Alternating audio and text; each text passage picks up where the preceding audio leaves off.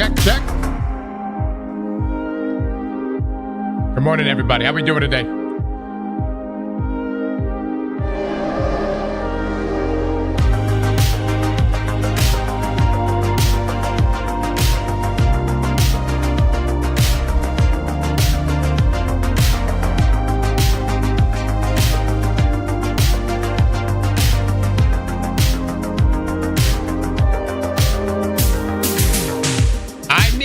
TWAB, where is communication?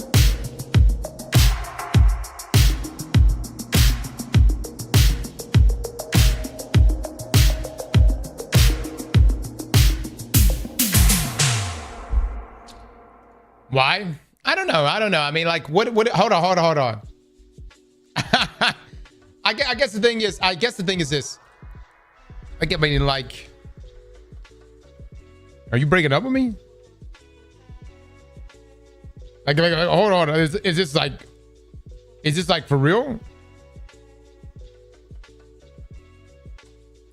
That's what I mean. You know what I'm saying? You see what I'm saying?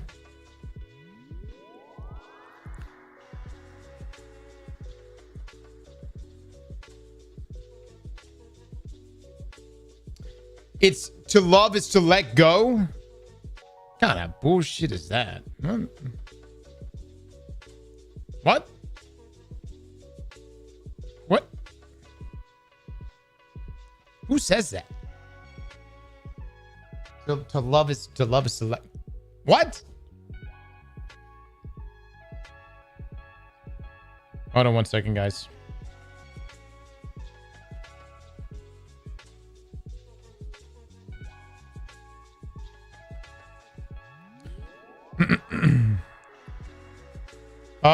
I did tell you I was going to warn you guys.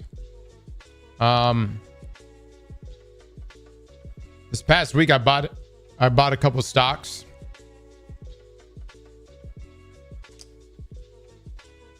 It's time. You should definitely liquidate your position now.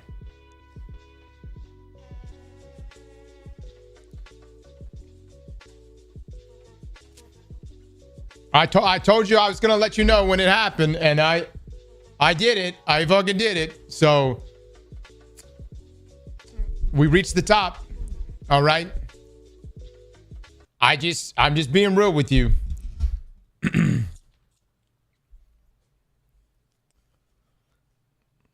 Cross, read last week's TWAB. Bullshit. There was not a TWAB last week.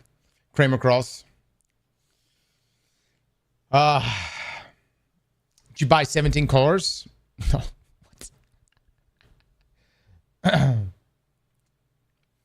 I'm sorry to say this and don't wish harm, but you need to get the new comp emblem.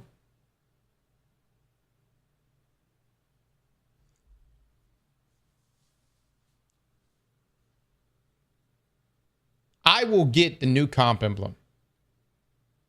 I will go for it. If you fuckers quit telling me I didn't earn the previous comp emblem, of which I did. That shit was forged in fire. I will only go for this comp emblem if there is a verbal agreement right here in this chat that I, in fact, did earn. Not one, not even two, but now 3 emblems on 3 separate occasions. Mods, I want a poll on this. Will you agree to this? These demands. Win trading is a thing. Like, we ever fucking win traded, huh? Who do you think we win traded with? Who? Ain't nobody trying to win trade with us. You earned the biggest cheat award. By the way, are we modless now? Is this what's happened here? We have no mods.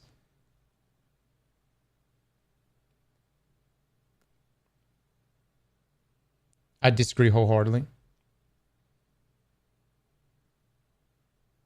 I can make that poll. Biggie, I'm going to make you a poll right now. I'm going to make you a mod right now so you can make the poll. But listen, Biggie. I need you to understand the hierarchy here. Okay. The moment you start saying things like respect the viewer, you know, that's where we gotta really reevaluate what you do here. Okay. You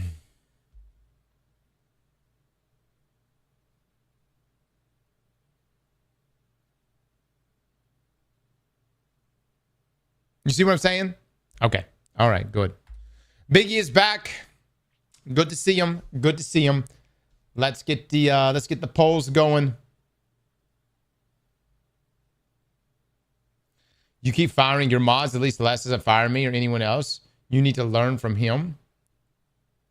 Let me tell you something. All Les needs to learn is to not overcommit in fights and misfall. You hear me? That's what Les needs to learn. You hear me? Look. When he does that, I may actually contemplate this whole what we're treating mods with respect bullshit that you're referring to right now. Les sees one guy that's one shot, and he's like, "Fuck the team, fuck the strategy. I'm going for him." And Les, well, him fucking this. He's Les over here. Just like let's be swinging, baby, swinging. Yeah, air, yeah.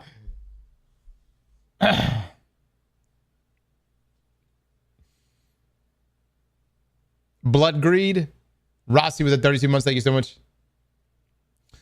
Make me a mod on YouTube. I can take care of it. Is there something that needs to be taken care of? YouTube guys, what's happening, fellas? What's happening? Can Beef get his sword back? I don't know. Maybe. All right, guys, we got some things to cover today.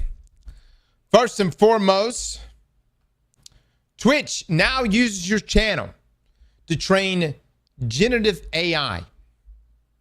You can opt out of some of the training here. So right here, you see this post. Y'all even brought this up yesterday. It allow your channel content to train generative AI content models at Amazon. Turning this off does not opt you out of Twitch and Amazon using your channel content for other purposes described in the Twitch privacy notice, including using AI-supported Twitch features that benefit the community by facilitating streamer growth and monetization, such as real-time sponsorship campaign assistance, viewer discovery, such as recommendations, and community safety, such as AutoMod.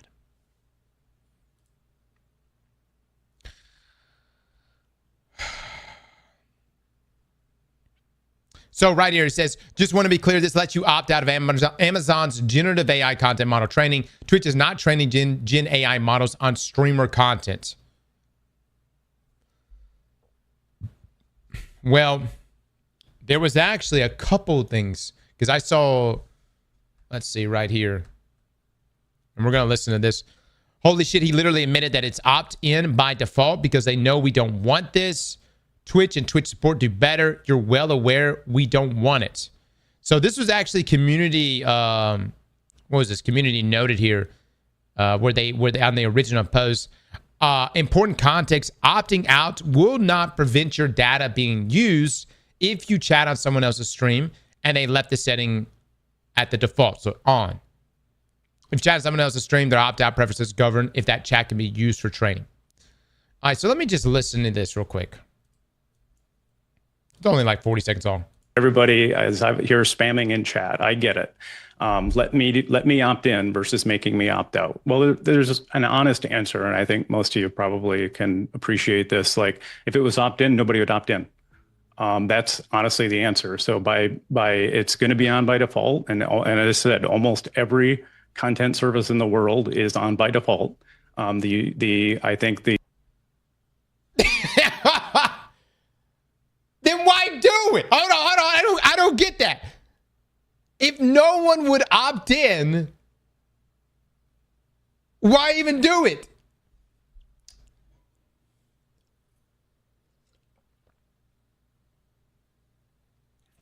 You know why.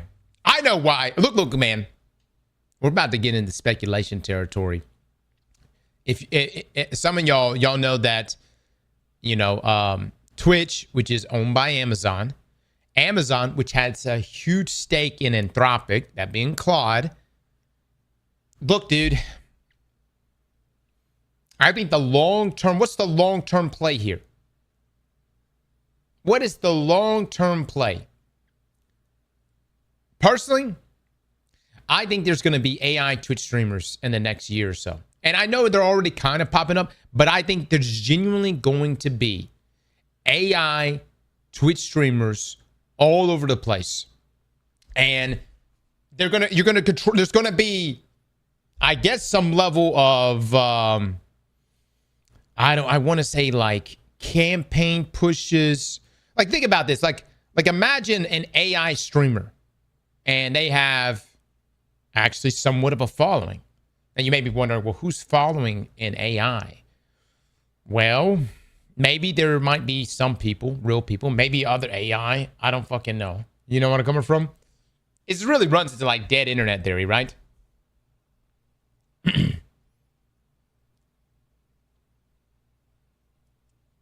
How do we know you aren't one? I just took a giant shit about 6 minutes ago. Can AI do that? I don't think so. Not yet. Not yet. The thing that we're doing here that is unique and different is respecting your wishes to opt out of model training. And I know this is not. Yeah. Oh man, I think this guy's probably like, I don't know. It probably sounded really good in his head. But that sentence right there just did not come out well. Hold on. Opt out of model, respecting your wishes to opt out of model training. And I know this is not a fan favorite. I know it's very upsetting to the community. But this is where we are. Everybody, as I hear spamming. All right, so I really don't know what the long-term play of all of this is going to be. Okay. Your channel content will train generative AI content models at Amazon. Okay. Which in my opinion is it's all connected. It's all connected, guys. Now, personally, I believe Twitch really wants to move into the campaign business. And what I mean by the campaign business, right now, if you're a creator, whether it's on TikTok, Instagram, or all YouTube, Twitch, all of the above, whatever, you get, normally you have like an agency, and you've got a number of them out there, but you'll have an agency, you'll have an agent, they go and find deals for you. They'll find deals like, might be peripherals, might be headsets, might be mouse pads, might be you playing a game at launch, right? And they'll go find those deals. They take a percentage cut, and then you get the rest, right? And Twitch has really wanted to cut into this market. They've tried it. They've already been doing it in a lot of ways, but the deals haven't been good. A lot of their campaigns, their Twitch campaigns that they do are pretty weak sauce, man. I mean, like the deliverables, from the deliverables to the lack of like human interaction, because a lot of times, like if you're about to do a deal, like a sponsorship deal, right? It's good to talk to whoever it is on the other end of that, right? Whether it be the publisher or the developers themselves. And the problem with the Twitch interface is that it completely removes that human element and just slaps a price tag on it. That's normally like half the price or maybe even less than what you would get through an agency. But Twitch really likes this because they get a cut, right? They're not removed from that. And I think that this is actually playing a role in moving into that direction. What they really want to do, in my opinion, is they want to be able to give a number for how much your content is worth, right? And numbers like that are out there, but they're kind of, there's some objectiveness to them, but it's I wouldn't say truly speculative, but everyone's got their own rates, right? But Twitch, I feel like they want to lock in whatever their rates are. And I think training generative AI or whatever the fuck this is part of that. The other side of it is, man, maybe they really are moving into the direction of, I don't know, man, like AI streamers. Like imagine, I mean, I just don't see how it's going to work. Because it's like, imagine having AI streamers that are not controversial. Right? They don't say things like, fuck Marathon, it should die. You know what I mean? Or whatever.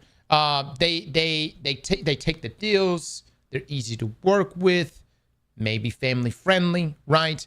And they're good for those campaign pushes, right? And imagine having an army of these AI creators, AI streamers, that could do that. But the problem I see with that is who the fuck is going to watch an AI creator? I listen to YouTube videos. The moment, like within the first 10 seconds, if it sounds like AI, I immediately am like, I'm good. Like I think AI does some good things. I really do. But I don't want to listen to AI talking about a human experience because AI can't experience that. I just don't, and they're popping up all over the place on YouTube. AI channels are popping up all over the place. And there's some like quirky ones that I won't lie are like pretty creative. Like the chick the AI chick that goes back and she's like living in ancient Rome or whatever, you know what I'm coming from. That's a unique take. But there's been so many, especially like history channels for whatever reason, there's been so many history channels that have popped up on YouTube that are all AI. And it's a lot of slop content out there, guys. Just a lot of slop.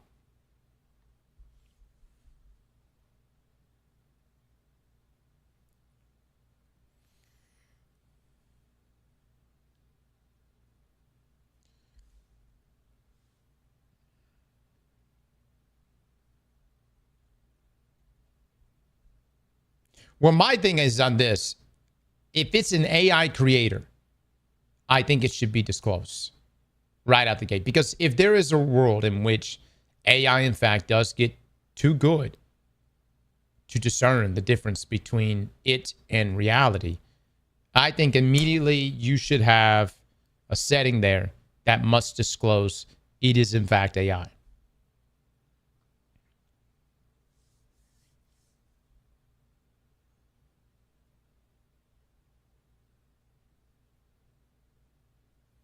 YouTube does mention if it's AI, right?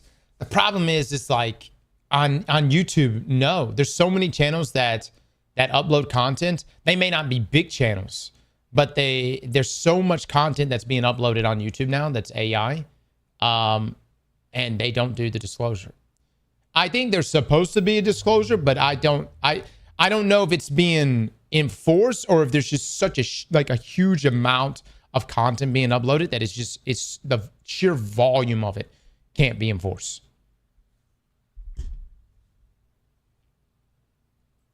I mean, look, man, guys, one day people may not even care. You know? I mean, like, I don't know. I don't know. I like doing this. I like streaming. I like playing video games, but there may come a day where AI is more entertaining, more fun to watch. You know, maybe you're like, wow, this Aztecross doesn't throw. Yeah, he does mechanics and shit. That's sad, man. That's sad to think about. Chibi with the 68 months. Rafak with the 23 months. Thank you so much.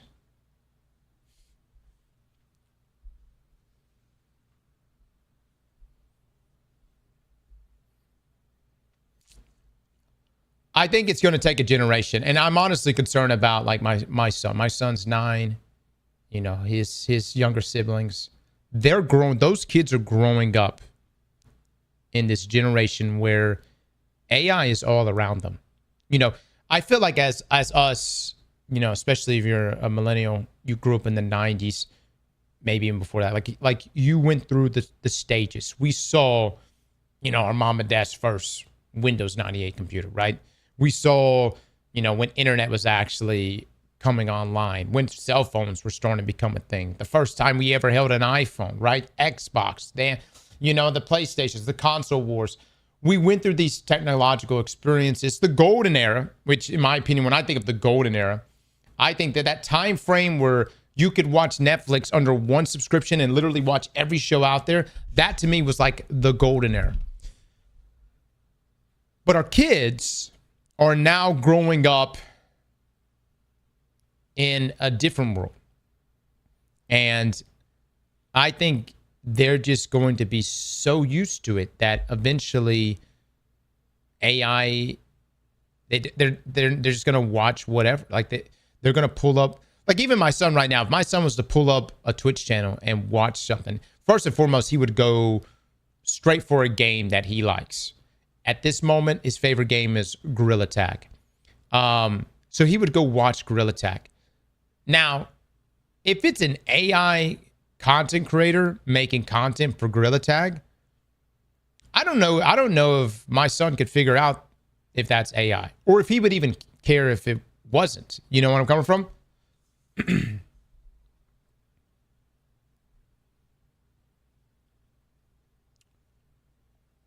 My boy loves Gorilla Tag too. Yeah. Yeah, that kids are crazy about it.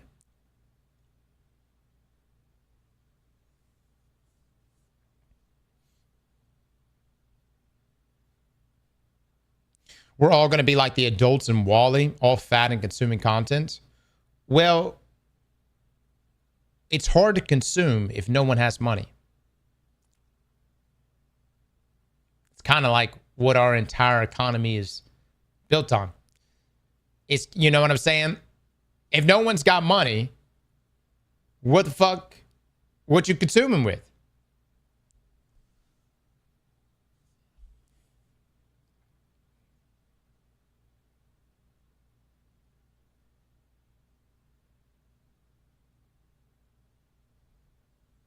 Universal basic income? Yeah, I wouldn't bank on that. I'm just, you know, I wouldn't bank on that.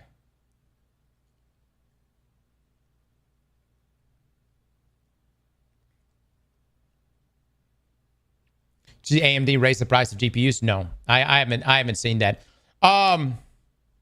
Anyways, guys.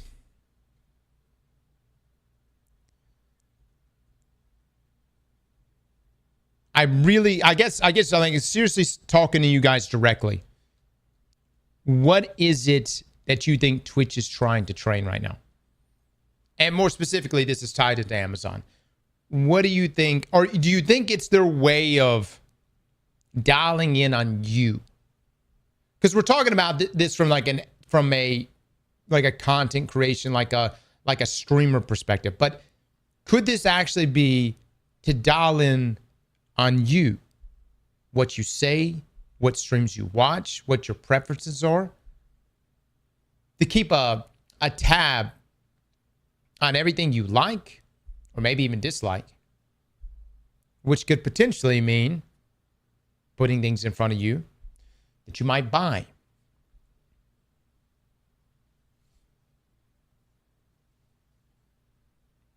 The other side of things is, I personally don't read. I mean, how many of you actually read terms of service for shit? You know? Do you? I mean, I read like, I may read the first line and just sign off. I do bullshit. I read it all the time. Bullshit. Y'all are full of shit, dude. Look, who's to say that in the terms of service, that when you stream or make content for the platform, because they own your content, right? Like you do I own twitch.tv/Aztecross? I don't really think I do. I'm pretty sure Twitch owns it, right? Just like my YouTube, just like the YouTube channel. YouTube owns it. So if I was to die tomorrow, could they just, I don't know, put in an AI version of us that continues? You know what I mean? Not that you would want to continue our content, but maybe I could see this being a bigger deal for music. I think music is where this is going to be, you know, where or even actors. Dude, I really believe you're going to see AI versions of actors. Like actors are going to sign off on the rights of their usage, and you're going to see movies that drop with actors that have passed away. And people may actually go watch it. They may actually go watch it.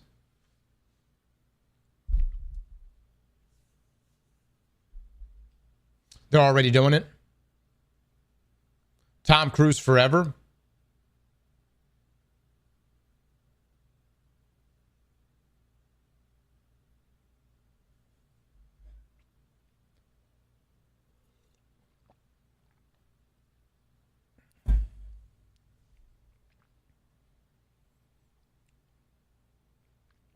The porn industry is about to make bank.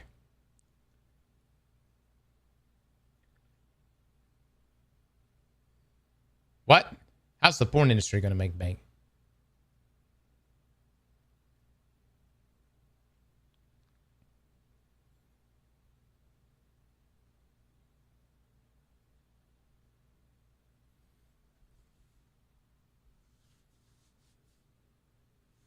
Brother, people don't watch movies because of bad CGI. You think they'll watch an AI dead actor?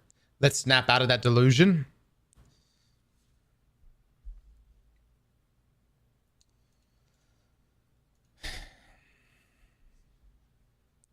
I don't know, guys. I don't know. I think it may actually be something.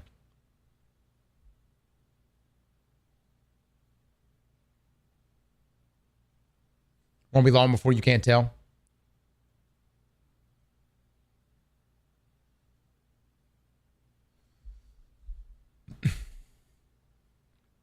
I know a guy who has an OnlyFans account with an AI girl. He makes a ton of money with it. People don't know it's AI. Jesus Christ. What in the catfish? You guys gotta, y'all,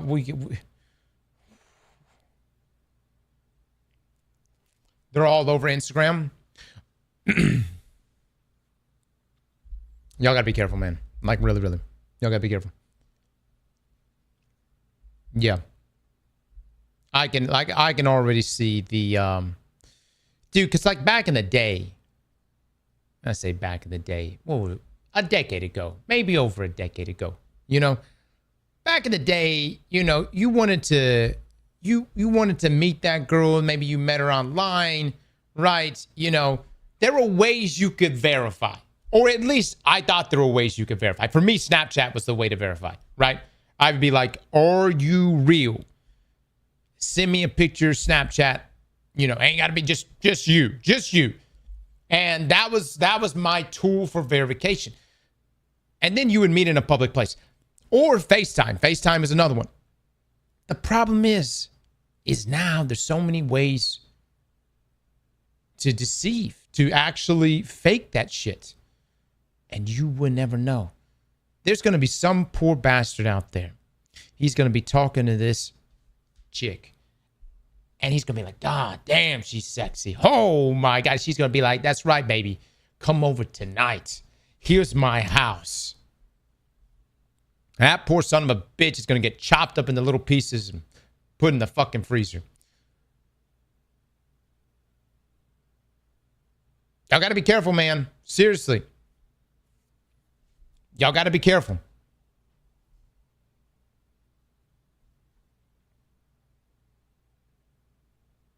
Stop giving my plane away, Cross. Good Lord.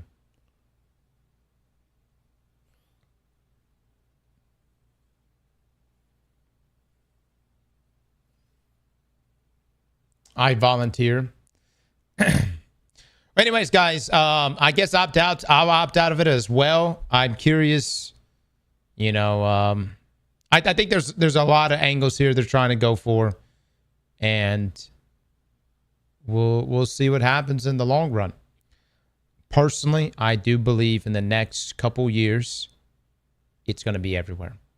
I think AI is going to be everywhere. I mean, it's already everywhere. Okay, but I think you're going to physically see it everywhere in a couple years.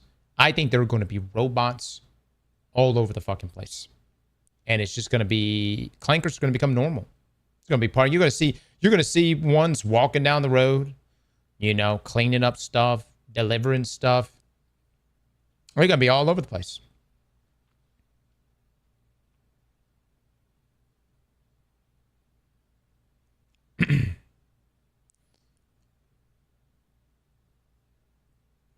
Twitch training AI, YouTube doing metrics for payouts. Yeah, YouTube just changed their policy, and it's going to be rough, man. It's going to be rough. YouTube just changed their policy. I think that for YouTube, for shorts, they no longer pay out for shorts unless you do 10 million views per quarter, which is a pretty chunky amount of views, man. That ain't no small amount. 10 million views per quarter.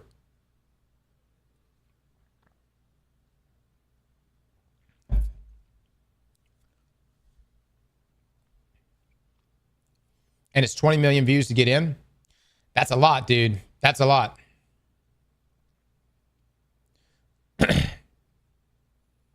Here in San Francisco Bay Area, we already have DoorDash delivery bots active. More like mini Waymos, really? Yeah. Yeah, you're going to see it. I think San Francisco is going to be one. You're going to see a lot of that shit popping up first in those places as it filters out everywhere else.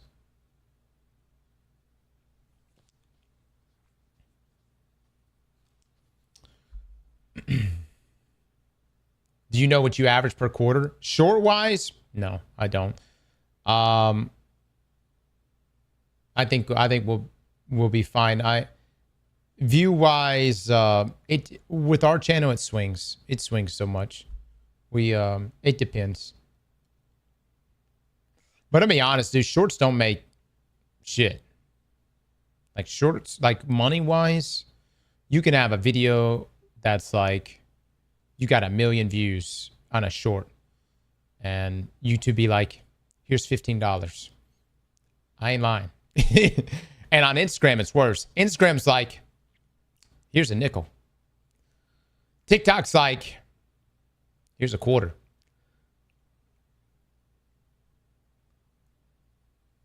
Yeah, the shorts are purely for fun. They're not for, that's not, like, I look at shorts as purely for fun shit.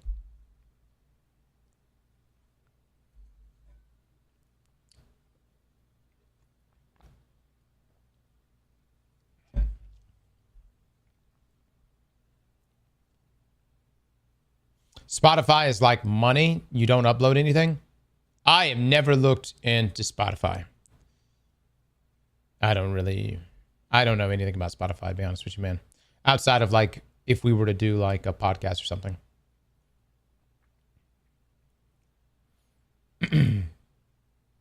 Reels on Facebook pays way higher than YouTube Shorts. Does it? It's Facebook though.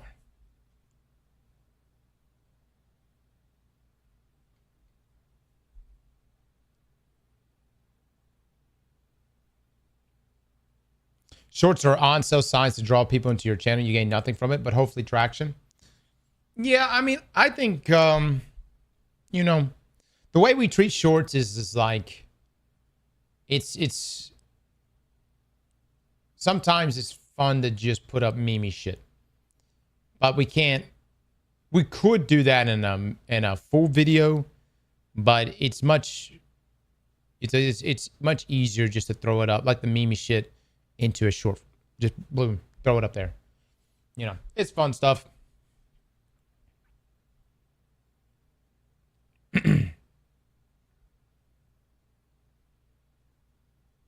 I am not fuzzy. I don't know much about Rumble or you know, I know a little bit about Kick, but, you know, not enough to know what the platforms are like in relation to Twitch number-wise.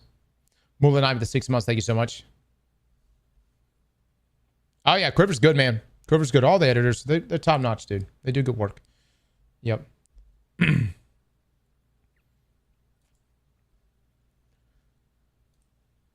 All right. Project Sunrise is now available in early states. Some bugs are still present. You can find the installer here. All right, so let me look into this real quick. Luke, is this what you were telling me about?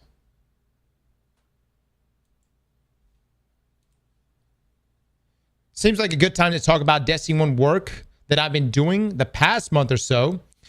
Anyone up for D1 on PC? Get the fuck out of here. So far, destinations are loading, and character creation plus most of inventory management and quest management are implemented. Plenty more to do, but very happy with the progress so far. Is this it? Is this Project Sunrise?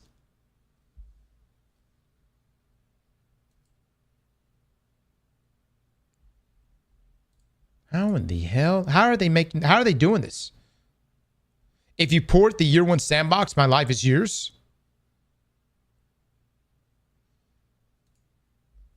This right here, guys. When people say they want a remaster or a remake of Destiny 1 Classic or whatever, what we're really asking for is to go through the year 1 sandbox again. That's what we really... Don't get me wrong. Year 3, where they left D1, still a fun time. But that's what we want right there. That's the experience we would want to re-experience again. That Christopher Barrett, yeah, can you revert Prison of Elders to before it got taken stuff added all over it? There's a lot of people that want this.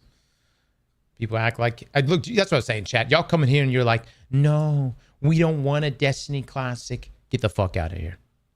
Look at all these replies. Look at all these replies. So let me get this right. Is there a video on this, guys? Project Sunrise is now available. Let me see. Software Dev and Gamer. Current tester for Project Sunrise. Unvaulted Exploration Mode. Okay, Sunrise is not the D1 project. Gotcha. Luke, thank you so much, Luke. You fucked me in the ass, Luke. Most Destiny players have seen... Okay, hold on. Evase actually has a video on this. Most Destiny players have seen the concept art and heard the rumors, but almost nobody has seen this. A newly uncovered pre-alpha build has given us one of the best looks yet at Destiny before release. It reveals early versions of the tower, Venus, UI, and pieces of Bungie's original vision that never made it into the final game. Changes before the whole story and gameplay was shifted around. Let's take a look.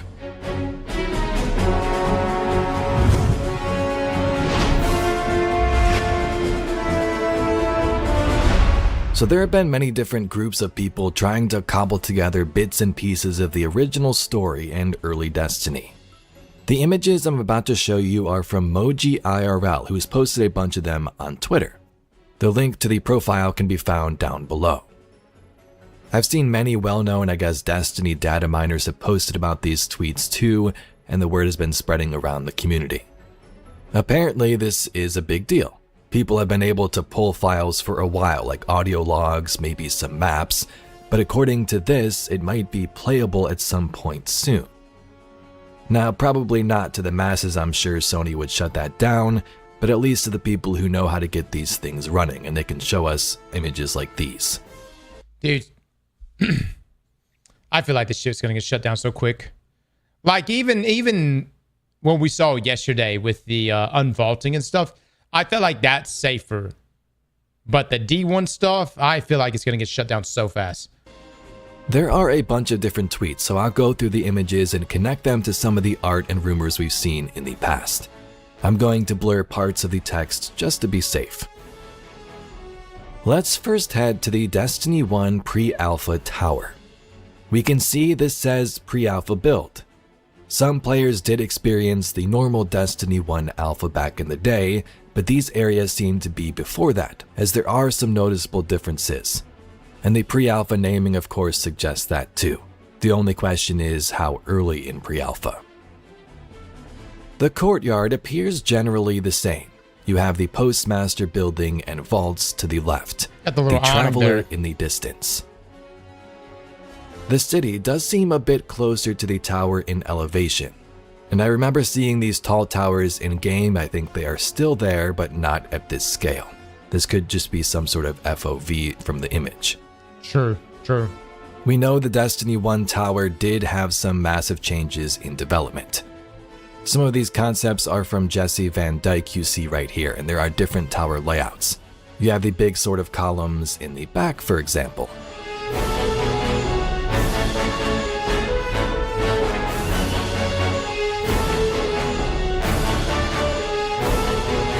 The D1 was such a vibe.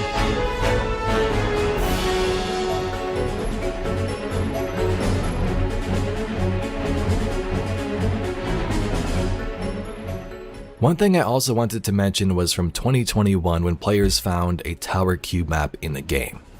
At the time in Destiny 2 we thought the original tower might be returning, as some data miners and community members found this cube map in the game. Essentially a version of the Destiny 1 tower that was sort of rebuilt looking and changed around. Either this was left over for Destiny 1, or more likely a tower concept they didn't use for Destiny 2, as Dorje Bellbrook posted this art, which seems to be the same version of that cube map. Interesting. Look, man, I like the D2 tower. You know, it's been our home for so long. But the D1 tower was better. I don't know what it was about it. You know, I think from like maybe from like a layout perspective, I could see why D2 may seem more appealing on the development side. But as a player, I just thought the D1 tower just had it, man.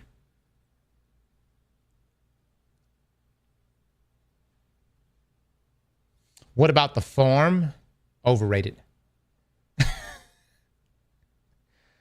I don't know. Hold on. Look, so many people get upset about the farm. My thing is like, dude, when it was around, no one really gave a shit. You know, did anybody go there to actually play soccer in their off time? Huh? Anyone?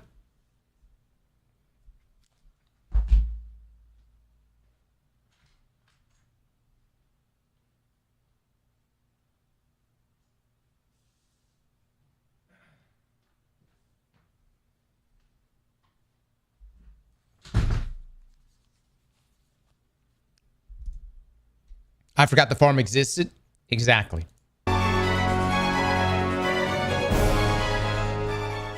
The back of the tower looks like this. Now, Destiny 1 never really used this area too much. I think the Queen's Wrath vendor was here and it was open from time to time, maybe for Iron Banner. Yep. But they may have had more planned originally. This area was locked for a long time, but when Destiny got its final update, I think they opened the space to explore. There's also a picture of a random pigeon model. The Vanguard room is generally the same layout-wise. Steps lead down, banners displayed on the right and left. The big difference here is that in concept and in this pre-alpha version, there were windows on the left and right sides too, not just the back mega window.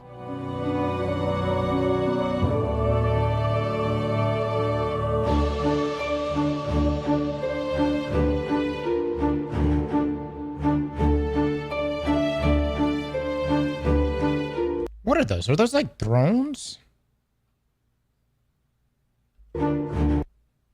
What? The fuck are these?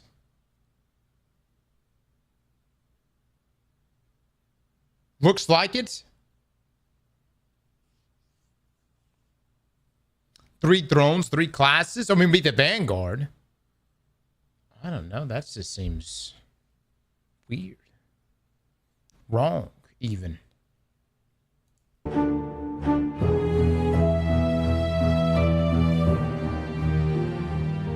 Here is the speakers area of the tower.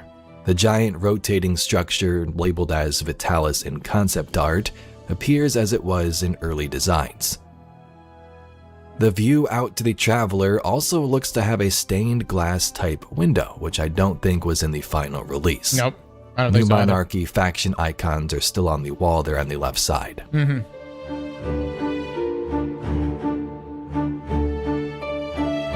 It's crazy how much of a role factions played in D1 versus D2.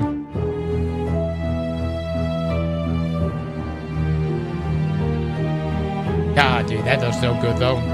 That does look so good. What I would give to see this in D, like in modern resolution, modern frame rates.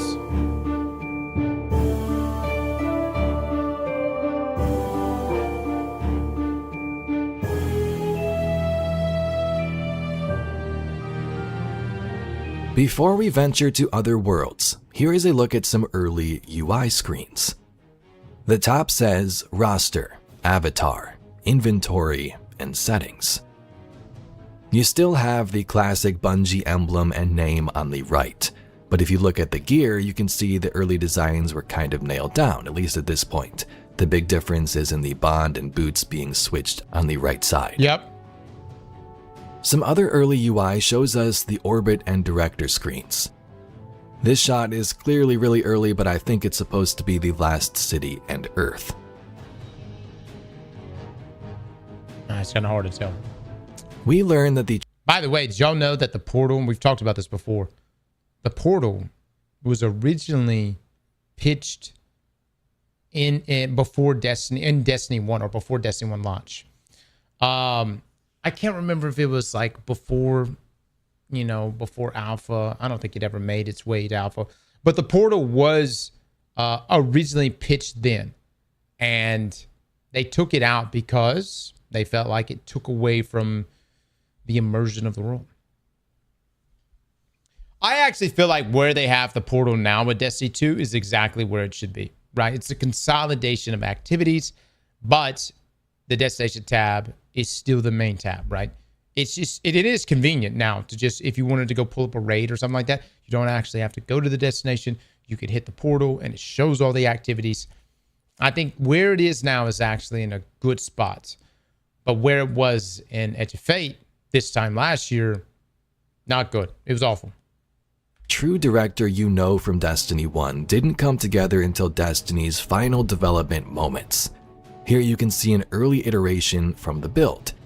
The bigger circles resembling planets and maybe the nodes between possible story missions. And Jason was the first to recognize this and call it to our attention. And while we accomplished this first set of goals, he gave us a few more that he really wanted us to work on so we could clarify the important things about the director design.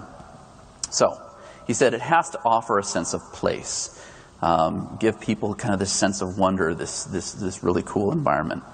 It was the 11th hour. We knew we had to get this out like ASAP. If there's any producers in here, you were probably sweating bullets for me just thinking about the idea of making a major change that late. You know, we're talking just a few months before we shipped. So we built a working prototype as rapidly as possible. We pilfered a guy from our web team to build a rapid prototype using CSS, HTML, JavaScript. And, you know, like I said, we were out of time. Our specs were mostly complete, and we just didn't have all the details figured out, but we just had to execute. So we started executing. It's not optimal, but we had to move. Anyway, this is where we landed. We were very happy with the result, loved the design and the solutions that we landed at. It has kind of this mixture of sci-fi and fantasy, this ancient cartography. Yes. Look. That does look so good, though.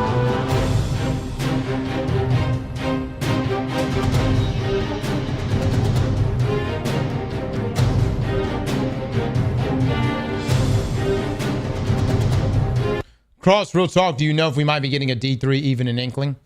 I have no idea, man. I have no idea. I know what you know. And right now, where we sit, I know nothing.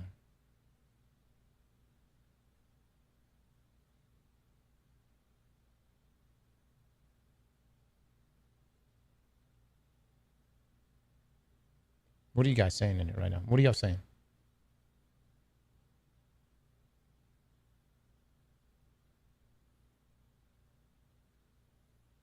What are you saying? What do you provide your poo?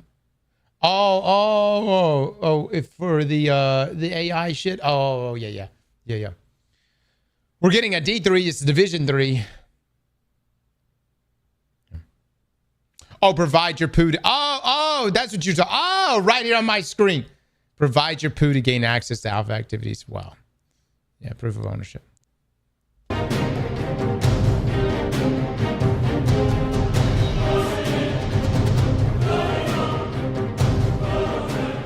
On the D3 thing, man, on the Destiny 3,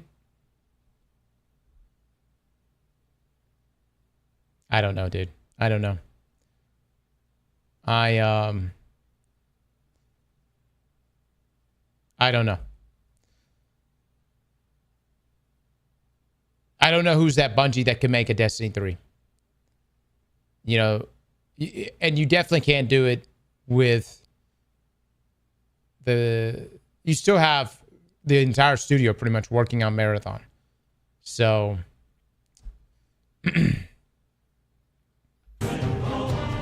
let's explore some worlds now.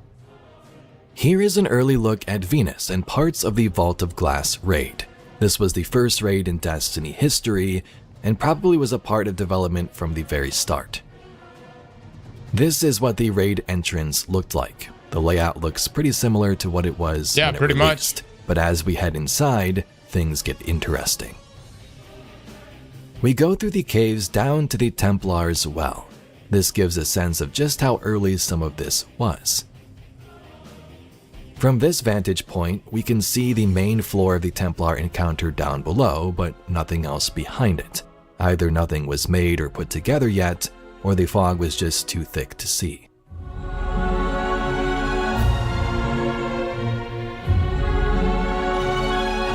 yeah, I don't know. Maybe it was just the fog.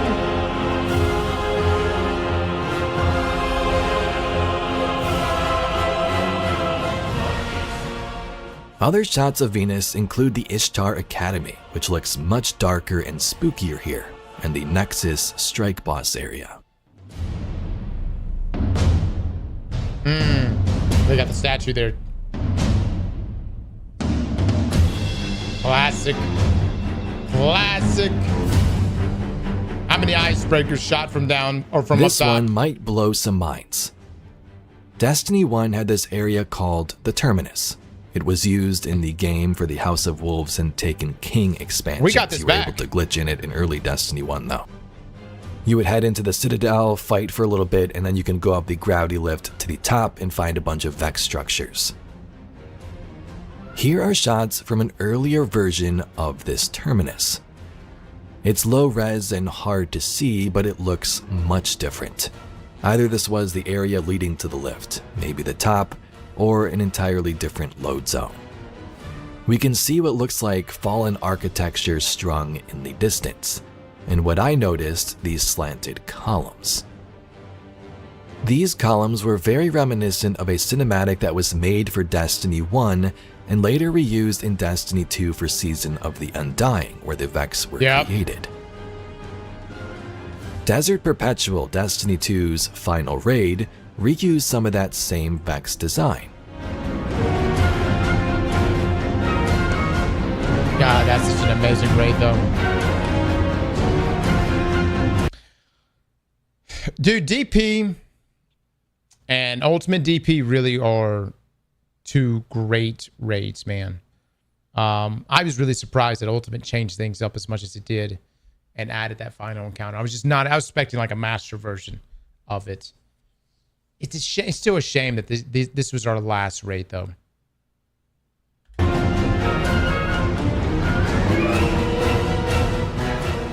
But take this a step further.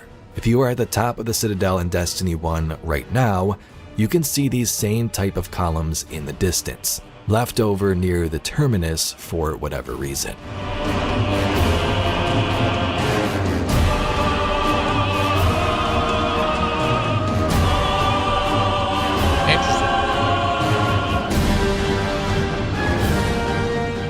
I love Destiny and its magical world, but there's just something about thinking about those early days and what else Bungie had planned. What did the story look like at the beginning? What was the story that was trashed that we never got to see? Hopefully we get to see more of it through efforts like this. We've heard some of the big story elements in the past, like Rasputin being an exo and you had to rescue him on the Dreadnought, how the EDZ and Europa were planned for Destiny 1 and DLCs. Some of this stuff was cut for good reason, but it's still fun to explore. It's like when you glitch out of bounds and find something beautiful. It was never intended to be seen this way, yet there it is. But anyway, Guardians, that's all we got for today's video. If you'd like to see some more Destiny news, lore, and mysteries just like this one, please be sure to subscribe to the channel. I think. All right. It was cool to look at. Shit, thank you, Vase. As far as this goes, how can I access this? Seems like a good time to talk about the Destiny 1 work I've been doing the past month or so. Anyone up for D1 on PC? How can we get on this? So fixed graphics in Destiny 1.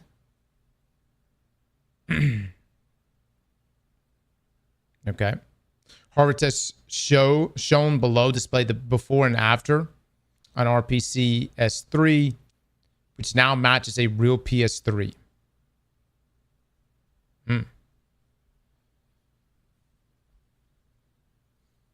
I would do unspeakable things for a D1 on PC.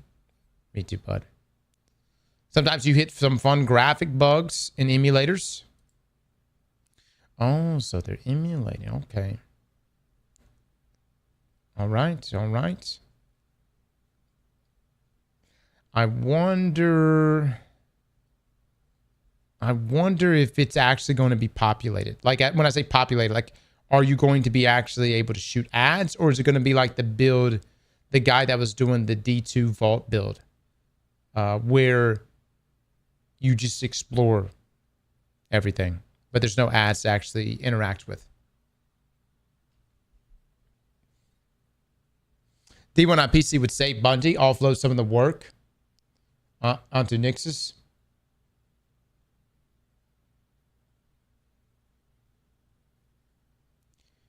Yeah, I think that a D1, if anything, I wouldn't say a D1 remaster or remake would save Bungie, but it would buy them time. 1000%. Having D1 to play would buy them time. Cross's recent replay of D1 was huge for me. The D2 and vaulting thing is Project Sunrise. I got you. Yeah, I think the thing is if they get this going, man, I mean, I'm going to be keeping up with it, guys. I'll be keeping up with it. I'll be paying attention. And if this is actually becomes like a playable thing, like a playable build, we'll download it. We'll play it. We'll see what's up. Personally, I think the shit might get shut down. You know, I feel like if it, like D2, the unvaulting of stuff in D2, I feel like that's safer than this. I feel like a D1, playable build would get shut down pretty quickly. But hopefully it doesn't, man.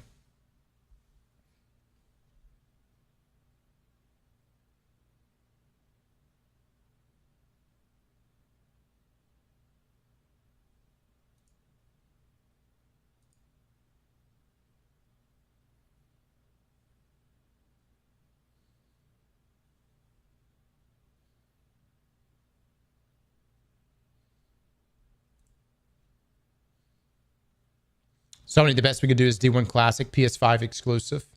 Now that's some bullshit. But if it gets shut down, it will be a clear indication that D1 is being remastered.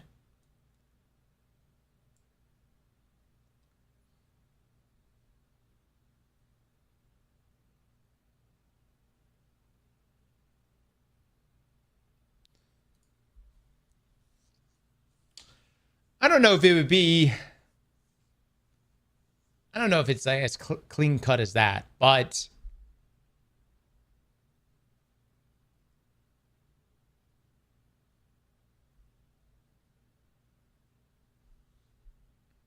I mean that could be a motivator, right? If Sony and Bungie themselves are wanting to capitalize on it. I just don't know, man. I don't know what's happening. This is of all the years with Bungie and playing Destiny and stuff like that. I could tell you right now, I know the least about Bungie and their internal workings now than ever. Even when I knew more, even back when they went independent, they broke away from Activision, there was still open communication, right, about the future of Destiny and the future of Bungie as a whole. But here, man, it's like Bungie. I feel like Bungie can't talk to us without Sony in the room. And Sony don't want Bungie talking to us, you know? And as far as what was mentioned in the quarterly earnings call, there is still the commitment to Marathon. And I think more of the commitment to Marathon is, you know, Sony can't be seen to have another Concord. That's really what's happening there. Like, I feel like the worst thing they could show, because like if Marathon, they actually let Marathon die, it will be seen as Sony failing in every way in their live service endeavors. Outside of Helldivers 2, but I think Helldivers 2 and their contract was completely different.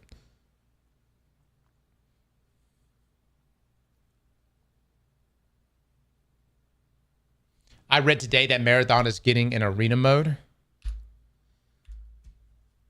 Guys, y'all got to quit treating things said on the internet as fact, man.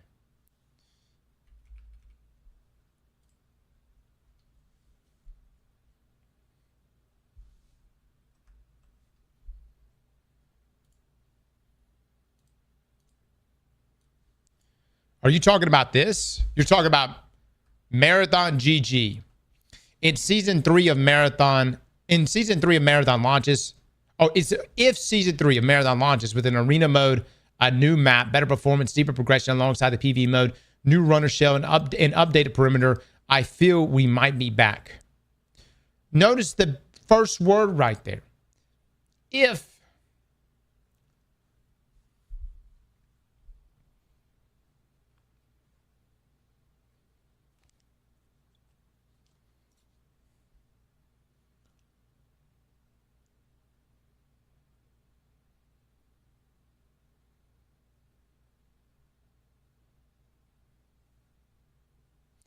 I know, guys. The numbers aren't good. Honestly, here's the thing. Here's Marathon.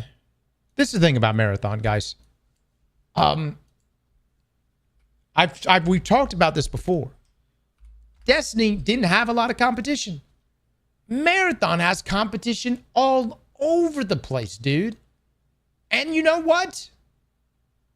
They're kind of good.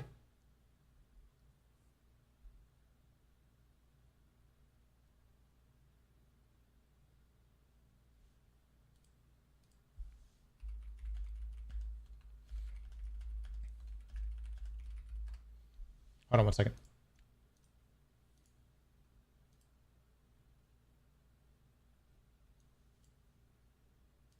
This is what I wanted to look at.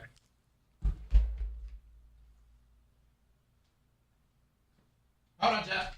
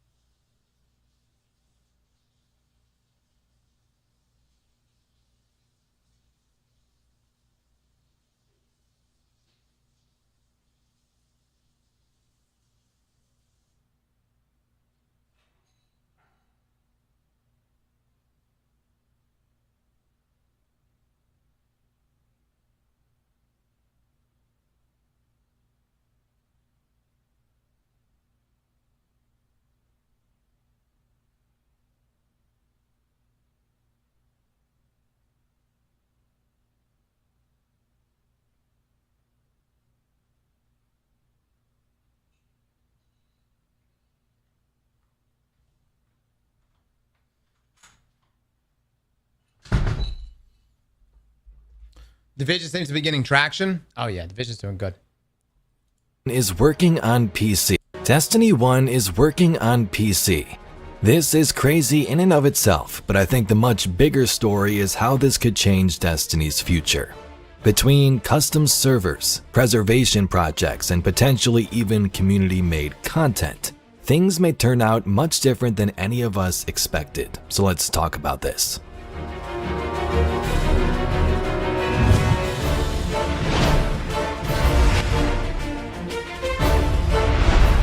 So the other day I covered a couple of Destiny projects centered on bringing the past back to life. Destiny 1 and its early days, and also unvaulted content in earlier builds of Destiny 2. Those two main projects were described to me by members a part of Project Sunrise. But more Destiny fans seem to have similar projects going on behind the scenes, as seen with a post on Twitter. Cal or Call Sims or Nick G on X tweeted this. Seems like a good time to talk about the Destiny 1 work I've been doing the past month or so. Anyone up for D1 on PC? I think the answer to that is 100% yes.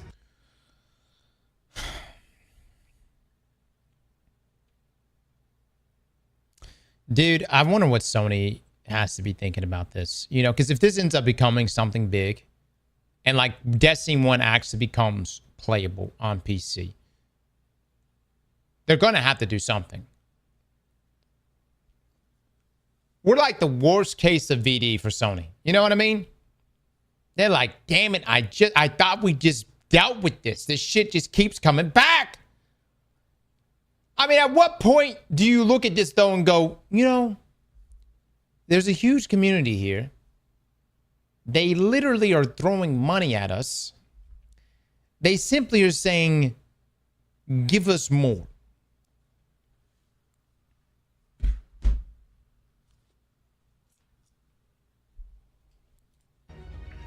Nick's personal site has information on his past work. He's a professional systems designer and also security researcher. Low-level programming, reverse engineering, and system emulation. He's worked at Google, Sophos, and Capsule 8 in cybersecurity, researched computer emulation at MIT Lincoln Lab, and now serves as a CTO of Bismuth. All right. So it seems like his entire career has been pretty focused on understanding how software works under the hood, which is exactly the experience you'd want for a project like bringing Destiny 1 to PC. And it also explains the success he's had so far with some of these screenshots and tweets. This is literally a dream for Destiny players. These are just some of the tweets that he has shared so far, but I'd give him a follow for sure to see any future developments. So far, destinations are loading, and character creation plus most of inventory management and quest management are implemented. Plenty more to do, but very happy with progress so far. So we can see some of these images like he's Bungie blew all their chances. Why in the world would Sony give Bungie even more money? Well, correction. Sony is still giving Bungie more money to make Marathon. We're simply saying, hey, divert the money. Put it where it should go. You act like, oh, you think Marathon's paying the bills right now? Get the fuck out of here. What?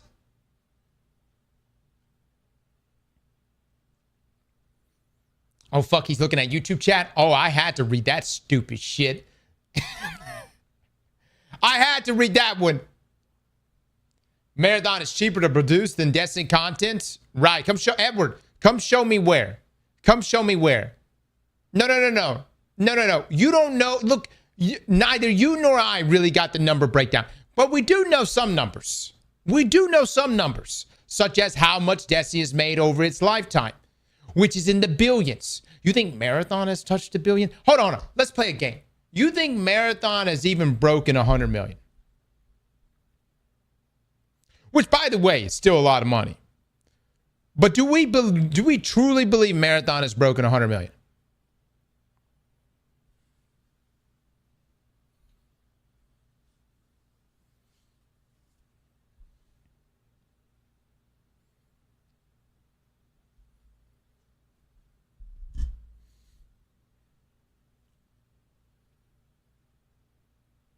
Give it a chance, though. It's a marathon. Stop. In the tower. Now, I've upscaled some of these, so they might look a little wonky in certain images, but they were pretty low resolution.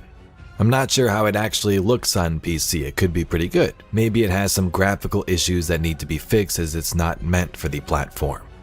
But I don't know the specifics of how this project works. It could be like a console ported to PC, or it is just emulation. And if that's the case, maybe it is the Destiny from consoles just running way better on the computer.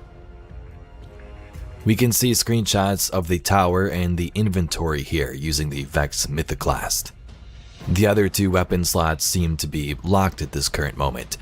So back in, what was it, guys? April of this year, we replayed all of Destiny 1. We applied lossless scaling, which essentially meant we took the HDMI feed, we put it through our capture card, we kicked out a window, we applied lossless scaling, which was a program inside of Steam that actually upscaled. It's all bullshit. It's not real frame rates, but it upscaled it to 60 FPS. And that's why you guys were coming by and were noticing that Destiny 1 looked so much better during that playthrough than what it looked originally. And that was just upscaling, but that's not real. So when I was playing it raw, it was still 30 FPS, 70, whatever field of view. It was still what it was all those years ago. You just saw it differently in the streams. This right here is interesting because if this guy pulls this off, you're going to be able to natively play it. Potentially, I'm curious about the resolution, if that's going to stay locked. But frame rate could be in fact 60 natively. And you can also see at the bottom right, it looks like he was using a PlayStation controller. You have the quest screen he was talking about showing different quests. I'm pretty sure this project's emulation using the PS3 emulator. Yeah, so that's even better though, quit trying. Because if he's using the PS3 emulator, if he's using PS3, you would be using, correct me if I'm wrong here, you would be pulling from the sandbox that the PlayStation 3 was left in, which would have been before year 3, which some argue and say was one of the best sandboxes for Destiny. Maybe I'm wrong though. Maybe I'm wrong. Oh, Drop Top, you're wrong. Drop, you wanna explain it, then break it down for me.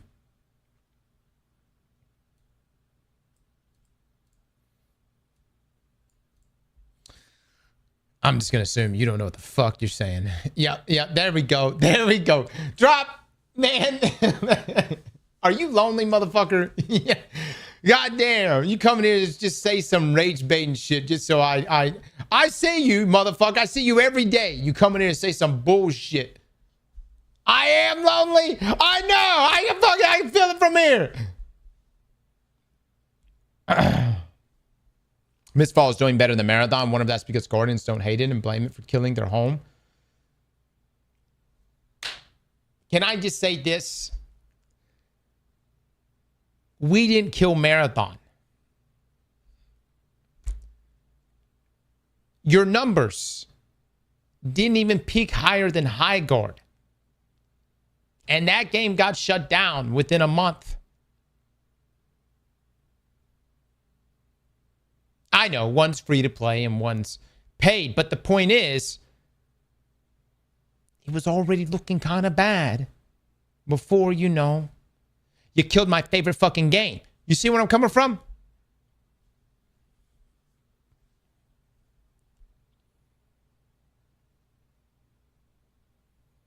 Hey, man, look, I drank the Kool-Aid. Nobody here was more wrong than me.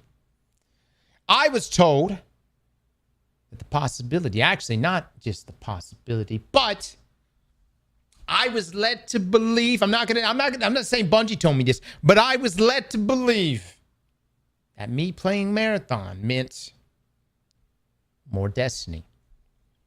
And that we would go into the future playing more Destiny, potentially a Destiny 3. Your boy got baited. That's really what happened. That's really why I got extremely pissy a few months ago. Because it was bullshit.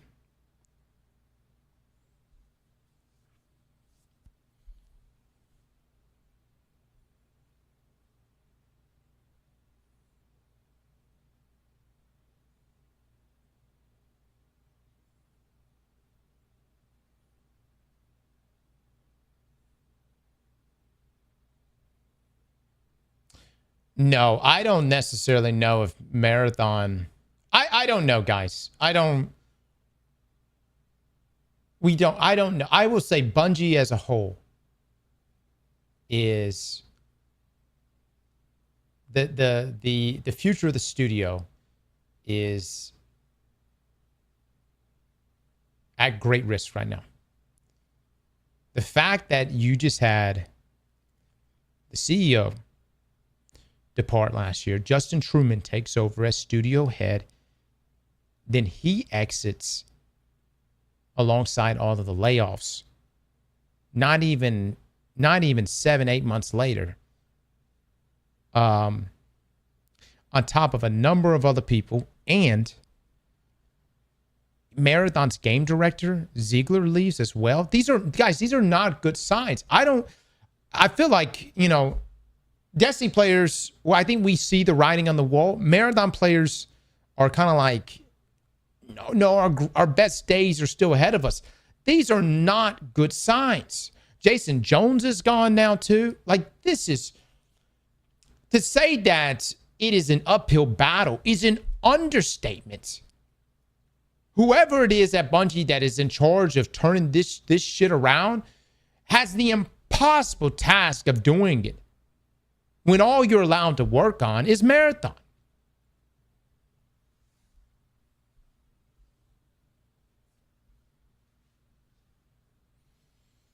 Let's continue watching, though. I will say this, though. I will say this. A D1 remaster would 1,000% buy Bungie time.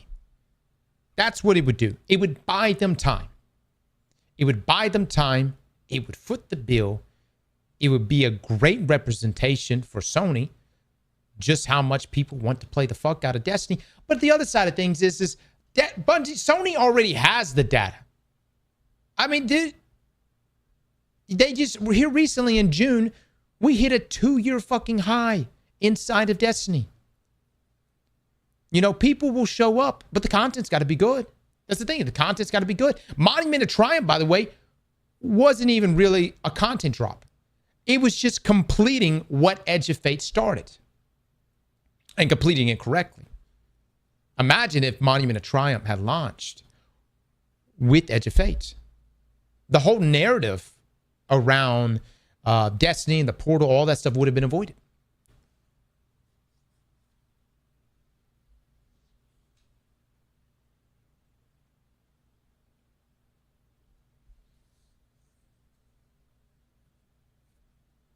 Exotic Mission was dope, though. Yeah, it was. It is. It is. As from the Taken King, Dark Below, and so on. And then some more crazy images that have some graphical glitches like Earth here in orbit and what looks to be an exo at the character creation screen.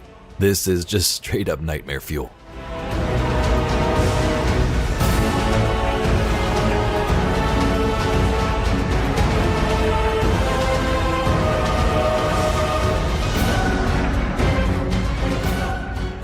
I also seen on Twitter that Nick reached out to Moji IRL, who we talked about in previous videos, a part of a project to explore Destiny 1 builds, asking to trade notes or collab.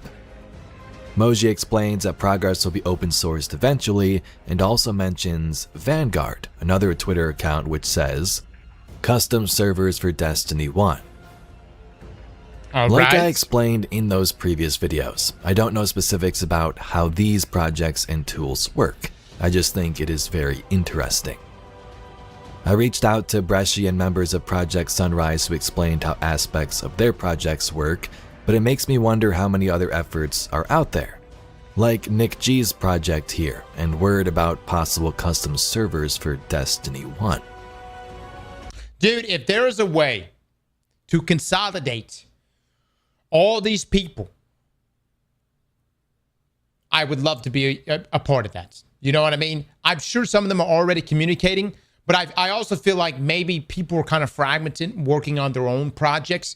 If there's a way to just get everyone on the same project together for a D1 playable build here for PC. Now, this really sucks because, we can't get it for consoles.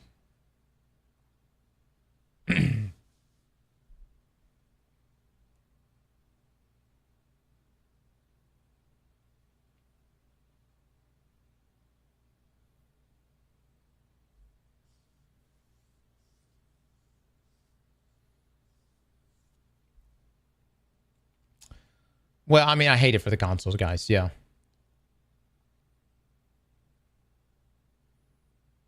Our luck would be we would get this team all assembled together.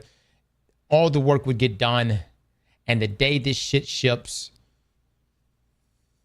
Sony shuts this fucker down. You know what I mean? You just wait right there, right to the last moment. Project Sunrise will allow you to explore Destiny 2 in an archived build, an older version of Destiny 2 that does not connect to live service. You can explore missions and location environments, but nothing works at the moment. You can't go through a mission, there's no mechanics, no enemies. It's basically just for exploration at this current moment. But we don't know about projects like Nyx. Will it be offline? Will there be some type of online private server? It seems Destiny fans have literally taken the future of the franchise into their own hands, as I've seen some of you comment Guardians do make their own fate, and it's great to see. The only question is how far things can go, and would Sony ever step in? They of course have the legal right to stop these projects if they choose to, but whether they actually do depends on some specifics. On Bungie's site, their policies generally support fan-made videos and community creations. But projects that recreate or distribute the game itself exist in a much grayer area. Legally, Bungie and Sony could shut them down if they believe they infringe on their IP or compete with official products. Whether they actually would is impossible to know right now, and some of these projects, at least the ones I know more about like Sunrise, are non-profit and don't affect the game or don't even give you the build, just providing the tools. Yeah, just to explore. I think custom servers could end up being one of the coolest things to happen for Destiny's community, especially at a point where we're not getting any new official content. The biggest benefit would be preservation. Destiny has always been an online game, which means so much of its history depends on servers staying online. Destiny 1 is still online, Destiny 2 plans to continue to be online, but with custom servers, it could make sure that years from now, people can still experience the original game instead of watching YouTube videos to remember it. And when you think about it, we've never experienced a Destiny game like this, which makes it fresh and interesting, explorable horizons. For new players, it gives them a chance to experience moments that have become almost impossible to revisit today, especially with vaulted Destiny 2 content. The original tower, Year 1 raids, Leviathan. classic events, and the game's early progression are all a part of Destiny's history. Look.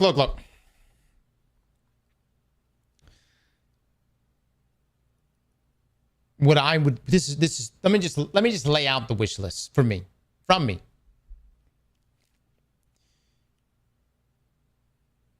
You do a Destiny 1 remake. You start with the Year 1 sandbox. You keep everything almost exactly the way it was, the way you experienced it the very first day of Destiny 1. I'm talking Sur's regime being meta. I'm talking about the grindiness of exotics. I'm talking about the exotic bounties. I'm talking about Gjallarhorn coming from Xur. You roll it out, but you don't spread it out over a 3-year time frame. Maybe you speed it up, maybe over a year, maybe a year and a half. Now, here's the part that we will probably never get, but I need to just throw it in there. In that same build, I think it would be amazing if Bungie could give us the Red War campaign back. And I don't think that will ever happen. But just to be, here it is. Here's the Red War campaign. Obviously, you can't charge for that. But it would be amazing to just throw that in there as well. Bro's dreaming at this point. I am. This is me dreaming.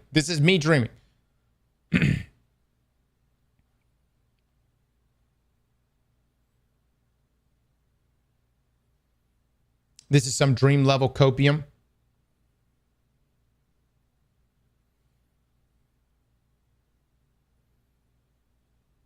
Surely this is an insane code. Bungie has a skeleton crew now. The only shit they can do is update Marathon.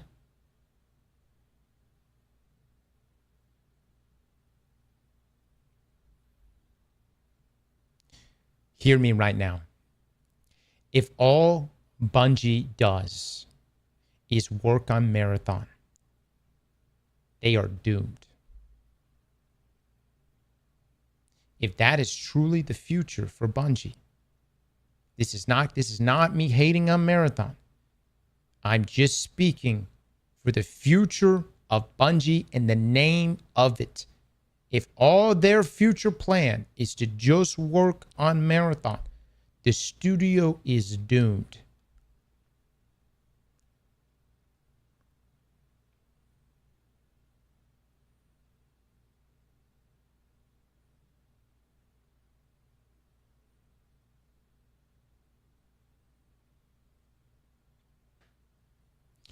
The fact that Allison is still there must mean something. No way she's just working on Marathon story.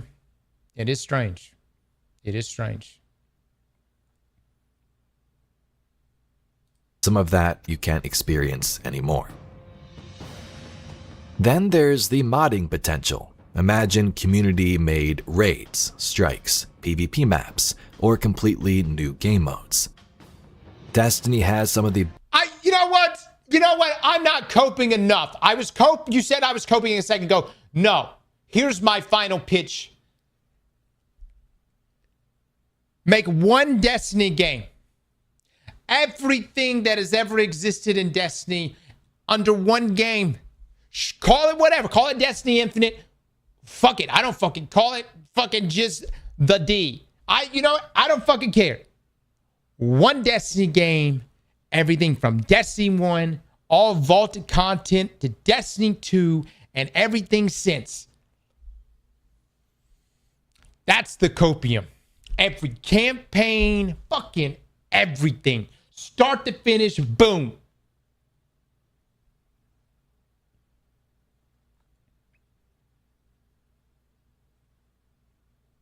Hell yeah, 700 gigabyte game. Fuck yeah. One cohesive story. Start off with the beginning. Work your way through. Right?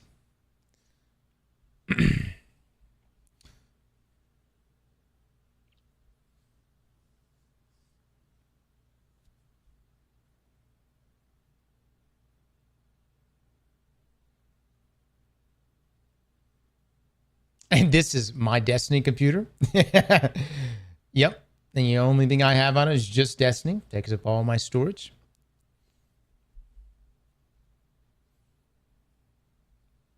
Best feeling gunplay in gaming, and giving talented fans the tools to experiment could lead to some incredible creations. We've seen communities keep games alive for decades through mods alone. It could also be a testing ground for ideas Bungie would never try in a live game. Crazy weapon balancing, old subclasses, cut content, challenge modes, or even entirely custom sandbox experiences.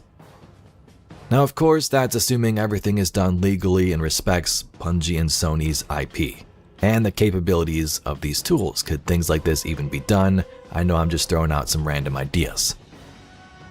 But purely from a fan perspective, it's a no-brainer why players would get excited about the possibility of Destiny becoming a platform the community can preserve and build on for years to come. If there's no Destiny game greenlit at this moment, we don't know if there is or not, doesn't seem like there is, fans will make their own creations. The worst case scenario, we just somebody just make an entirely new game and it just make it look almost like Destiny. We just come up with different fucking classes. You know what I'm coming from? Like, for instance, instead of a Titan, you're a Knight, right? Instead of a Warlock, fucking Mage.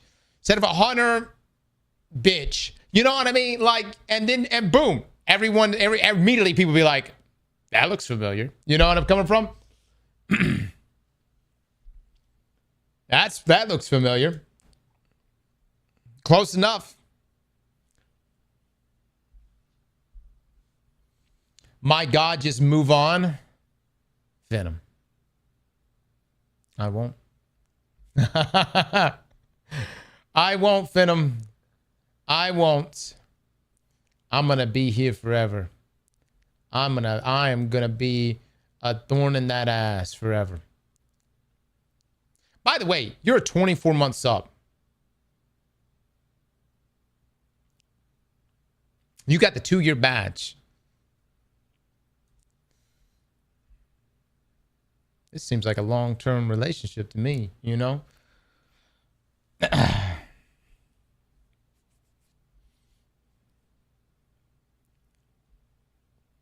It seems like you're locked in for the long haul.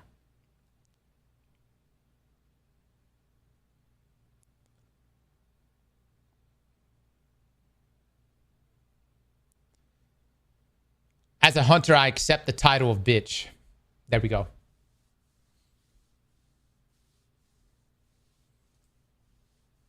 Part of me feels weird about the thought of custom Destiny content. Like Halo has Cursed Halo that makes crazy changes to campaigns, for example, but a game like Halo has had those types of modes and creation tools since the near beginning. Destiny has always been strict, and Bungie were the ones guiding the ship. Sure, mods and custom servers are not official and don't impact the canon story, but it will feel weird if it does happen playing a brand new strike. It would still be super fun and cool, and hey, if Sony lets it stick around, it could create endless fun until another mainline game hopefully rolls around someday. But let me know your thoughts about all of this down below. But anyway, Guardians, that's all we got for today's video. If you'd like to see some more Destiny news, lore, and mysteries just like this one, please be sure to subscribe to the channel.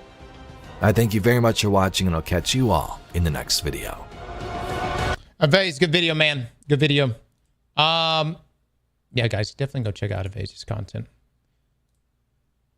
I don't really know how long this is going to last. I appreciate everyone working hard to get us a playable build for Destiny 1. And if there's anything we could do to contribute to this, feel free to reach out. Luke, you're probably in the stream. Would love to chat and help in any way that we can. I don't know how long this will last. I do have a feeling that I feel like this would get shut down before the Destiny 2 content vaults. Like I like the unvaulting of stuff for D2. I feel like Bungie's probably going to, or Sony's probably going to overlook that. But if Sony sees us actively playing D1 on an emulator on PC, I'd say I feel like they're going to move on that and shut that shit down.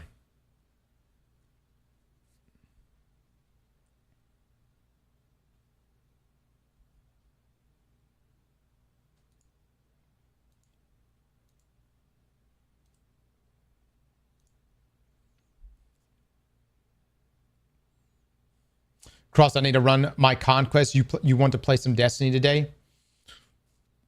Launch, are you wanting to do some conquest with me? I will be playing Destiny today, though. I'm not sure. I don't think I'm going to be doing conquest. Or if I do, it's going to be something build battle related.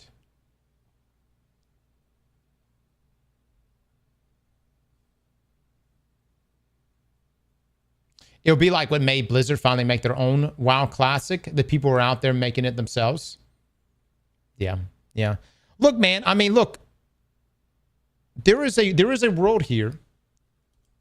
I truly believe there's a world here where we could have one ginormous Destiny game. And I don't know if there's a way to split it up into the same shit.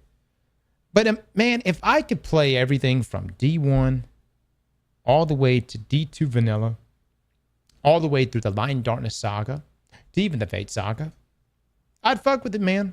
I'd fuck with it.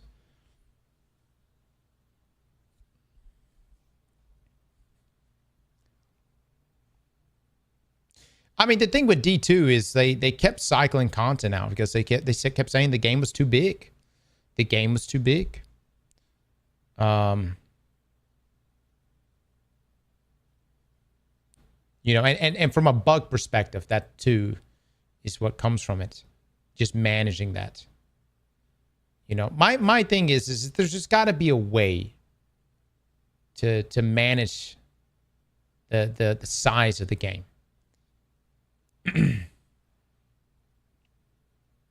The D is too big, I guess.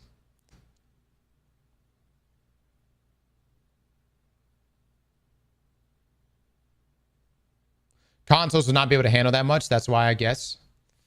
So, a long time ago, when it came to talking about the Destiny content vault, one of the biggest limiting factors, at least from my discussions, surprisingly, wasn't on the Xbox side and wasn't on the PC side. It seemed more on the Sony side, and more specifically with whatever, you know, data limitations are in place on the Sony side. It seemed like there needed to be, the game needs to stay within a certain size, specifically for Sony.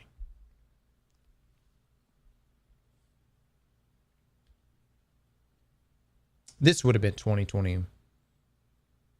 Yeah, 2020.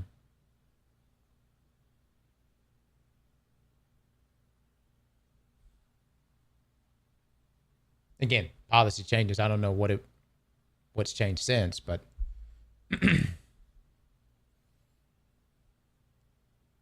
explain Call of Duty.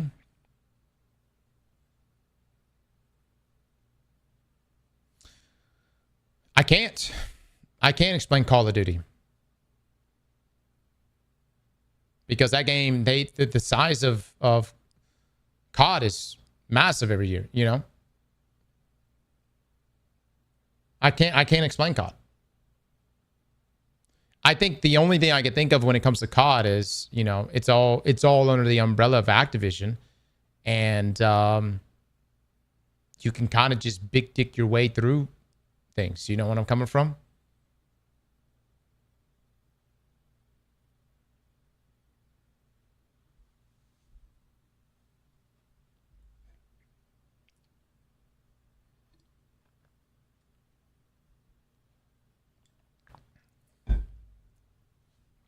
Call of Duty does let you download once you want, so maybe that's it.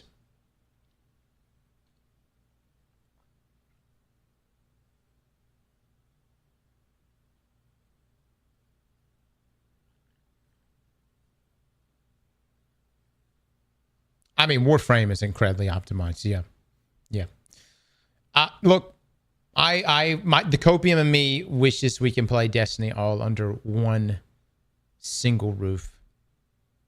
If that's not possible, then a D1 remake would be incredible. And I feel like a D1 remake, why am I asking for a D1 remake? I feel like a D1 remake is the signal that would push Sony to go, okay, we need to greenlight a Destiny 3. Because people would play the shit out of it. They really would. People would play the shit out of a D1 remake on consoles and on PC.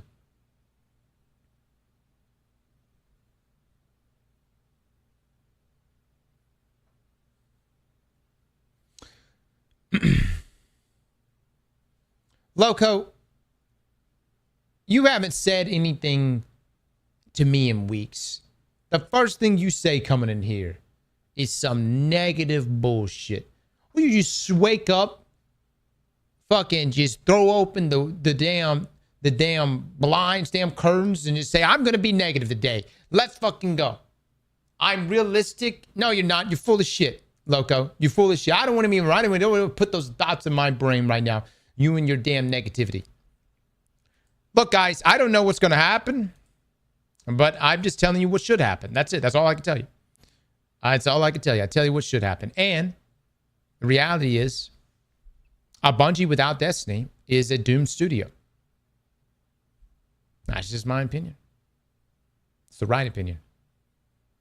Yeah. And you're going to see it play out.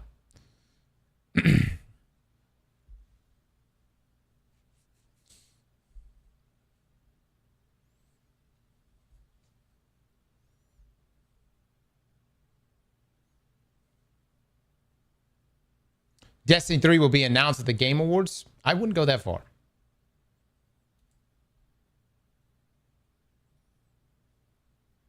I wouldn't go that far.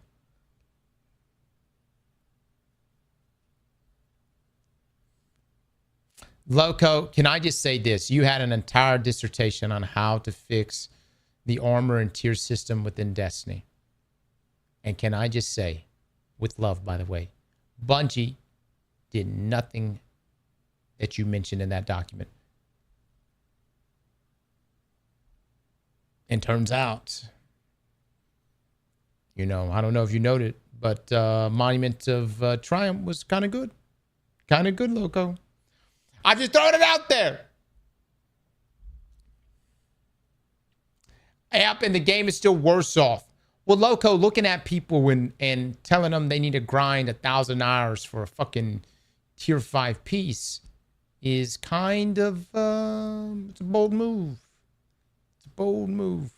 I don't think the game is in a, I think Monument of Triumph, the game's in a good spot. What are you fucking talking about?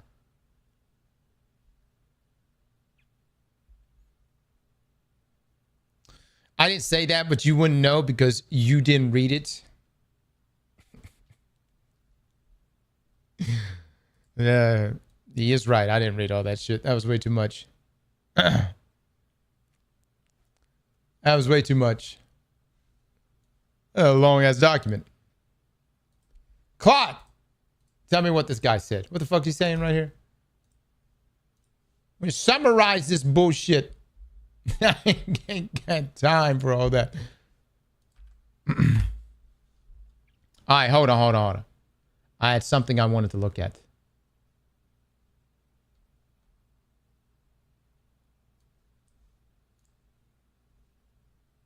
The Helldiver Warhammer Warbond is out now. New enemy types. Cobra, keep spamming it. I'm not.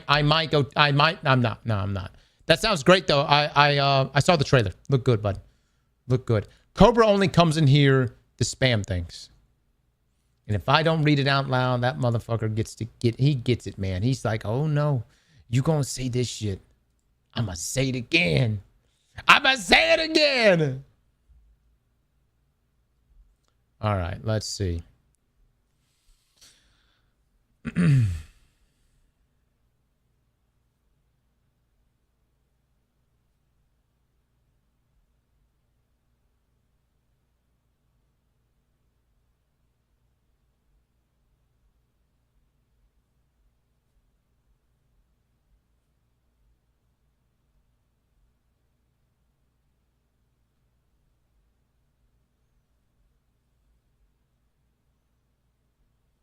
By the way, is Cinder City's alpha out? I tried to sign up this morning. It would not let me sign up.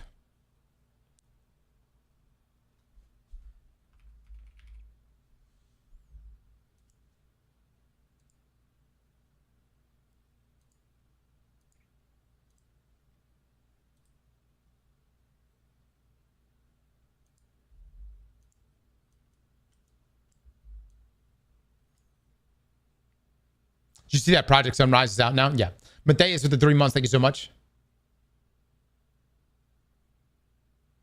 Go lose some legendary gear and miss false solos and make somebody's day. Dude, that's... I fucking lost that full set yesterday. That's what I... Look. I want y'all to know. I literally said going into that, I said Les, because Les had a couple gold items and purples. And then Luke had blue items. And I was like, Les... we probably shouldn't go in right now. I'm the most kitted out guy here. You're not even fully kitted. And Luke only has blue stuff. Which means if we go up against a fully kitted squad, we're going to be at a huge disadvantage. And that's where Les gets us in trouble, man. Because Les is like, no. We'll be fine. Let me tell you something. Anytime one of your teammates go, we'll be fine, you're fucked. Stop what you're doing. You are not, the setup is happening, right? The universe is preparing thy cock to fuck you. And it did. It fucked us hard. Do you want to work at McDonald's? Not necessarily. You know, but I think I would make a pretty good, I think I'd make a pretty good fry cook. I think I'd handle that shit. You know what I mean? You know?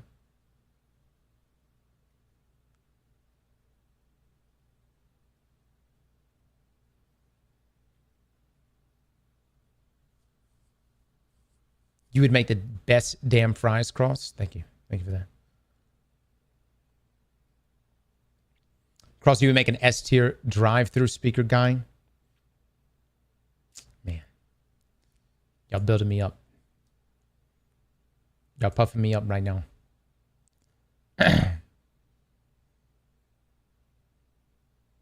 Now you're on the window. Cross, I sent you a link of what Asha posted this morning. Oh, yeah. Asha did post some stuff. Hold on. Biggie, I'm not...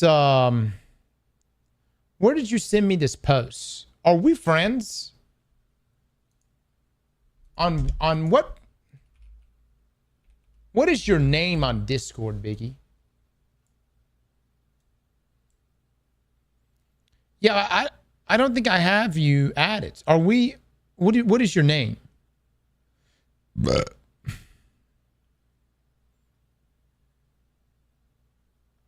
Did you see the Twitch AI stuff? God damn it, Master. You come in here. You're a mod in this stream. We covered that shit like 6 hours ago. You fucking don't even just come in here asking shit. Didn't even fucking look.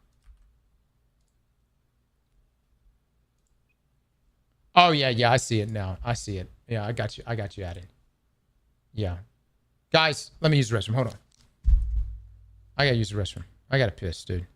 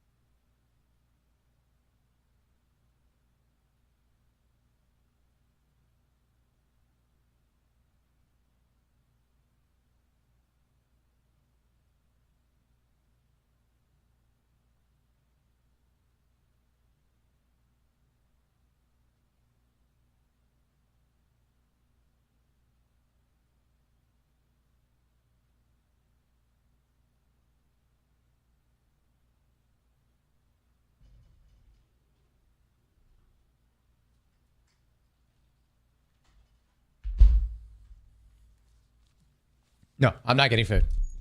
I'm not getting food. All right.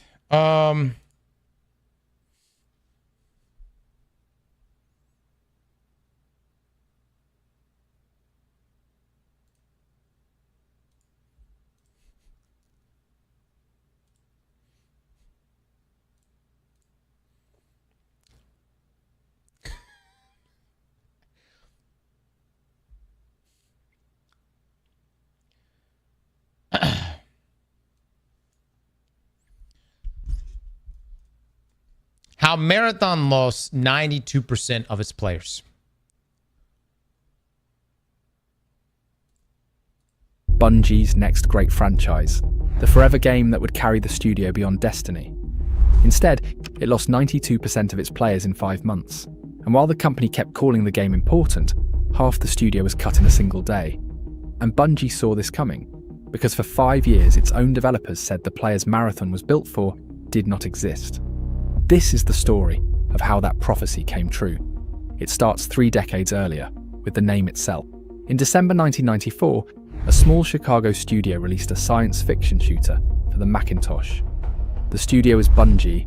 The lead programmer was... Hold on.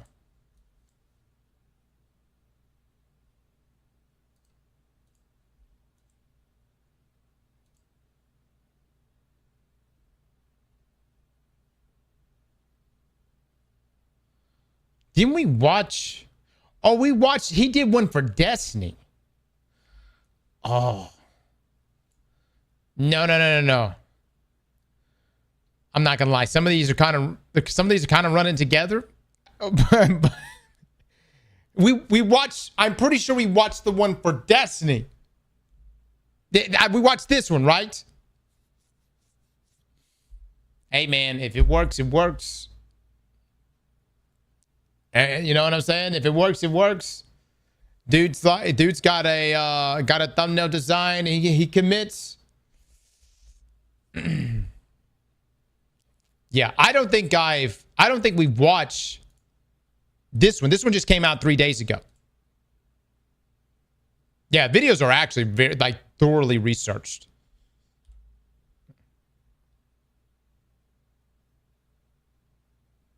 Fiction shooter for the Macintosh. The studio is Bungie. The lead programmer was Jason Jones, one of its co-founders, and the game was called Marathon. Marathon was so popular that players got a trilogy of it, one game a year through 1996. Marathon is the series that made Bungie matter, years before Halo made Bungie famous. And Bungie never stopped wanting to make another one. The proof is written into one of the most important contracts in gaming history. Because for most of the last 2 decades, Marathon was legally not allowed to exist. Wait! We've watched this video!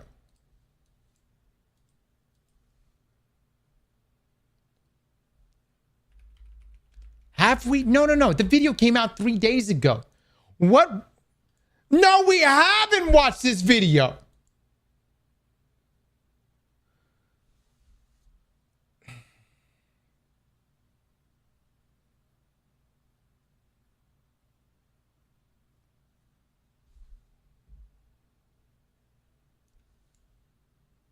We watched the other video. The other video just sounds similar to this video. Editors, make sure you cut all this out. In April 2010, Bungie signed the biggest development deal the industry had ever seen. 10 years and $500 million, with Activision publishing a brand new franchise called Destiny. Remember when 500 million was a lot of money? I mean, still a lot of fucking money. But do you remember 500 million? When we saw that number, we were like, holy shit. What are they making right now? What is happening right now? Now it's just like minimum, 500 million. You know, I come from Concord, 400 million. How much is Concord? Was Concord 400 million? 300 million? Too much fucking money. You hear me? Too much money. The contract behind that deal was generous beyond anything the business had produced. Deep inside that contract sits a clause almost nobody would read for years. In it, Bungie carved out a single exception for itself. A prototype project, and the document names it, in writing. A future action shooter product, tentatively known as Marathon. Then came the conditions. Bungie was allowed to put no more than 5% of its people on Marathon, and Bungie was forbidden from publishing Marathon at all until Destiny had earned $375 million in operating income, meaning actual profit, not just money coming in. If Destiny reached $750 million, the Marathon team could grow to a quarter of the company. Only if Destiny crossed $1 billion could Bungie staff the Marathon team however it liked. And even then, Activision kept for itself the first right to negotiate publishing it. 16 years before Marathon launched, its existence was a reward tier in another game's contract. That document was never meant to be public, and the only reason anyone can read it is a courtroom. In 2012, 2 previous Call of Duty executives sued Activision, and a Los Angeles judge ordered the Bungie contract unsealed as a trial exhibit. Keep that 5% clause in your head, because it is going to shadow Marathon's fate for the next 16 years. Destiny shipped, and what happened to Destiny from here on matters as much to Marathon as anything Marathon ever did, because the 2 games' fates were intertwined right from the start. Destiny became a commercial giant that never stopped being a creative headache. Its launch scored a 77 from critics against the 90 the contract paid bonuses on, and the relationship with Activision soured year by year, until in early 2019, Bungie negotiated its way out of the deal, choosing independence over building a contracted Destiny 3. I will say, man, shit was tense. My first time I ever went to Bungie was 2018. Activision was there. They didn't seem very fun. If you were Bungie, no one smiled. Somewhere in that wind down around 2018, the old Marathon name finally came off the shelf. The man who reached for it had spent 2 decades building Bungie's biggest worlds, and what he wanted to build with Marathon looked nothing like the game that eventually shipped. His name was Christopher Barrett. He joined Bungie in 1999, worked across Myth, Halo and Destiny, and rose to become one of the studio's most senior creative leaders, with a seat on Bungie's own board. Few people inside the building carried more history with the studio's old worlds. The Marathon that Barrett wanted to build was not an extraction shooter.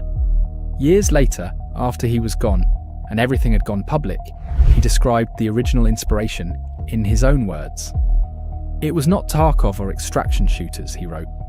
"It was Dark Age of Camelot, a tense living world filled with co-op player stories and the potential danger of other players." His design goals read like a manifesto from another timeline.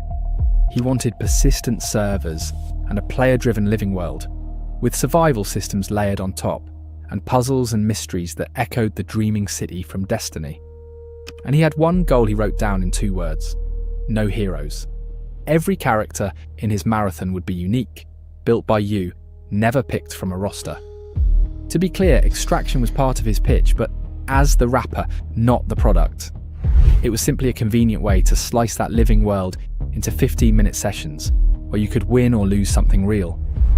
And the win conditions were to be written for the mass audience, so the game could feel worthy of your time, without you needing to outshoot every stranger in the lobby. That is one account of where this game came from, and it is the account of the man who pitched it. The other account comes from reporting after things fell apart, and it is far less romantic. In the second version, the idea grew out of Bungie leadership playing Escape from Tarkov, and one senior figure, described in reporting as a good old boy of the studio, meaning an old guard insider whose ideas did not get questioned, pushed the concept until it became Bungie's biggest bet outside Destiny. Hold up now.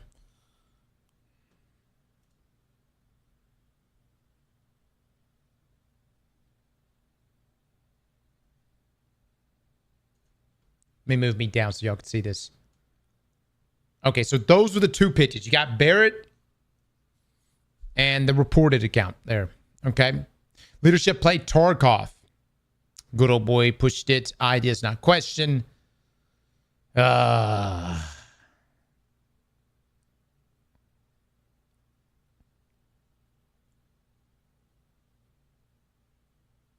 thought about making a Tarkov style game cooked them.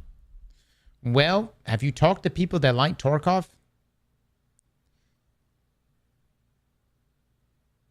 They fucking they love that game. You hear me? Tarkov people love Tarkov. And I think if you're like, let's replicate that. It's so hard to replicate that unless you make literally Tarkov. Tarkov is my crack? Exactly. Dude, people that I talk to that love Tarkov, it's their fucking drug of choice.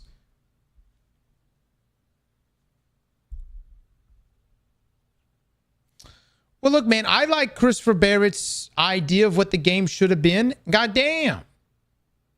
I wish he would have... Dude, I wish that whole situation would have just not happened. The whole situation was fucked. 2 origin stories sit on the record, and they do not describe the same game. Marathon would spend the next 6 years trapped between them. The version that went forward was the second one. Around 2020, with the Activision divorce final, and the studio fully its own boss, Marathon moved from an idea into real production as a PvP extraction game. And almost immediately, the warning started. From the first year of production, developers were telling leadership what would and would not work in this design, and they were often ignored. Many of them kept repeating one specific warning. Marathon needed a PvE component, some way for regular players, the people who actually show up for Bungie games, to play against the world instead of being hunted by strangers. Leadership heard that warning for 5 straight years. You already know what they did with it. Those warnings never left the building, because something much bigger swallowed everyone's attention. Bungie itself went up for sale, and the deal that came out of that sale would end up steering Marathon's fate harder than any design argument ever could. The first serious suitor was Microsoft, which had reportedly talked with Bungie as far back as 2020, and the talks died on price. The revealing part is what Microsoft's own dealmakers wrote down the following year. In an internal briefing from April 2021, later dragged into the open by a court fight, Bungie sat on Microsoft's final watch list of studios worth buying. The briefing praised Bungie's established ability to ship and scale games, and it flagged exactly one risk: a high burn rate. Bungie was burning through cash to keep Destiny 2 running, while it funded everything else it wanted to build, including Marathon. Microsoft looked at that math and walked away. Sony looked at the same math and wrote a check. In January of 2022, Sony announced it was buying Bungie for $3.6 billion, and by the time the deal closed that July, the total had settled at roughly $3.7 billion. One former Bungie community manager later described the studio side of it in 3 words: an emergency acquisition. The size of that check's going to matter, because a purchase that big has to earn itself back, and Sony had ideas about which game would do the earning. But for Marathon's story, the structure of that money matters even more than the size, because this structure later decides who pays when the bet goes wrong. Roughly $2.5 billion was the actual purchase. The remaining $1.179 billion was retention money for the people inside the studio, deferred payments that Sony's own filings describe as conditional upon their continuous employment. In plain terms, almost a third of the price would only ever reach a Bungie employee if that employee was still there when the money came due. It evaporated for anyone who left and for anyone who was cut. On paper, nothing about Bungie was supposed to change. Sony's announcement promised, in writing, that Bungie would continue to operate independently, run by its own board and its own management. Yep. One report, citing sources inside the studio, later described the other side of that promise. If Bungie missed its financial targets by enough, Sony could dissolve that board and take full control. And if you want to know what Sony believed it was buying, read the announcement's own description of the studio. It celebrates Bungie's 3 decades of beloved franchises, and the first franchise it names, ahead of Myth and Halo and Destiny, is Marathon. Oh my God.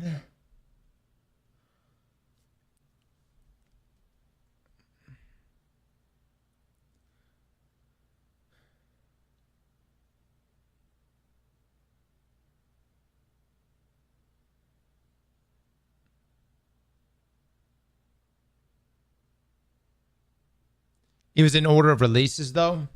Maybe that's it. Maybe that's it. Maybe we shouldn't look too deeply into it. A game which, at that moment, existed as an early prototype and a 26-year-old memory.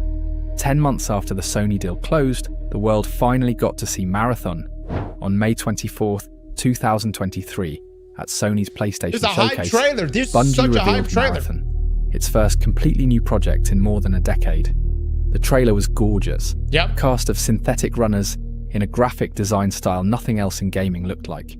And then Bungie described what the game actually was: a sci-fi PvP extraction shooter. That one sentence did the damage. The dominant reaction from day one across Bungie's own community was that this was the wrong genre wearing a beloved name. The old Marathon games were story shooters, remembered most for their writing, and a cast of unstable artificial intelligence. This one was coming back as a game where you drop in, loot, and get hunted by strangers. And the most requested version of Marathon, a single-player revival, was ruled out in the same breath, because Barrett himself wrote that Marathon was designed from the start as a PvP-focused game and would not have a single-player campaign.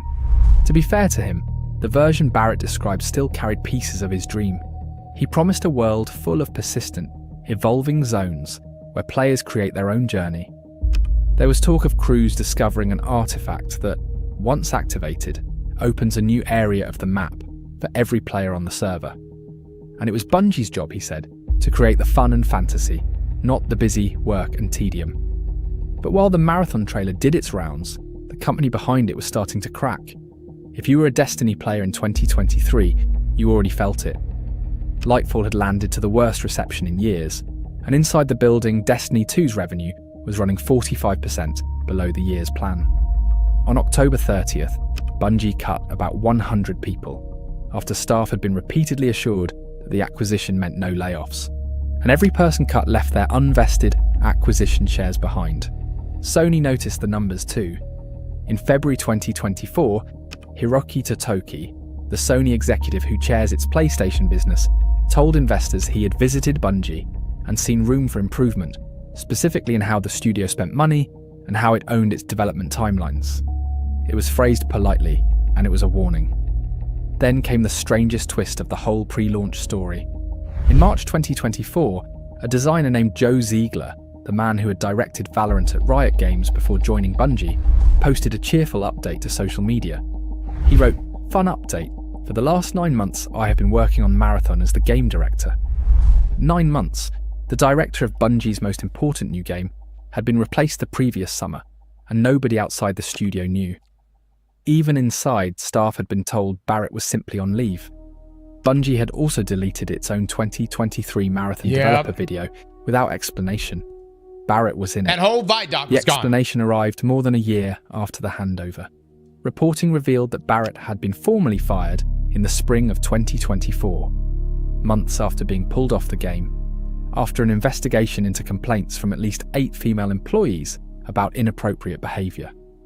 Barrett denied wrongdoing, saying he never understood his communications to be unwanted, and that he was truly sorry if anyone felt otherwise. In December, he sued Bungie and Sony for more than $200 million, and the largest specific line in that lawsuit is worth remembering. He claimed over $45 million due under the retention agreements. The pool built to keep people at Bungie was now the thing its fired director was suing to collect. While the lawyers loaded up, the studio kept feeding Marathon. In June 2024, Bungie cancelled Payback, the Destiny spin-off it had in development, and moved most of that team onto Marathon. Inside Bungie, Marathon was becoming the golden child, fed first while the other children starved, and the company's future was narrowing to a single bet. Then on July 31st, 2024, the bill came due because the money had kept deteriorating, with Destiny 2 still missing its targets, and the incubation projects Parsons would soon blame having spread the studio too thin. 220 roles eliminated, 17% of the studio. Another 155 people were moved out of Bungie and into Sony itself. In 1 year, Bungie had gone from more than 1,400 people to about 850. Pete Parsons, the chief executive who'd been at Bungie for 2 decades and now chaired its board, wrote the memo himself. "We were overly ambitious," he said. "Our financial safety margins were subsequently exceeded, and we began running in the red. Some staff found out they had been cut by reading the blog post." And the same memo told the survivors exactly where the future now lived, because in Parsons' words, the studio would focus development efforts entirely on Destiny and Marathon. 2 of Destiny's most recognisable leaders, Luke Smith and Mark Noseworthy, left the same week. And 2 days after the layoffs, reporting surfaced an uncomfortable detail about the man who signed them. Over the previous 2 years, Parsons had allegedly spent at least $2.4 million winning auctions for vintage cars, including a Porsche at $201,000 in the month, right after the first round of cuts. Bungie developers responded with fury, and for the wider community, this marked the start of a lasting distrust of Bungie's senior leadership. Marathon was now Bungie's designated Car subclass win. Yeah, the last thing you want to do when you're firing, a good portion of your studio is send them selfies of you and your course. You know what I mean? That's like sending the email to them with a picture of you in your private jet when you're letting them go. You're like, hey, there's going to be some cutbacks. We did everything we could, but this is where we part ways. Here's a selfie. I wish you were here. Oh my God. hard carry, the one game expected to drag the entire studio back to safety.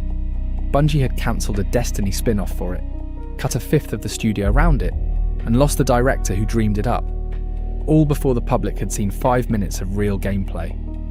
That changed on April 12th, 2025, when Bungie put Marathon back on stage with a price, $40, and a launch date. The man presenting it was Ziegler, and buried in that day's announcements with no fanfare at all was an admission of how much of the original pitch had died with the handover. Remember, Barrett had promised a world full of persistent, evolving zones. Ziegler now explained that in early playtests, the maps had acted like a persistent world, where you could drop in and out of the same map server multiple times. Players found it unfair and unpredictable, he said, so it was gone. In his words, the version of Marathon they settled on gave everyone a fresh start with every match. The living world had become a lobby. What replaced it was a menu of runners, playable characters with names and fixed abilities, which fans of a certain fired director might have recognised as the exact thing his old two-word rule, no heroes, had forbidden. There was one more design decision hiding in plain sight, and it turned out to be the most important one Bungie ever made. Marathon was designed for trios, 3-person crews matched against 5 other teams of strangers on maps built around team fights. If you wanted to play alone, the game would feed you into someone else's war. The community saw the trio's design for what it was and made the joke immediately. Bungie had built a $40 game on the assumption that gamers have 2 friends with the same schedule. 11 days later, the public finally touched it. The closed alpha ran from April 23rd to May 4th in exactly 2 countries, the United States and Canada. 18 players per map. Runs capped around 25 minutes and no proximity chat in a game Bungie kept describing as a social experience. What the testers found was stranger than a broken game. A Bungie shooter with immaculate gun feel wrapped around an extraction loop that did not want to be there. Loot was mostly junk. Backpacks filled up in minutes. The smartest squads stacked the invisibility runner and the wallhack runner because information beat shooting. Halfway through the test, Bungie ripped out the PC aim assist entirely, changing how the game felt mid-alpha, and the players who came to test it left. By the end of the 11 days, the alpha had sunk to roughly a fifth of its starting players and stayed there, even after a big mid-alpha patch. The press verdict screamed boredom and a hollow world. As for the casual players, they were turned off by the entire idea of losing their gear to strangers. And in any live service game, casual players are the majority, the people who keep the lights on and the developers fed. Worse still, the comparison that would haunt Marathon for the rest of its life was born in those same 2 weeks. Arc Raiders, another extraction shooter from another studio, ran its own test in the same window, and the initial impression for Arc Raiders seemed to fare better than that of Marathon. Oh, so much better, dude. So much better. I remember even leading up to it, Arc Raiders, and look, Arc Raiders had ongoing playtests for years. And they didn't get everything right, but they did a really good job of facilitating feedback. I think what Arc Raiders really had, I feel like Marathon actually boosted Arc Raiders in some fucked up way, because Arc Raiders had like that immersion. It had that feeling, that excitement when you extract it. It had very intense moments. And not that those moments don't exist in Marathon. It just wasn't on the scale as Arc Raiders. And Marathon being what it was, truly, I think, boosted the sales of Arc Raiders.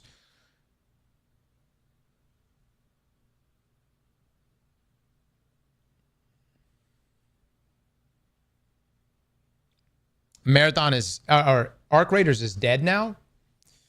Really?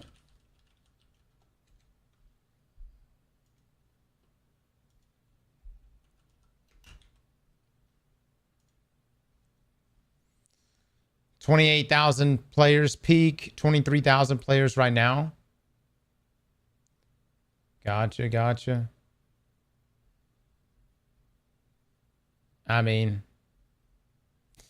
it still had a peak of over 481,966 players on Steam alone. So, and across the 1 billion mark. I mean, I think the game's done really, really well.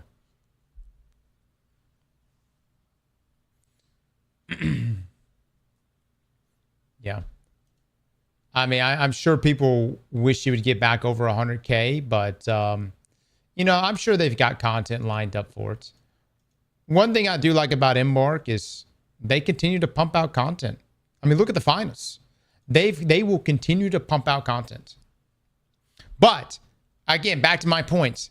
I actually feel like, because it's like Marathon and Arc Raiders was like an A/B test. And if anything, Marathon's alpha there reinforced people's position on Arc Raiders. That's just my opinion. It definitely reinforced Luke, because I remember Luke, he was going back and forth between the two, and he was like, dude, Arc Raiders it was his game. That was like his game. An early preview of the trend that will solidify in player numbers down the line. Ask the players why, and the answer in the threads was always some version of the same thing. The other game welcomed average players, and Marathon fed on them. Every warning that developers had raised privately for 5 years was now measurable. Bungie's response was to keep marching towards September. Within 2 weeks, that plan, and very nearly the studio itself, would be blown apart by a single social media post. On May 15th, 2025, a Scottish independent designer named Fern Hook, known online as Anti-Real, posted a set of side-by-side images. One side showed poster designs she had published in 2017. The other showed Marathon's environment art, where her designs appeared nearly wholesale, and in at least one texture, her scratched-out artist tag was still legible in the game files. The meme the subreddit had celebrated was part of the same stolen work. Her statement had no anger left in it, just exhaustion. Bungie was not obligated to hire her.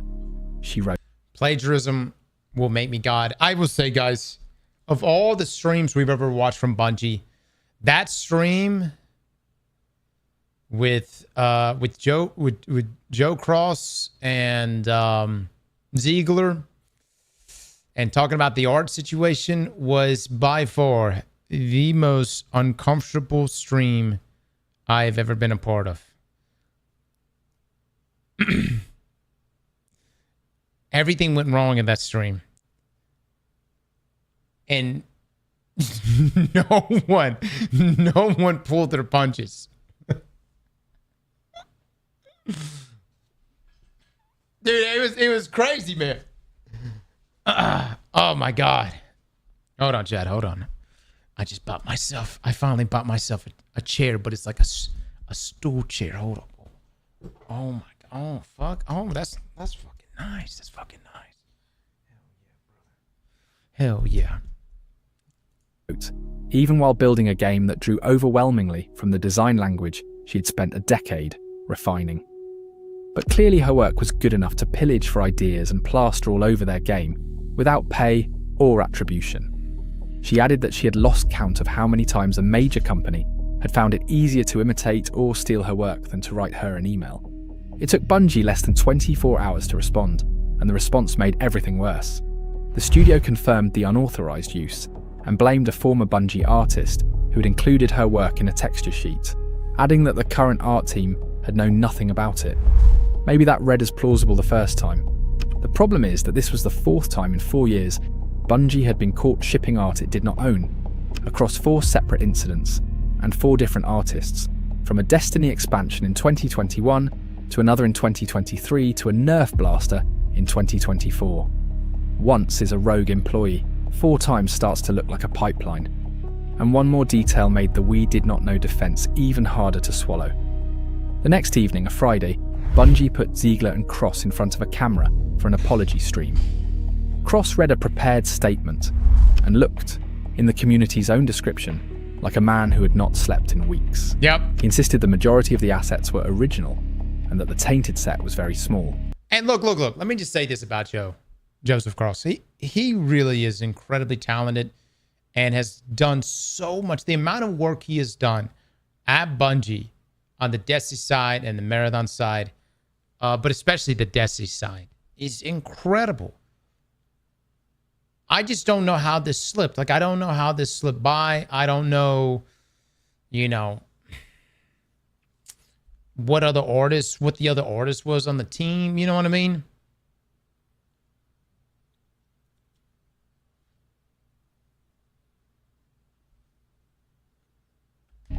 Yet the audit running behind the scenes was sweeping enough that Bungie could not show the game on its own stream, and the marketing campaign was being rebuilt from zero.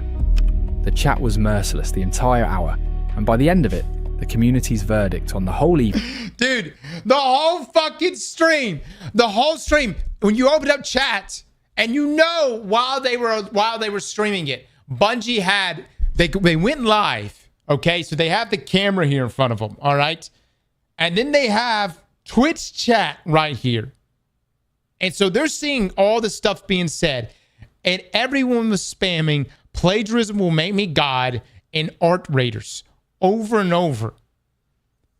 I'm gonna be honest, I don't know how they didn't bust out laughing, because I would have, obviously they can't laugh. But if it was me, dude, if I was fucking there, I would have lost it. I would have been like, God damn, these guys. This shit's bad, but that's also kind of funny, you know? Audio is a mess, dude. They can't mess up the audio as well. Oh, my Lord. Hold on one second, Jeff. I'm gonna get this damn chair. Art Raiders was a classic holding. All right, God damn. Was that Bungie really messed up this time. Bungie's own subreddit split in half over the scandal, defenders insisting the style predated one artist, everyone else reading 4 incidents as a pattern. But even the defense conceded the cost in plain terms. Bungie already had an uphill battle selling this game, and it had just become a mountain. And the scandal compounded a collapse already underway, because in the days after the alpha, the marketing plan had been thrown out, a June trailer and pre-order push were pulled, and the planned August public beta shrank into a vague roadmap of playtests. And the scandal did something subtler too. It cracked the studio open for the press, and what leaked out over the following days was bleaker than any stolen poster. Reporting from inside the building described a team in free fall, and it put on the record, for the first time, how long the people making Marathon had been shouting into the void. This is when the world learned who the pitch had really come from.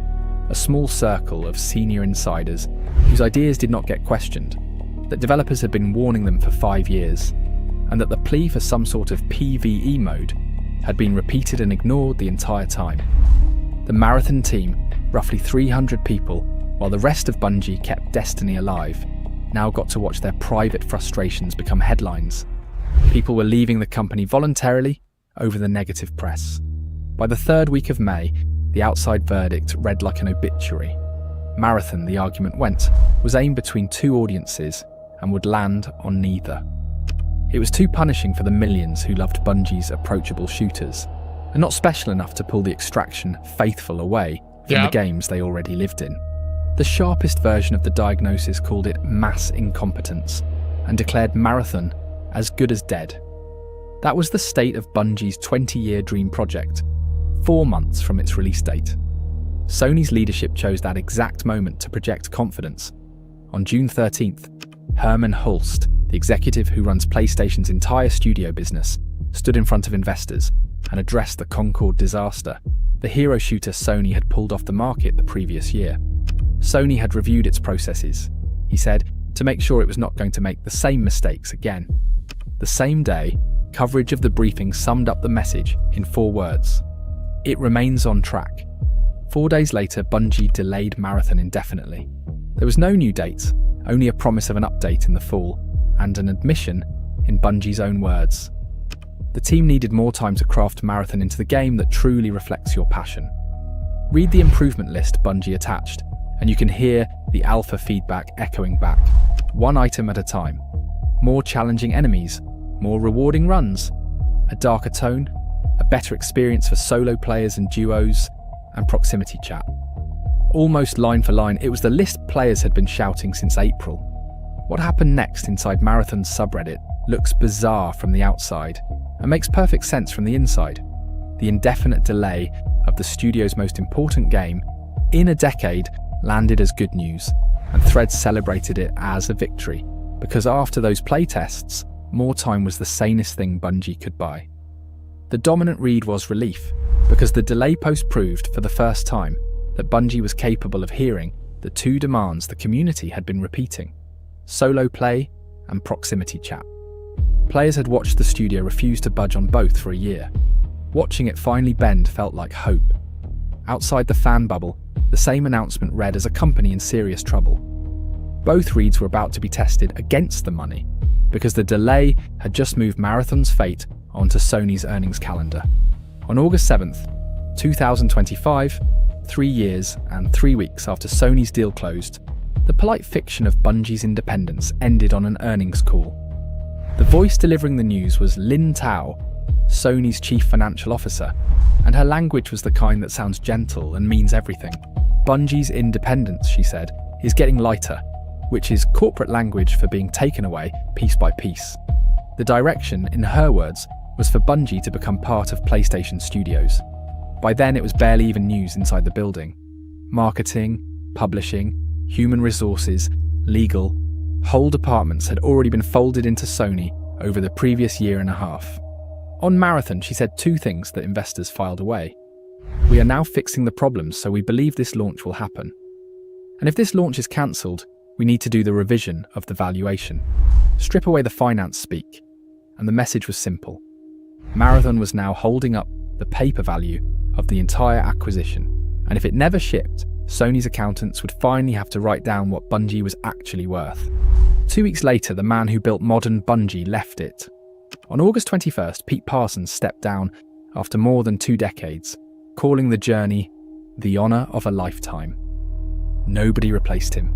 Reporting said Bungie would simply no longer have a chief executive at all. Justin Truman, a longtime Destiny leader, took over with the smaller title of studio head. 3 years after Sony promised a Bungie run by its own board and its own management, the chairman was gone and the company he chaired no longer had a chief executive at all. That fall to its credit, Bungie kept the promise it made at the delay. An October technical test shipped with solo queue and proximity chat. The 2 concessions the community had asked for, and the leaked reactions were reported as mostly positive.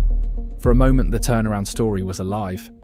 The problem was the calendar, because while Marathon tested behind closed doors, the genre it was built to conquer got conquered by someone else. Yep. On October 30th, 2025, Arc Raiders launched at the same $40 in the same extraction genre, and then did everything Marathon had failed to do. Dude, I gotta say, man, when Arc Raiders first launched, that game really was. It was crack, dude. It was crack. It was so crack that I remember we went to Bungie to go play Renegades. And while I was there playing Renegades, I had my laptop and we were playing Arc Raiders every fucking night, dude. Every night we had the whole squad in there playing Arc Raiders. We were playing the shit out of it. And like, because I was like, man, I'm not about to miss out on this stuff. Because it was like the week, it was like, I want to say a week and a half after launch. And I remember talking to some of the Marathon guys. I was like, man, this Arc Raider game, it fucks. You know what I'm coming from? And the problem was, I noticed that I felt like the Marathon devs really prided how hard Marathon was going to be. They were like, you know, the way they looked at Arc Raiders, they were like, you know, that's like, you know, kindergarten. That's some pre-K extraction shooter. You know where I'm coming from? And I get the appeal. You want to be that hardcore. That's the lane you're trying to go into. But that definitely narrows your pool of players, is what ends up happening. But Arc Raiders, I feel like it had its own identity. That's the thing, man. And it's not like Marathon didn't have an identity. It was just kind of like, I didn't fuck with it. You know where I'm coming from? And look, I fucked with it for a season. That's the thing that I'm trying to point out. And this is probably going to be the same way for any other extraction I play. I fuck with it for a season. But then after that, I really don't have no desire to really play it. You know what I mean? Arc Raiders, I'll probably end up coming back to see whatever it is. I think they're going to have a big update. So I'll probably check that out. But like after I experience it for a season, I don't know if I really care to go through the whole wipe process, you know? It climbed for weeks after launch, reaching an all-time... You just don't like extraction games? There's a lot of people that don't like extraction games, but they keep making them. they keep making them. But hold up. You know, I will say this on the topic of extraction games. I do like good games, and whether I play it for 1 season or 6 seasons or whatever, you know, you still get some money out of it. You know where I come from? Arc Raiders is a great example of that. There's people that are not necessarily playing it right now, but everybody played the shit out of it at the beginning. Much better than no one playing it. You know where I'm coming from? It's like being proud of your retention numbers. Be like, our retention is really good. We have 60% retention. Well, that's great. That's fucking great, you know? But wouldn't you just rather have at this case, for 481,966 players at peak? You know, you can extrapolate from that how many people probably bought your game versus like, I don't know, sub 10,000 players. You know what I'm saying?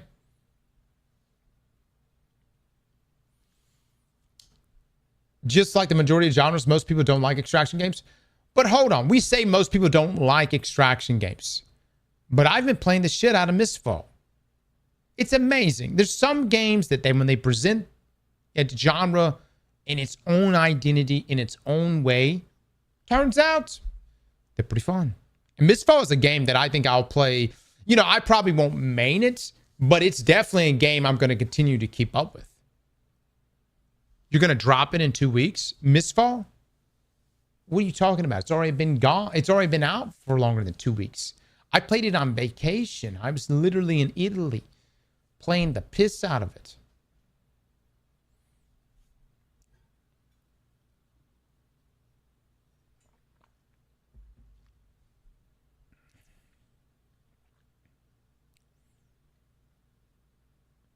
I hate and won't play any extraction shooters.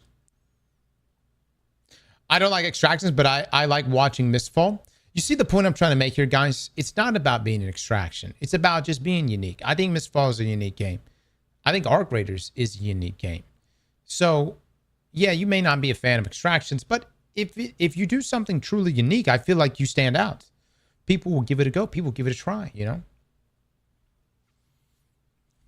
Steam peak of 481,966 players more than 2 weeks in, higher than its own launch day. In December, it won Best Multiplayer at the Game Awards. By the following May, it had passed 16 million copies and become the best-selling game its publisher Nexon had ever released. The question of whether extraction shooters could go mainstream had been answered for good. The answer just did not involve Bungie. 11 days after Arc Raiders arrived, Sony's accountants made their first move.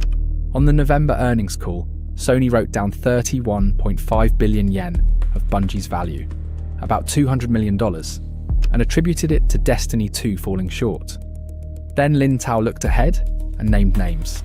Marathon, which is going to be launched, and Destiny 2, if the performance does not reach what we expect, will result in a risk of impairment loss. She also confirmed that Marathon's launch was already baked into Sony's forecast for a... Why couldn't Sony just say, hey, Marathon was supposed to be out 2 fucking years ago. That's really what's happening here. Why do we, you know where I'm coming from? Just damn Destiny's the whipping child here. You know, every time they needed something to hit, they're like, yeah, let's just beat up on that fucker. Fiscal year ending March 31st. Hold those two statements together, and that whole winter explains itself. Marathon's release date was no longer about the game being ready. It had a filing deadline. December brought one piece of genuine closure. The dispute with Anti-Real was resolved to her satisfaction, terms undisclosed, and the shipped game would carry her name in the credits as a visual design consultant. The artist Bungie had deflected onto a rogue employee was now formally part of Marathon's design history. Then, 7 weeks before launch, Bungie made a change it never explained. A January developer video walked through the 7 playable shells, and the hero names from the test era were gone. Locust became Destroyer, Void became Assassin, and the rest of the roster followed. Characters flattened into descriptive job titles. The press noticed what Bungie would not say. The hero roster of the Ziegler era, the thing Barrett's No Heroes manifesto had forbidden, was being walked back into anonymous shells at the finish line. it changed little about how the game played. As a statement about how confident the studio... I mean, it was literally like, all right, it was a name change, but it wasn't... everything still played exactly the same. Was in its own vision, though. 7 weeks from launch, it said plenty. I'm gonna kind of say this right here too, guys. I kind of felt like the old names looked cooler. I just not mean promoting hero, but it was like we already know that it was a hero shooter essentially, right? And Blackbird was kind of fucking cool, more unique. Made me want to know about the story more.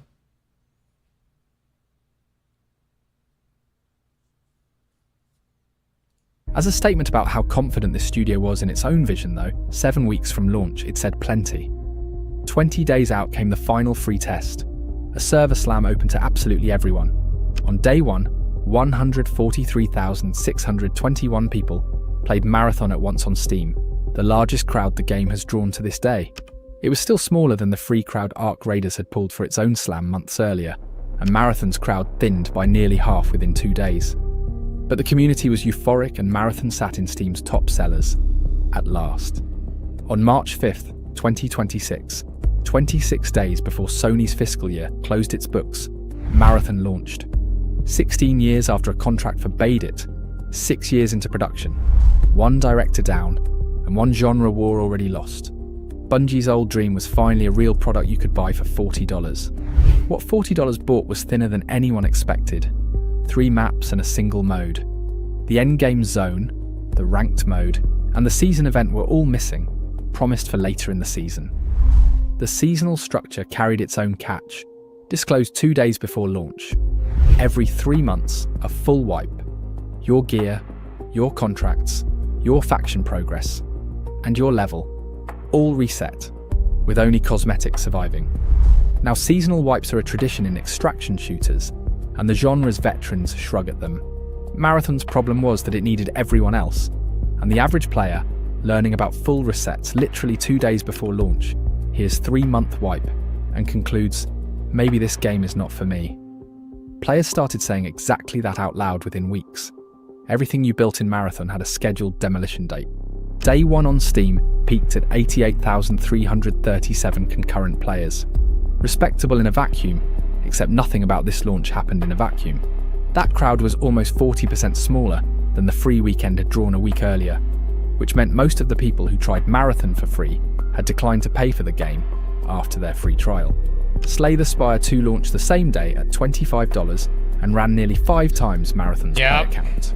To put it into context, Marathon's launch peak came in even lower than that of Highguard, another big-budget live service shooter.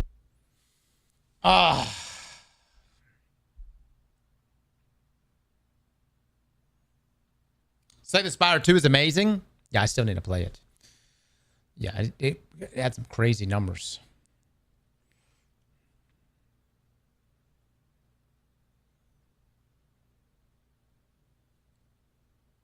Highguard was free, though. That is true. I kind of fucked with Highguard. I had a good time playing it. Best aim training game I ever played, man. Oh my god, the aim was so on point. Honestly, if Highguard was still around, I'd probably jump in. You know, I'd probably fuck with it. Hold on 1 second, chat. Oh my god.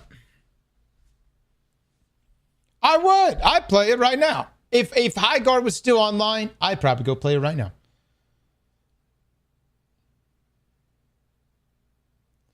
Hell yeah, hop on my mount.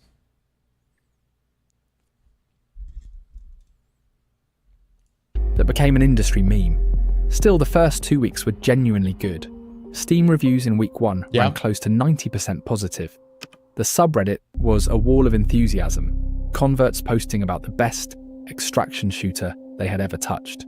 The people who bought Marathon did not dabble in it, they moved in, averaging almost 28 hours of playtime on Steam in the first 3 weeks, with a fifth of the audience blowing past 50 hours. Whatever else this story becomes, the game underneath it had real pull for the people it fit. The sourness started with the store. On day 1, players found currency packs of 1,100 coins, facing items priced at 1,120, and one-use cosmetic color items called shaders, the exact system Destiny 2 players had once Classic. Classic. First time. forced Bungie to abandon. Bungie had promised that survival would never come down to how much money you spend, and technically the store kept that promise. But a $40 game with free-to-play monetization bolted on at day one, read as an insult, and Bungie was patching prices and difficulty within about 48 hours. Then there is the story of Marathon's review score, which is really two stories, and Bungie choreographed both. On launch morning, Bungie sent critics a request, described in its own guidance as not a mandate but a suggestion.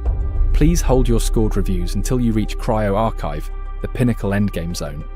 The catch is that Cryo Archive was not in the game. It arrived 15 days later, behind gates that demanded level 25, every faction unlocked, and a fortune in gear, requirements the overwhelming majority of buyers would never meet.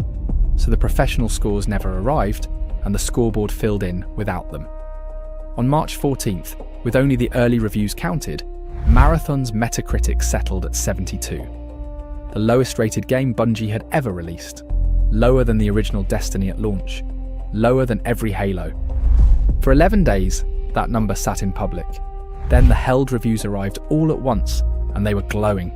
Major outlets landed 9s, the aggregate jumped 10 points to the low 80s, and the headlines flipped from lowest rated Bungie game ever to no longer Bungie's lowest rated game.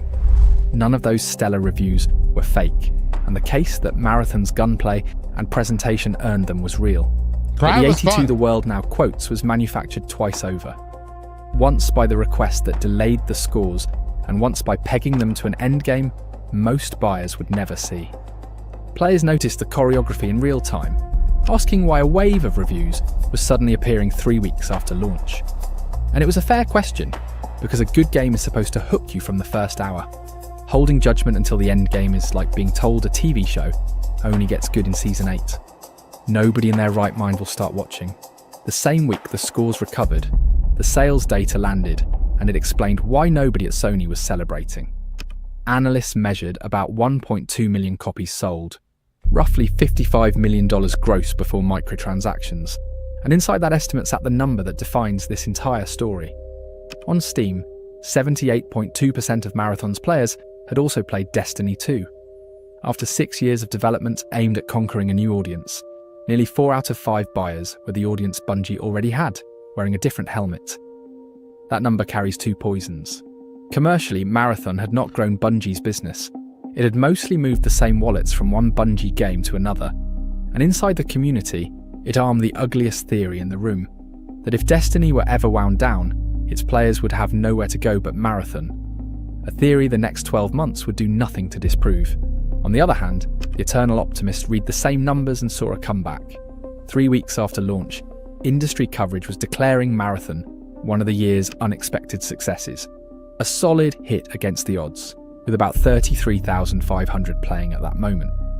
The chart underneath those articles told a different story, because 33,500 meant the game had already lost more than 60% of its launch crowd in 3 weeks, a trajectory that is disastrous for a live service game, a product designed to be played forever.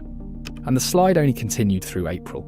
That is also when the money behind the game stopped being a rumour. Reporting confirmed Marathon's budget was over $200 million, likely more than $250 million, not counting the ongoing cost of running it. Set that against roughly $55 million gross, and you no longer need an analyst to explain the mood at Sony. This was a must-win that had brought in about a fifth of its build cost, after hundreds of employees had spent half a decade building it. And the game the remaining players were living in had become something Bungie never intended. Marathon's lobbies became famous for one behaviour: shooting first and asking nothing. Crews hunted crews from the drop. Hell yeah. Because the map design funneled everyone toward the same fights, and the loot on the ground was worth less than the loot on your corpse. New players got farmed by the small hardcore that remained, and the community's own warning from a year earlier played out in real time. People will tolerate difficult. They will not tolerate being served up as food, night after night. The endgame steepened that food chain. Cryo Archive, the zone the review scores had waited for, demanded so much progression that the realistic audience was estimated at the top 0.5% to 5% of players at best. Everyone else got to watch it on stream. And what they watched in early May was the game's whole culture packed into one clip. A streamer used an out-of-bounds glitch to hide inside the raid's final boss room. Oh my god, yeah. Waited for a rival crew to finish the hardest fight in the game, then ambushed them and took everything they had earned. He cheerfully described it as the most evil thing he had ever done in a game. Bungie, which had never punished out-of-bounds play before, patched the exploit within the week, mailed the victims compensation packages, and handed out a 30-day ban. All of it fed the strangest statistic of I didn't know they did they did a ban for that? Wow. I had no idea they did a ban. Marathon's whole run. In late April, Marathon was the single most searched game on SteamDB, the most looked up title on the biggest PC gaming database on the planet. At that same moment, it had 5,649 people actually playing, while Arc Raiders ran 6 times that. Everyone was watching Marathon. Almost nobody was playing it. The internet had collectively decided this was the most interesting death in gaming, and the people watching the wreck outnumbered the people playing the game. The one bright spot of that stretch proved a point nobody at Bungie seemed ready to hear. In mid-April, an experiment called Sponsored Queue handed every player an identical free loadout. Lose it, and you lost nothing of your own. It was, in everything but name, a battle royale mode with the extraction economy switched off. And players loved it. They begged Bungie to keep it. The mode everyone praised was the one that stopped being an extraction shooter, which is about as clear as feedback gets. Then came May 8th, and the bill for all of it arrived in Tokyo. Sony's full-year earnings landed, and buried in the presentation was the second write-down, 88.6 billion yen this time, bringing the year's total against Bungie to 120.1 billion yen, roughly $750 million, more than a fifth of what Sony had paid for the studio 4 years earlier. To put it simply, a write-down is Sony formally admitting, in its audited books, that what it bought will never earn back what was paid, an admission companies avoid until the numbers leave no choice. Marathon had launched on schedule, the revenue had not followed, and the accounting finally had to say so. The CFO, who had once said a cancelled launch would force a revision of the valuation, had gotten the mechanism right and the trigger wrong. The launch happened, and the revision came anyway. When Sony's formal annual filing followed in June, its language was the coldest sentence in this entire story. Sony recognised impairment losses for the entire carrying amount of Bungie's non-financial assets, excluding goodwill. Translated out of accounting, Sony's own reports now said that everything it had bought, the projects, the technology, the studio's future output, was worth nothing on paper. The only value left standing was the Bungie name itself. And in all of those pages, one word never appears. The filings never print the word Marathon. One of the most expensive failures in gaming history is written down without ever being written down by name. The absurdity is what happened on the same call, minutes from the write-down, when Sony pledged its support for Marathon and told investors reception was strong, citing a Metacritic score of 82, which, if you recall from earlier, was the number built by the held reviews. Bungie's answer, a week later, was the Hail Mary save plan. A director's blog titled Launch, Learnings, and What's Next promised a less grindy game, better onboarding, better matchmaking, real solo and duo support, and, for the first time ever, PvE modes, one experiment soon and a full mode later. The post admitted the game was overwhelming to learn and that new players hit a wall. Compare that list against the alpha complaints from April of 2025, and it shows up as the same list. 14 months later, Bungie admitted, in public, nearly every structural criticism the alpha had made was valid, which begs an uncomfortable question. What was the team doing with that list the whole time? Some of it, like proximity chat and solo queues, did get built. I think they were just too committed to the you're going to play Marathon our way, is my opinion. I think they were too committed to this game is going to be hardcore. You got to get good. And that's what this game is. And then I also feel like it was trying to be, it wanted to stand out in comparison to Arc Raiders, you know. structural half, the half about who this game was for, sat untouched until the players had already left. The community's response was euphoric, and for good reason. It was the first time the studio had sounded like it understood. Julia Nardin, Marathon's creative director, spoke about knowing where the story would go over the next few years. By then, Marathon was running below 15% of its launch day peak, and 1 week after the save plan promised Marathon a future, Bungie ended Destinies. On May 21st, 2026, Bungie announced that Destiny 2's live service was ending. One final content update on June 9th called Monument of Triumph, and then no more seasons, no more expansions ever. The servers would stay online and the game would remain playable, but the machine that had carried Bungie for a decade was being switched to idle so that everything left could point at Marathon. The same day, reporting said Bungie was planning significant layoffs and had no Destiny 3 in production. For the Destiny faithful, that announcement recast Marathon overnight, from the studio's new game into the thing their game had been killed for. They marched onto Marathon's Steam page and said so, in hundreds of negative reviews that name-checked Destiny, though in fairness the data shows defenders answering in equal numbers. The story that stuck, the one that followed Marathon everywhere after, was that Destiny had died for this, and Marathon was dying anyway. Season 2 was now 2 weeks out, and Bungie had strapped what remained of its comeback to it. In the preview push, a senior design lead named Brenton Woodrow described the ambition in words that would not survive contact with the chart. When a player starts a new season, he said, I want them to feel like we have been able to recapture the magic of week 1 of Marathon's launch. Season 2 arrived on June 2nd, named Nightfall, with the boldest player acquisition move of Marathon's life attached.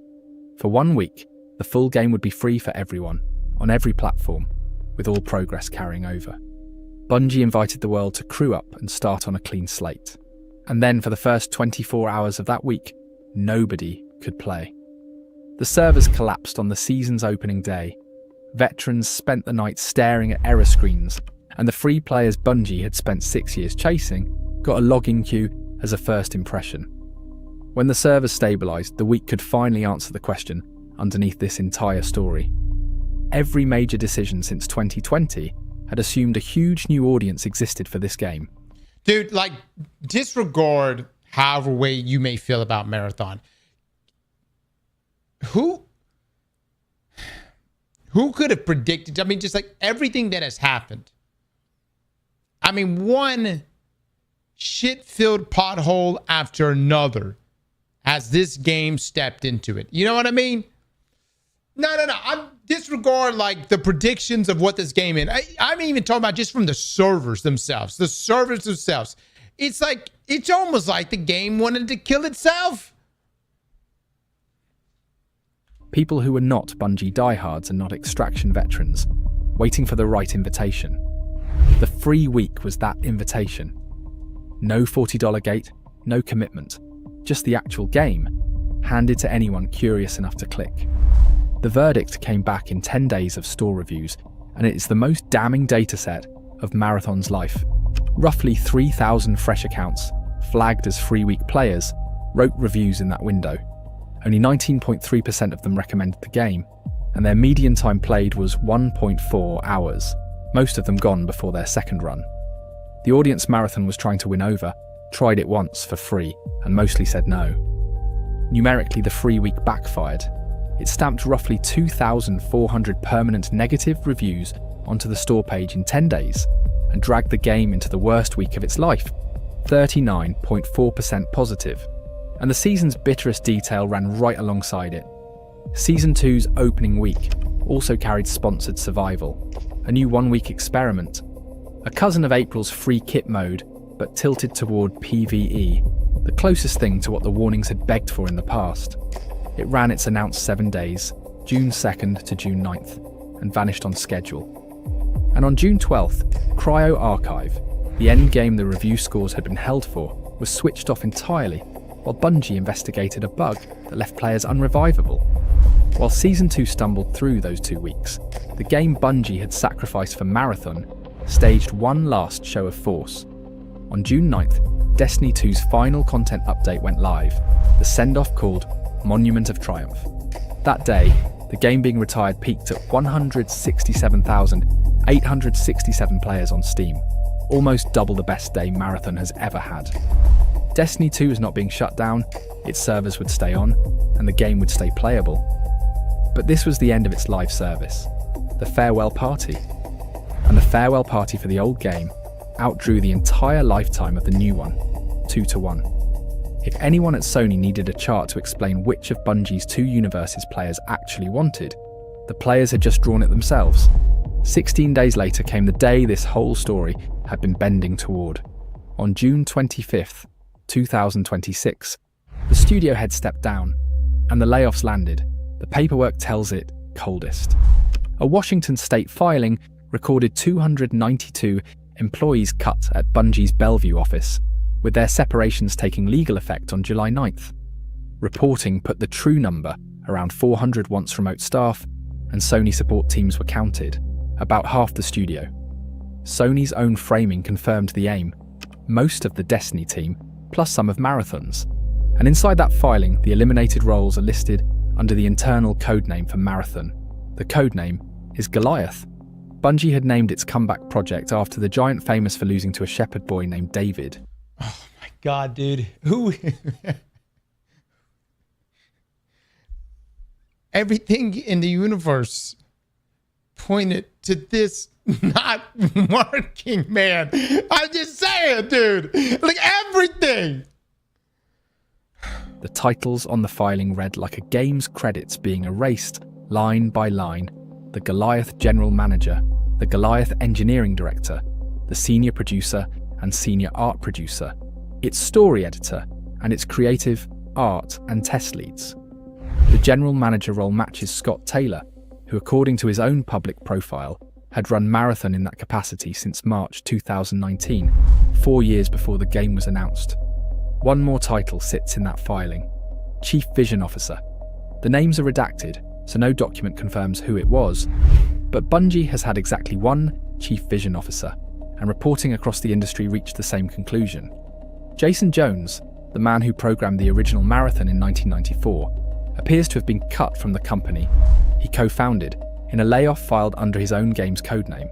The letter announcing all of this to staff came from Herman Hulst, and it contains a sentence that belongs in a museum.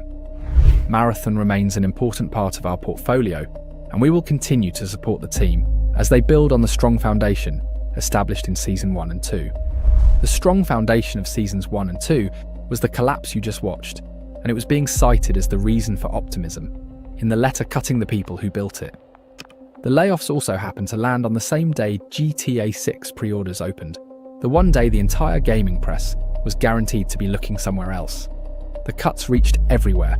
Lars Bakken, a Marathon design lead who had been at Bungie for 20 years and 9 months, across Halo 3, Reach and both Destinies, retired from the industry entirely. One laid-off sound designer posted his own goodbye as a list of everything in Marathon he had built.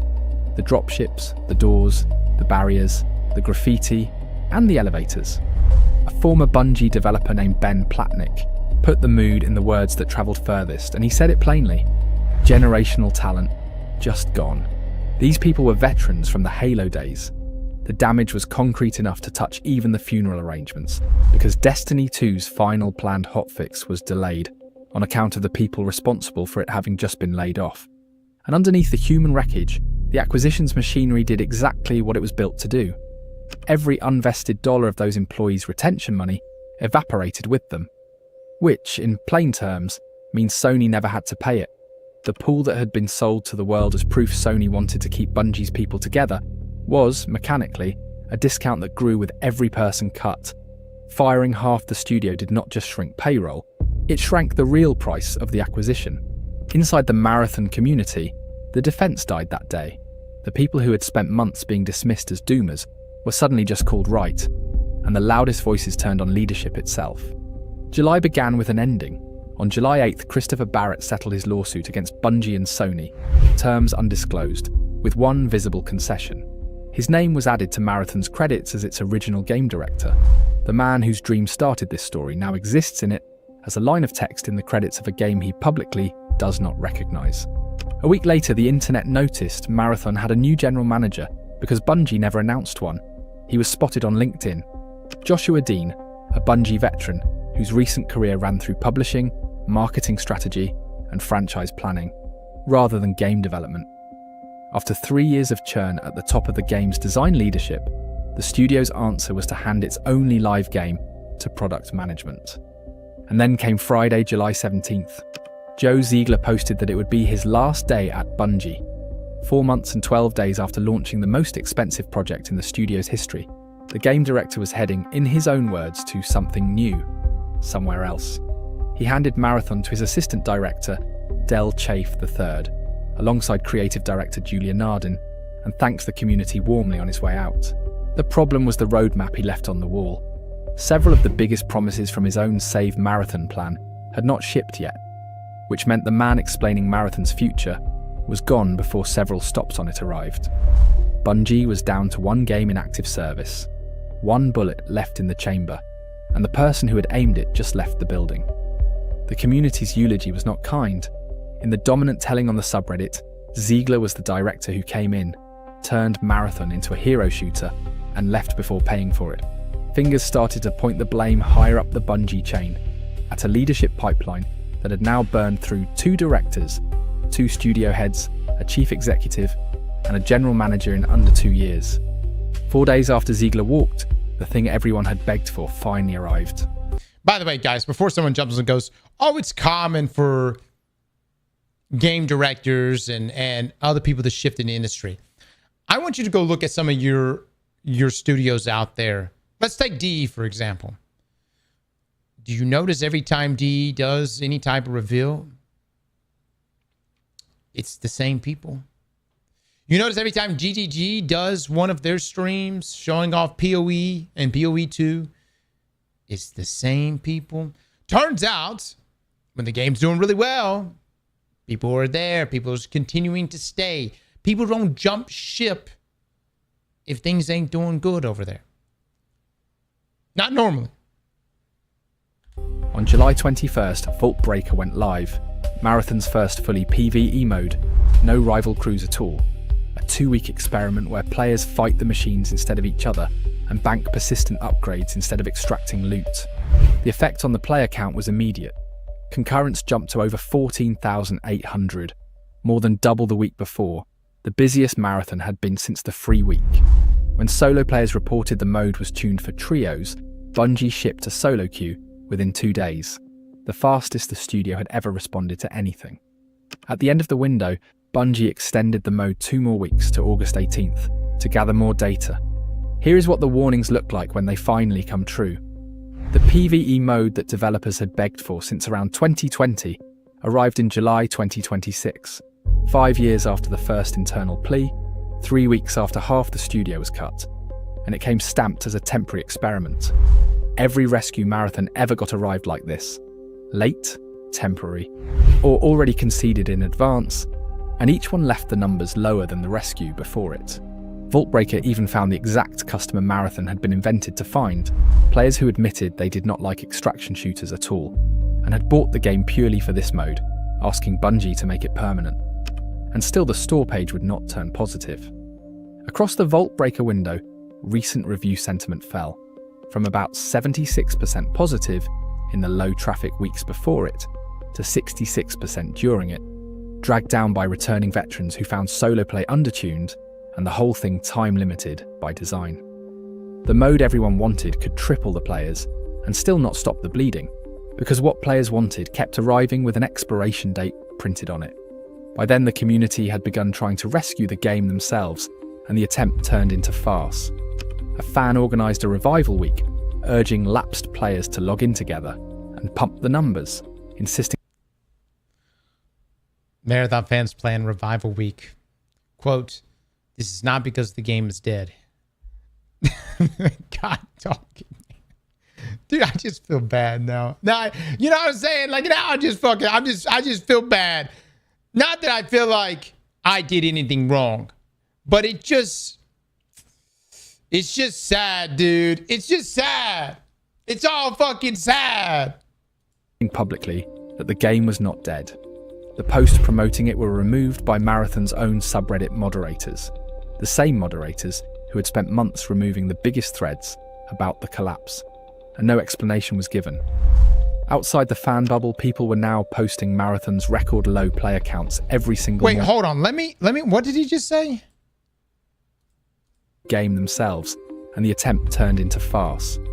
A fan organised a revival week, urging lapsed players to log in together and pump the numbers, insisting publicly that the game was not dead. The posts promoting it were removed by Marathon's own subreddit moderators, the same moderators who had... Okay, these are the comments. Holy shit, we're doing a revival week for a game that came out in March. If we're doing this, it's over. Spent months removing the biggest threads about the collapse, and no explanation was given. Outside the fan bubble, people were now posting Marathon's record low player counts every single morning, like a weather report, which left the main subreddit to finally hold the funeral itself. One member wrote an open post to the community, asking where everyone went and begging them to come play. What? Nearly 1,000 replies came back, mostly polite, mostly long, and mostly explaining in detail why they had stopped. One reply described a 46-year-old player who reached level 45 without ever once extracting successfully and quit 3 weeks before the PvE mode arrived. He was, in essence, the audience Marathon needed, and the audience Marathon spent 6 years failing to... Oh my God, that's terrible. My man never extracted one time, and he still made it to 45.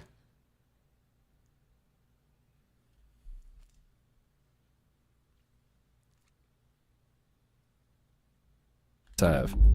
Stack those 5 months end to end, and the week-by-week wreckage stops being the interesting question. The numbers were never really the problem. The numbers were the diagnosis, and they all diagnosed the same disease. This game was aimed at people who do not exist. Look at who actually showed up. The launch overlap said almost every buyer was already a Destiny player, the audience Bungie owned before spending $250 million to find a new one.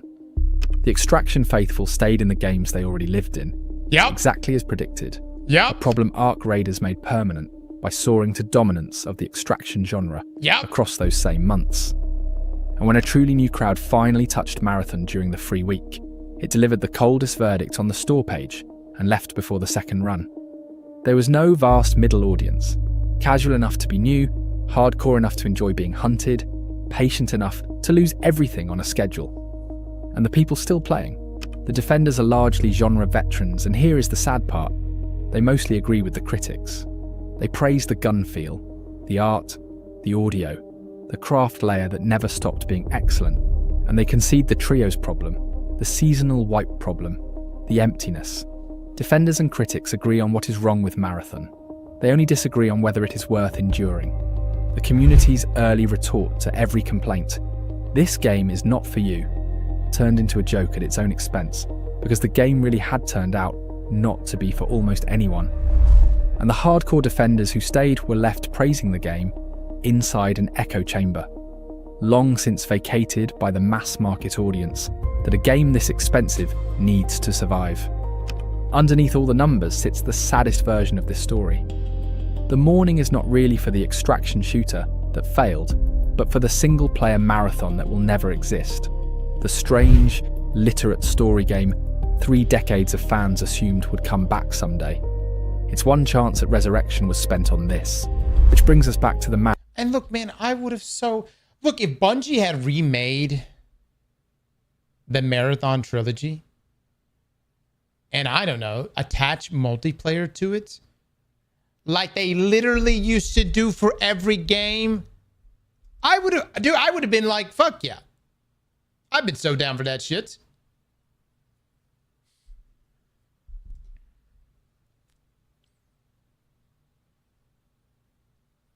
Well, I think the reason why Marathon community tried to pull a revival week is they saw Destiny players doing it with Destiny for Monument and Triumph, and they were like, we should do that.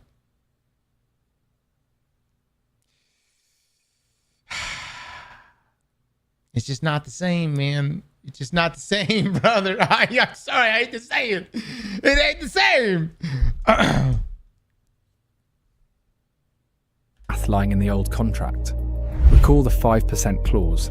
The side project Bungie was once legally forbidden to staff beyond a sliver of the company is now, after everything, the only game Bungie has in active service. Even Activision was like, you gonna make Destiny, all right?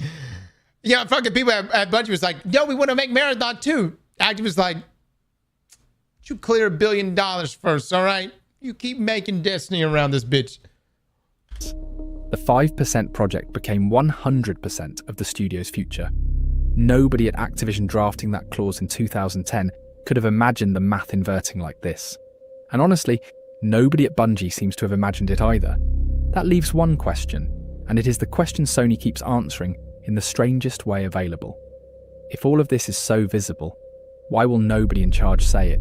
On July 31st, 2026, Sony published its quarterly earnings, and its entire public commentary on Marathon came to a single sentence. With the release of Season 2 in June, it read, Marathon has maintained a high user retention rate while also acquiring new users. Set that sentence next to the chart.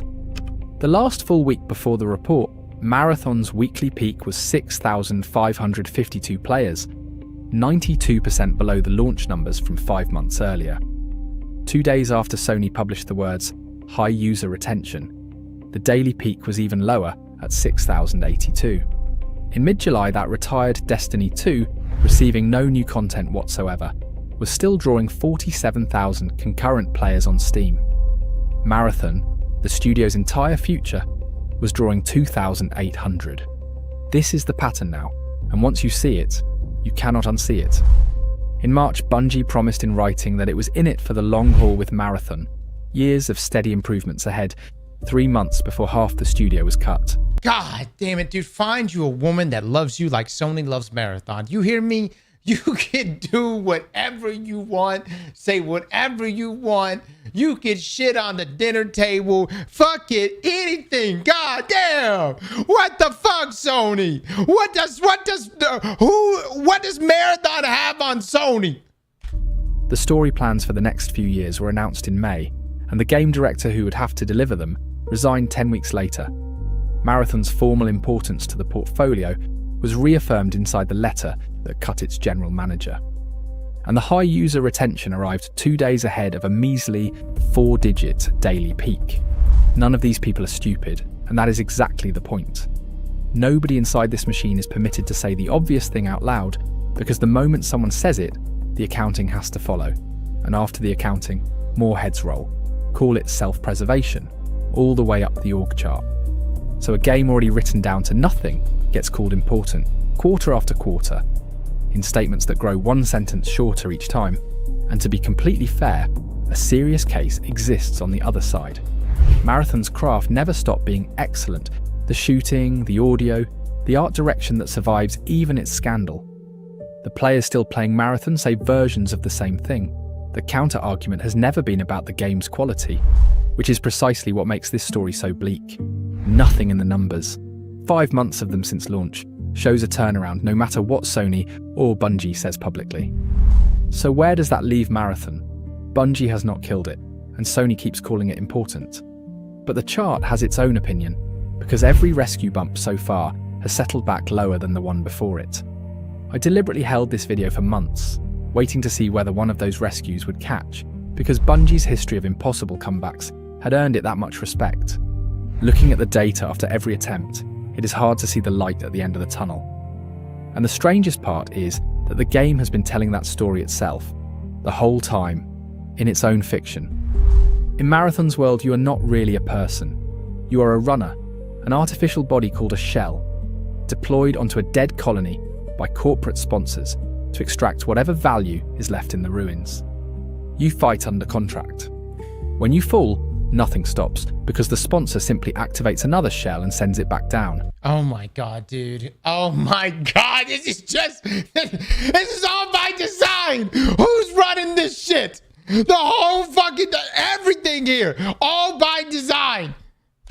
And on a fixed schedule, everything a runner has gathered is wiped, and the extraction begins again as if none of it ever happened. Bungie wrote all of that as science fiction, years before any of this happened. And then, in the cruelest twist of fate, the studio lived it. Bungie's people were the runners, deployed by a corporate sponsor whose contract had priced their replacement in advance. Shells whose unvested value flowed back to the sponsor the moment they stopped running. And the studio's progress obeyed the same seasonal wipe its players did. Everything it built written down to zero on a fiscal calendar, while the platform that owned it turned to the next cycle. Even the codename obeyed the fiction. When the layoff paperwork needed to call Marathon something, the word it used was Goliath, the giant remembered for losing to a David. And fittingly, the David that Bungie's Goliath could never beat also starts with a D. Its name was Destiny. Marathon's path mirrors the way its own extraction runs end. It dropped into a hostile world, chasing a treasure its leadership swore was down there, an audience of millions that existed only in the pitch, and it kept searching long after its own developers called the map empty. The players it was chasing were never one map deeper. They were never there at all. And if you want to know how Destiny itself died, killed by a $3.6 billion lie, that story is in the middle of your screen. Subscribe if you'd like to see more gaming documentaries. Big thanks to the Patreons and YouTube members. What a great video, dude. Holy sh! We've been here for an hour. This man cooked. This man cooked, dude. This was a fantastic video. What a great video that was. It honestly, like everything here, the whole story here of Marathon, its journey, where it started Bungie, where it essentially is damn near ending Bungie, how it was tied to Destiny or tethered to Destiny. Dude, this is the craziest fuck. The whole situation is just crazy as fuck, dude. It's like it's scripted, man.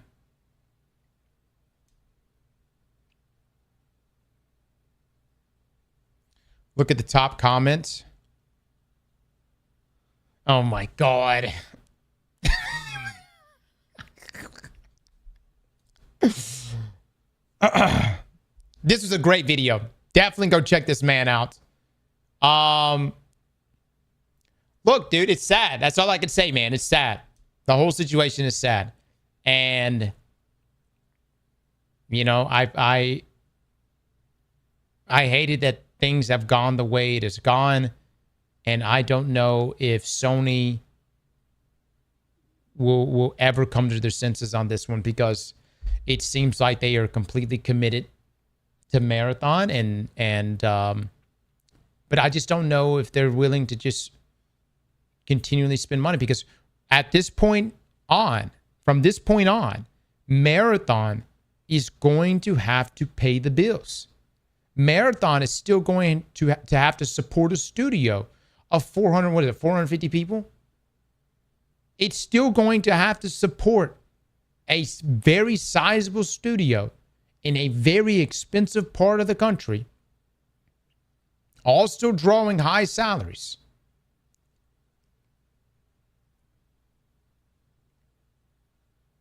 You won't be able to rely on Destiny.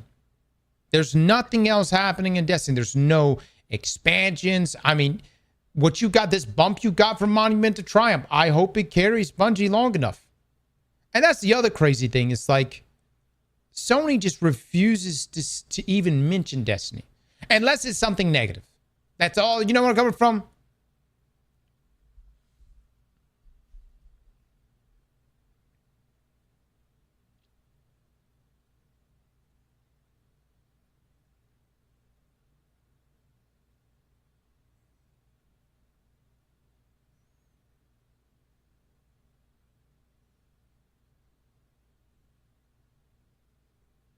But we don't need to buy anything in D2 anymore. Yeah, but Monument to Triumph, there was obviously people that bought stuff in Destiny too. Yeah, people got transactions and shit.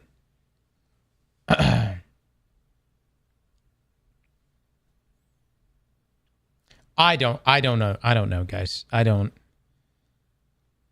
mean, at this point, I just, none of it makes, that's all I can say. None of it makes sense. You and I are looking at the numbers. Hell, even I'm even seeing Marathon players. Like, even the Marathon community sees. And here's the other thing. There was a world here where I would have 1,000% played Destiny and Marathon. I thought they were going to have staggered releases. I was going to jump back and forth between the two of them. And it just didn't work out like that.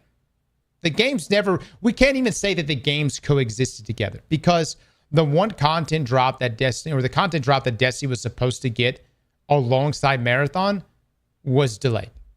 And then the only quote unquote content drop was Monument of Triumph, which was the last update. I wouldn't even call it a true content drop.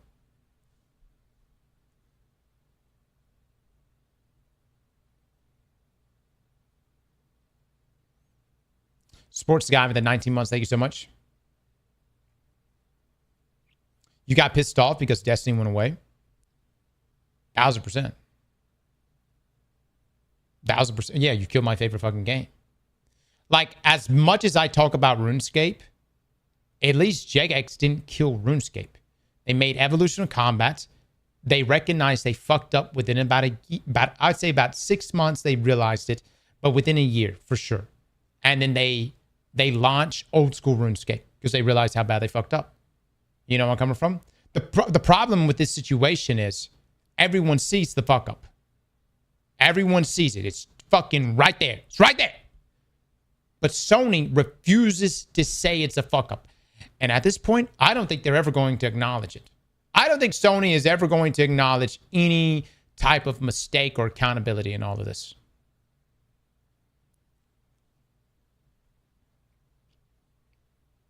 Jagex didn't think old school RuneScape would succeed. They expected it to die after a month. Hey man, sometimes you got to take some risk. What a gamble. It's literally saved their studio. And let me say this. You said Jagex didn't believe he would succeed. There were definitely people within Jagex that thought that old school RuneScape would succeed. 1,000%.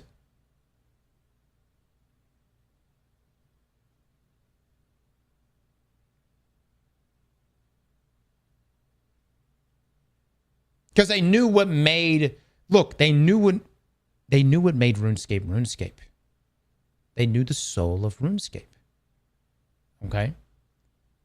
I would say that the soul of Bungie, at least for a very long time now, has been Destiny. And yeah, you're going to have some lackluster expansions. Not everything is going to bang. Every now and then you're going to get a Curse of Osiris, unfortunately, but that's just how it is. Every now and then you're going to get a Lightfall, but it balances itself out because around the corner we get a Forsaken, we get a Final Shape. You know what I mean?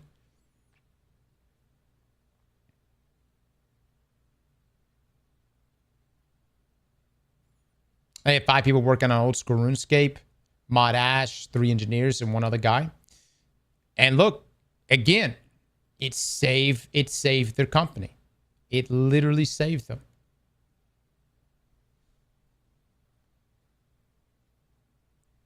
Xbox is forcing studios to invest in classic, proven franchises while Sony is killing their flagship titles. Shaking my head. I don't get the strategy there either. Yeah, I don't understand it one bit.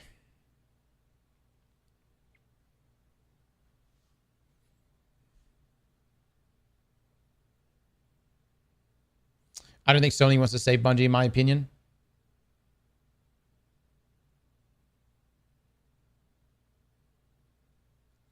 They're going to cook up a PvPvE raid for Marathon. That's going to be the greatest of all times. Yep. Because that's what everyone wants, buddy. Everyone wants to kill each other while doing Ribbon. Nothing makes that experience better. Yep.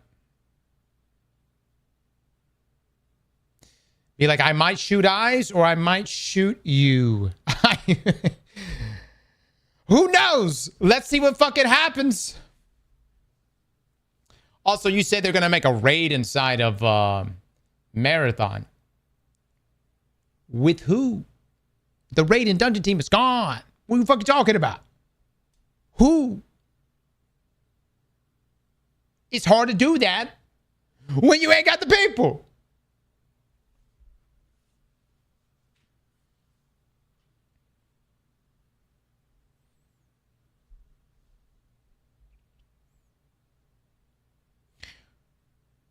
Let me propose something.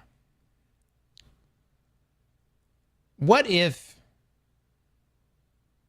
that $250 million that they spent on Marathon just went inside of Destiny years ago, and Bungie just committed getting Destiny to where it needed to be, right? Maybe keeping the game or overhauling the game to where they can unvault all of the content, you know what I'm coming from, and make that full package. You know what I'm saying? Imagine the PvP team would have stayed, wouldn't have left 4 fucking years ago.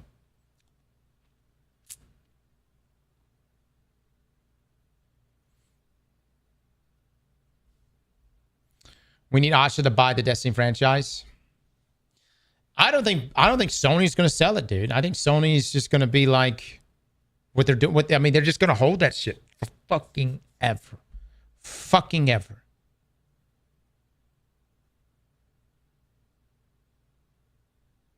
And pretend everything is fine. Yep.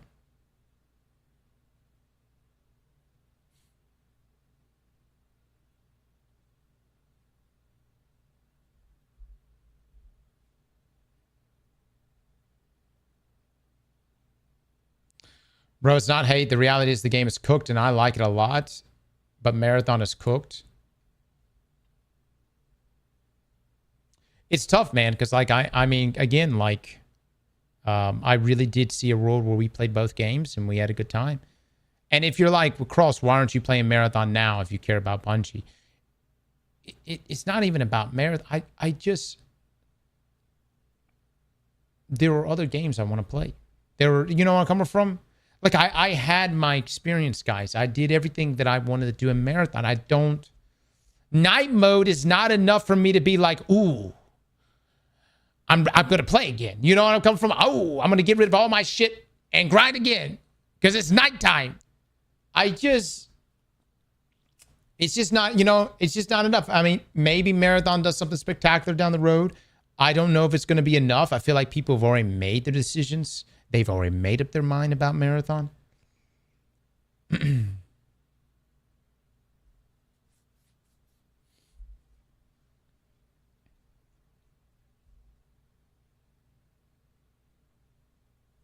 You can't say nobody cares about Marathon. I know there are definitely people that care about Marathon, but it's not enough to support 450 employees in Bellevue, Washington. Okay. You know, that's just, we've had this, you know, same conversation even with other games. That other games that I've even felt were great games that unfortunately just the numbers didn't support it.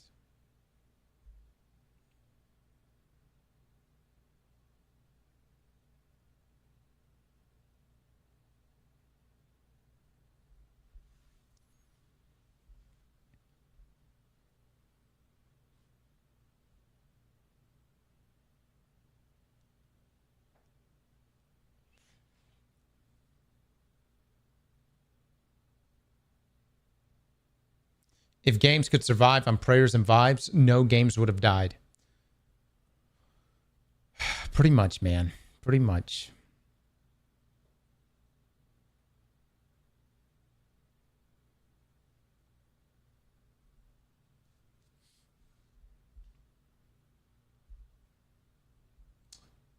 The same with Destiny. Oh, Destiny definitely supported way more than... Hold on. Marathon, y'all are like... Marathon community, you genuinely are trying to throw shade at Destiny. We fucking owned you, okay? All right? No. Destiny supported this whole goddamn studio for 12 fucking years, all right? We paid for your game. No. You may think you pay for your game. We pay for your game, all right? With developers, by the way, key developers that worked on Forsaken who went to Marathon.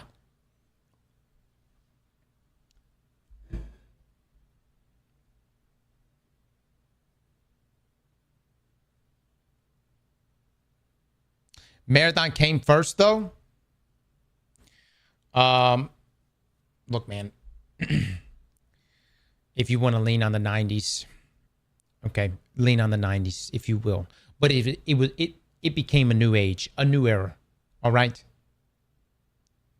By the way, the 90s version of Marathon would never recognize this version of Marathon. You understand that? The 90s version of Marathon doesn't know what the fuck this is. What the fuck any of this is. So you can't quit leaning on the trilogy.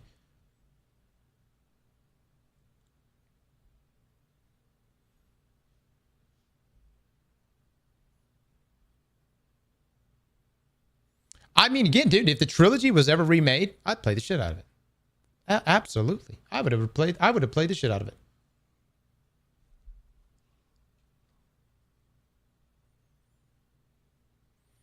And maybe they would have shipped like a multiplayer with it. Yeah, I'd fuck with it.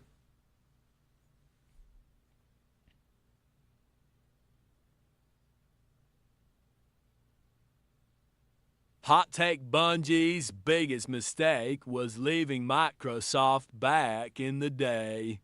At least they would have been on Halo still and working on Destiny too. Halo would have been in better state. Also, sorry, new Marathon, y'all are a bunch of fake fans that never played the OG games, and y'all's new game mid and burrow. Burning Vikings with the 2,000 bits. Thank you so much. Thank you for the bits. Yeah, I don't know. Maybe they should have stayed. Who knows?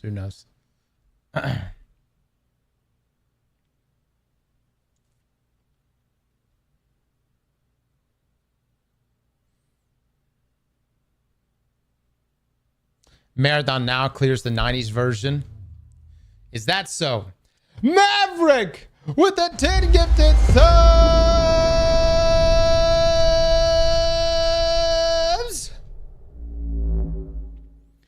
All right, guys, it's 2:12. It does not appear we are going to get a TWAB today. By the way, drop some love for Maverick right now, who just dropped the 10 gifted subs. What a great video, though. I'm just saying, this guy really does. He does such a good job throwing these videos together. This was really well done.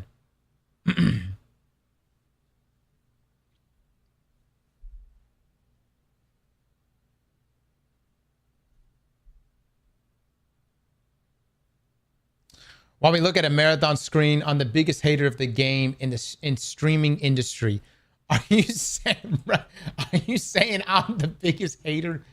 Are you for real right now? My God.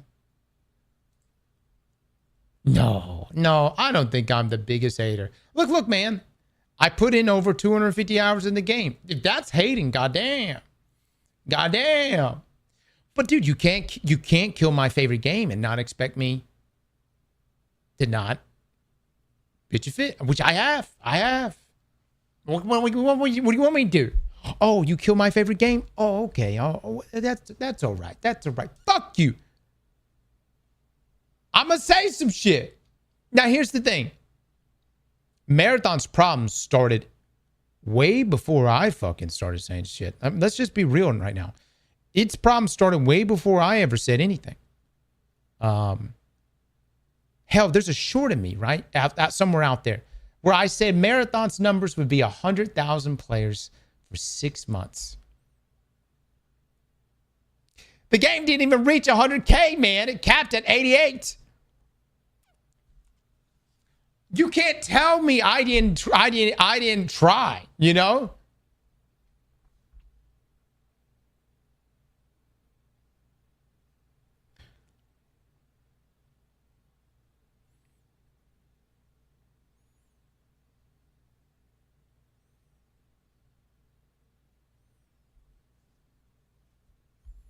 If anything, you jinxed it. I tell you, this was the writing. The writing on the wall was this for me. I was playing solo off stream. And I was just like playing it. And I was jumping in and out. I died a couple of times in the most bullshit ways. And I straight up just ended the game session. And I was like, who the fuck is this game for? I was like, who is this game for right now? Because Jesus, it's like, it's brutal, but brutal in like the worst of ways, you know, dying to environmental damage and shit.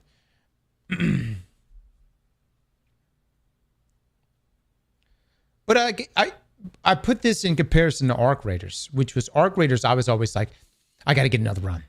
I gotta get another run in. You know what I got from? Arc Raiders was one of those, like, I was like, I got to get another run in. I gotta see if I get something good out of it. And the noises in Arc Raiders and shit, you know what I mean? Just the whole vibe of it. I felt like Arc Raiders really pulled me in. And then Marathon, I felt like, you remember the scene in Tropic Thunder where Robert Downey Jr. was looking at Ben Stiller's character and he says, never go full retard.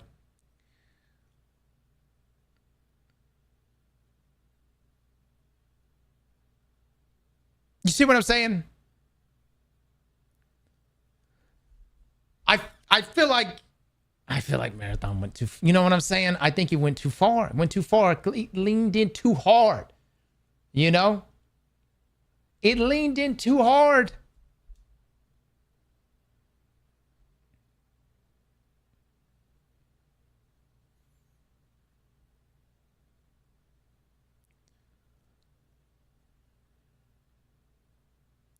It went full Happy Jack. Yeah. But nobody wants Happy Jack. We want Rain Man. That's what you really want.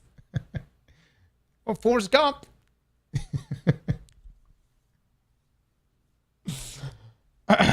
Oh, is it Simple Jack? Excuse me, Simple Jack. Not Happy Jack. Nobody wants Simple Jack.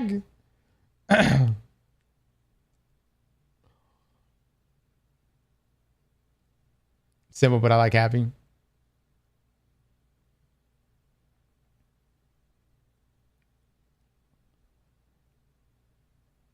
Marathon is the best extraction shooter on the market. It's just too hard for the casuals. Well, sounds like a bad business model. You know what I'm coming from? Sounds like a bad business model.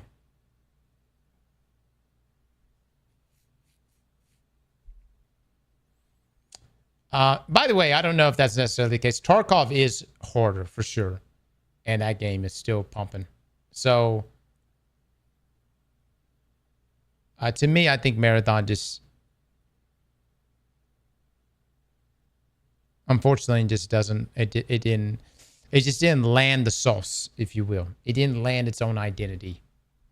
Or I guess it landed its own identity. Its identity wasn't enough to hook you. You know what I mean?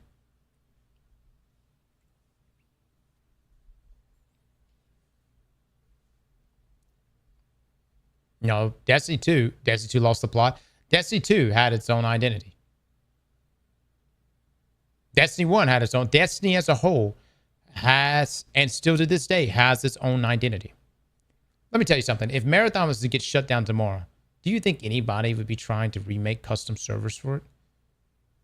I'm being real. Let's just level with each other real quick. Do you think anyone would really be going out of their way to try to rebuild and make custom servers for Marathon? No, man. I fucking highly doubt it. Yet Destiny, everyone's trying to do everything they can to kind of save some piece of Destiny. They're trying to emulate, trying to put Destiny 1 on PC, unvaulting content in Destiny 2. Literally, Bungie is stopped all updates and people are still trying to like keep Destiny.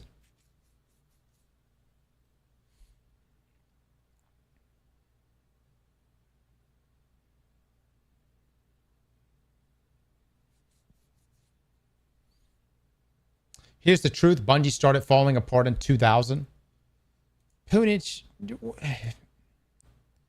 what are you saying right now?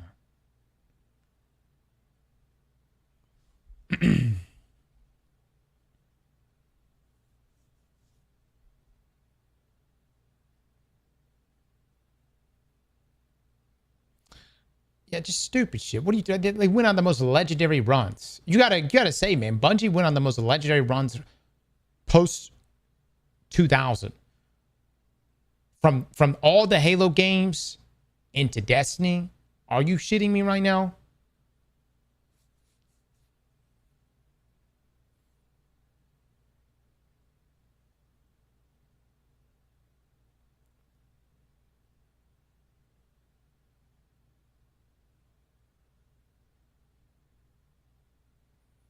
But this was a management problem? Maybe. The result is still the same. Whatever it may be. Like, whatever, whoever's fault it may be. Sony's, Bungie's, my fault, your fault. The result is still the same. You see where I'm coming from? That's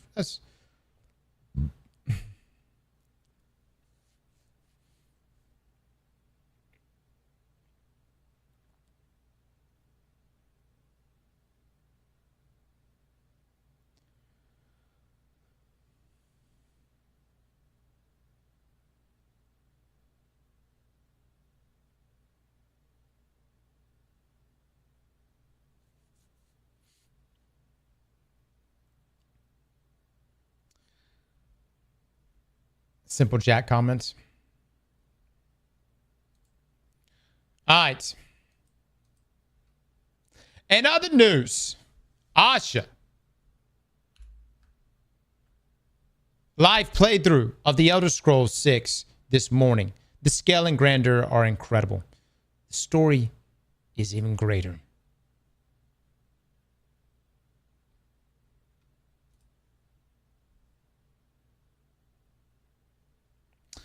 This is how you fucking do it. You hear me? This is how you fucking do it.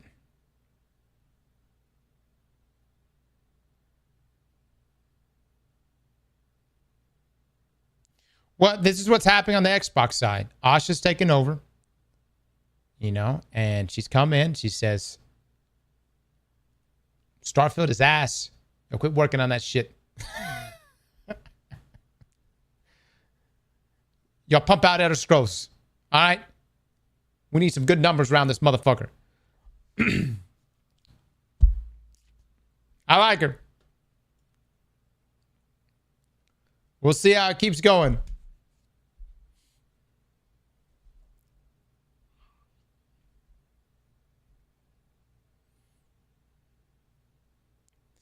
Elder Scrolls and Fallouts.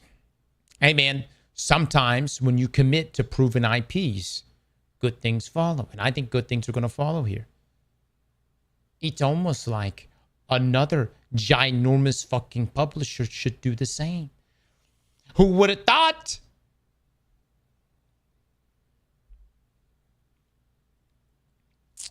Yeah. It was great being able to show you. Thank you for your kind word, or show you redacted. Thank you for your kind words and a wonderful visit. So you can't tease us like this. Please make it Xbox exclusive. Whoa. Let me pump the brakes here, Xbox boys. Okay? All right? So we're all cool. Okay? You put that shit on PC, I love Xbox. You try to turn this into an Xbox exclusive. Yeah, that's not good. That's not good.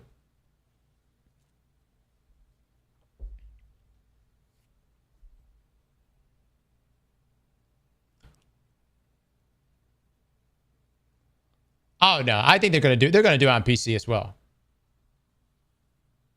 ESO 6 will be bigger than GTA 6. I don't think so.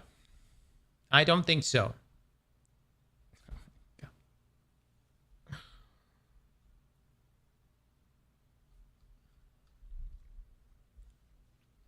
I don't think it's gonna be that big, no. But I think it's gonna be huge. I do think it's gonna be huge. Yeah. I'm curious to see how this is all going to play out, you know. Man,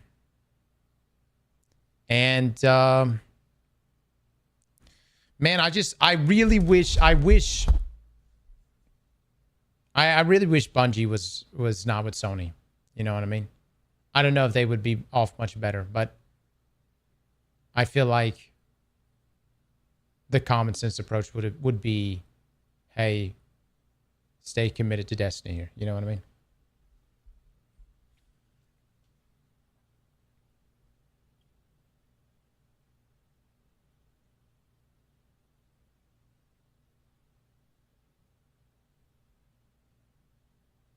They be filing for Chapter 11. All right, then you go out on your own. Hold up, then you go out on your own. Look, the reality is, you know,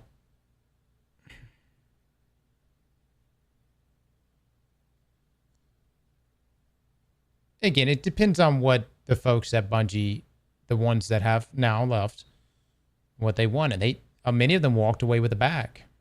Jason Jones walked away with a bag. You know, so got a lot of fucking money, but you know, what's the legacy play? Maybe you don't care. Maybe you don't care.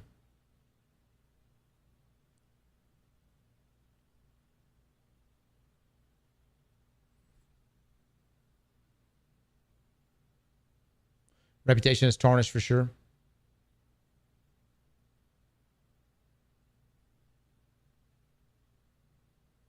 I just hope the devs that got cut stay on their feet. Industry's rough, man. Industry's rough. I don't know. I don't know, to be honest with you.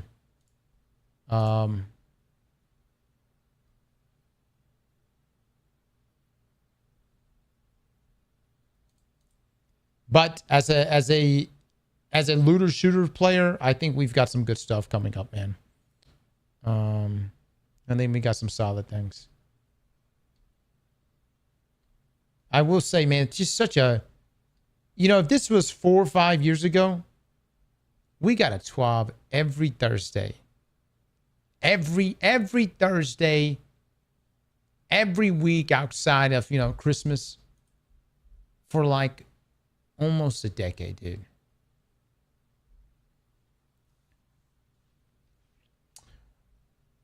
Loco, I'll stop living in the past if you stop thinking that all of your ideas are the best ideas in game development. It could be an ego check for the both of us. How about that? How about that?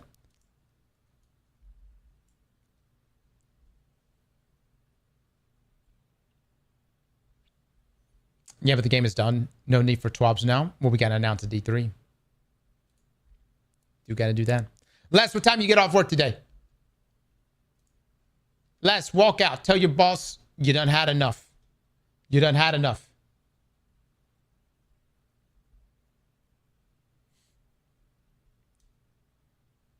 Well, actually, we're going to do a poll right now. Which would you rather us play? Division 2 right now or some Destiny 2? I'm going to be playing Division 2 over the weekend, but I want to do a raid. But which would you rather us play? You can't say D2. They're both D2. Mods, poll. Hold on one second, guys.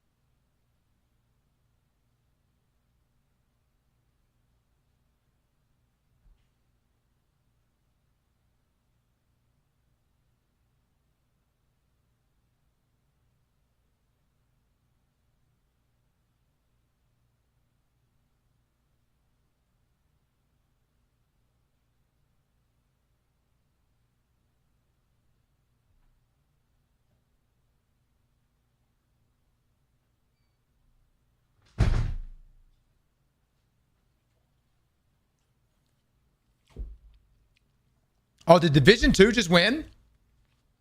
Did it really?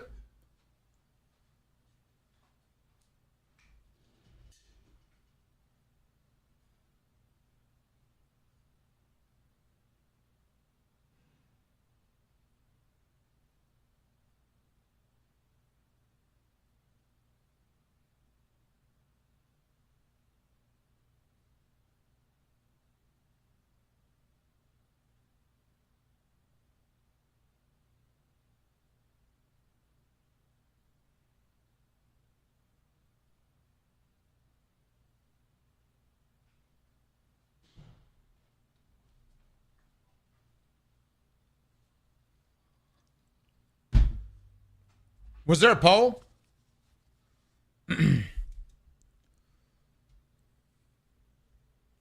Destiny won the poll? Oh, okay. Surprising.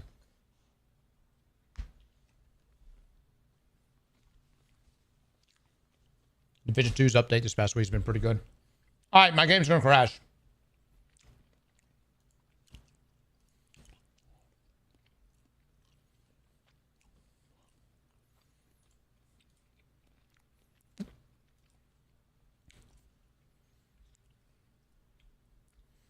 Loco, why did you quit Destiny 2? You felt compelled to make that announcement right now. What's your reason?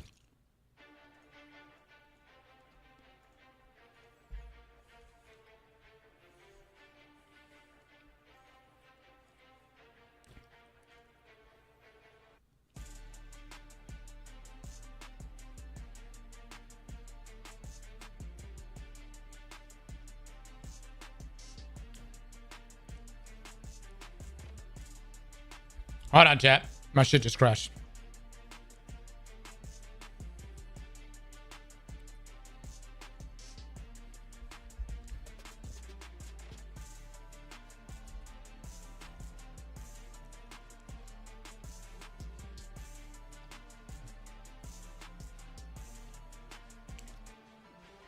No Rest for the Wicked is a good game. I think, what is it? Isn't 1.0 coming soon?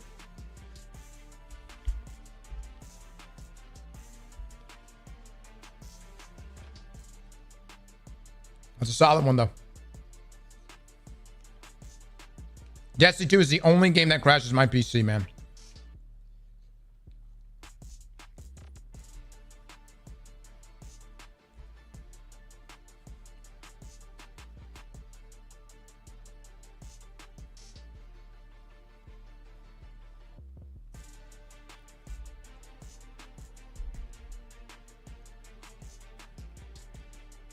Honestly, I love PoE, man. I think redoing the campaign, I kind of have a fun time doing it.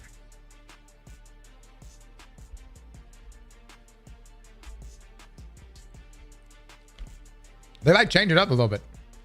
When they add like the seasonal stuff.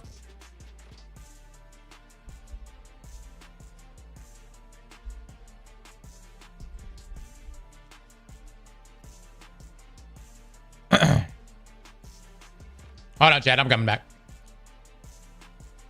My PC is like constantly turning on and turning back off.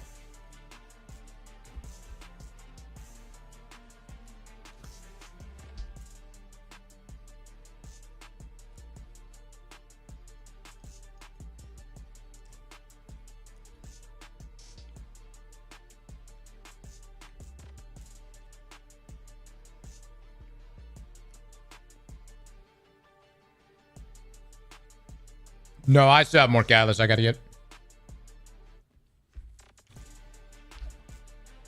God damn it, dude. My fucking computer is updating.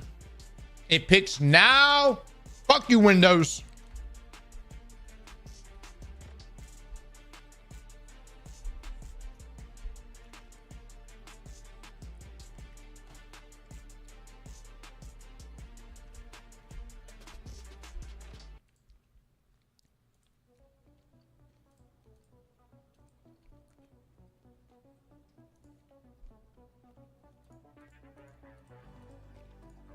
Okay.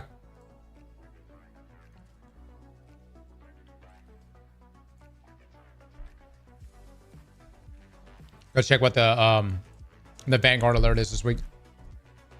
I have no reason to come back, and I was a Triumph farmer. Like, I should be permanently stuck in Destiny, but no, it's all over. I have forever to farm, and so I have no desire to return in a timely manner.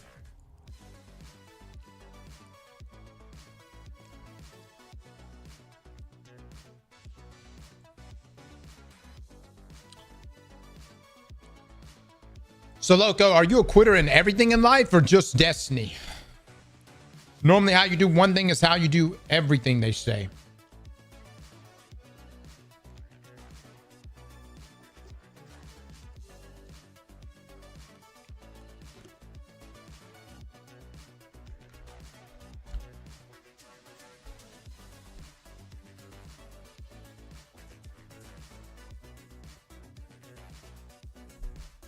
If after 10 years I'm a quitter, then fuck it. Yeah. Wow. And he admits it. No.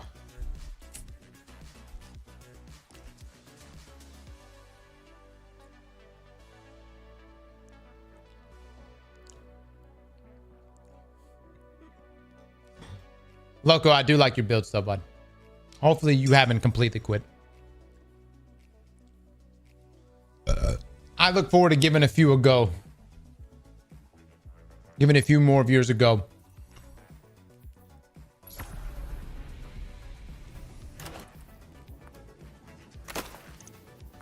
How y'all like this, baby? How y'all like that? All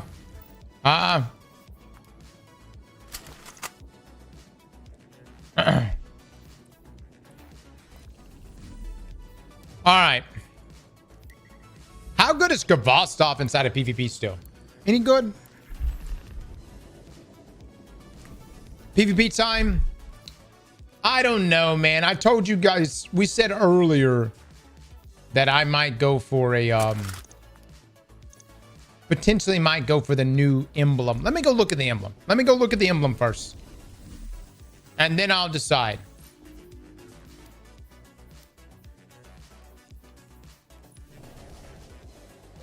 Very nice, very nice.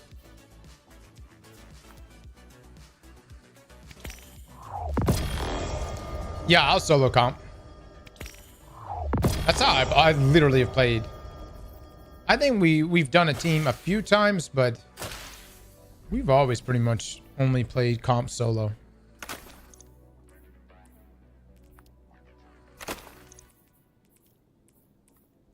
This shader you don't have?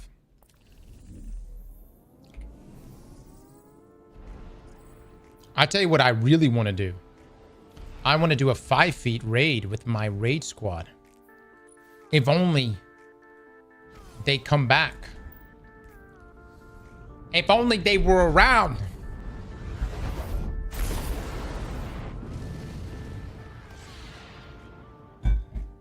Less. Are we never going to, are we for real never going to do a 5 feet raid?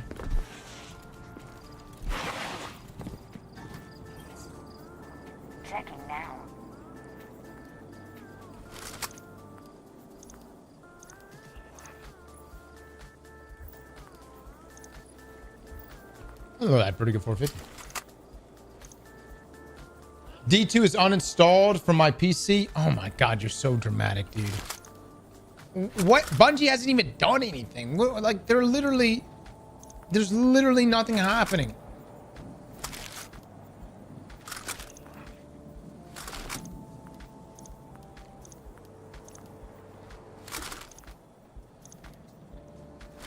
Les, are we doing Mistfall later? I suggest we not have 3 melee characters. Oh damn. No, I have errands to run. All right.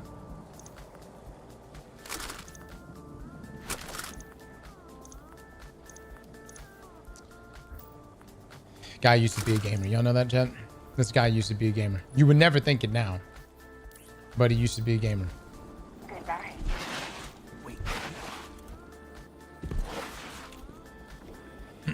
There's no data like it.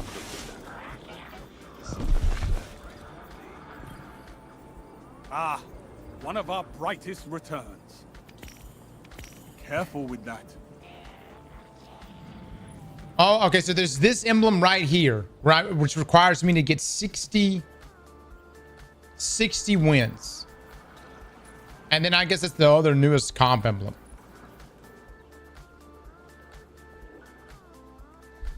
It's really not that sexy, dude. I mean, it's kind of like, you know what I mean?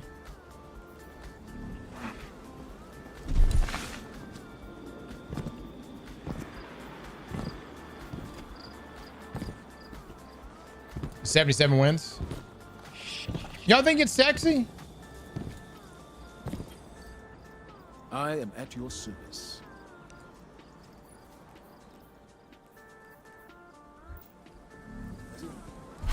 Yeah. All right. I'm going to use Kvostov today. I need a really good Kvostov build. Attrition orbs, which actually plays into the weapon quite nicely.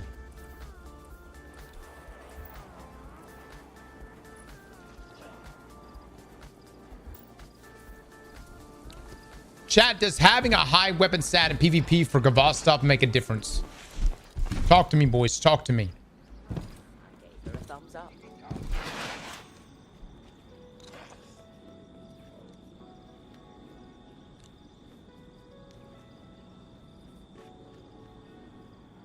Why is Cross ignoring Patty?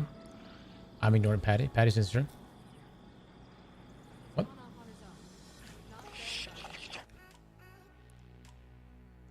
Not really. No. GG's chat. Have fun watching the same shit over and over. What? Hold on. What would you prefer me to play? Hold on.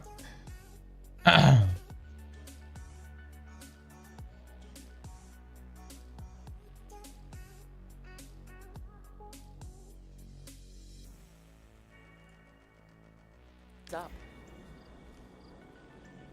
Man, I haven't played Destiny in like a couple days now. You know what I mean?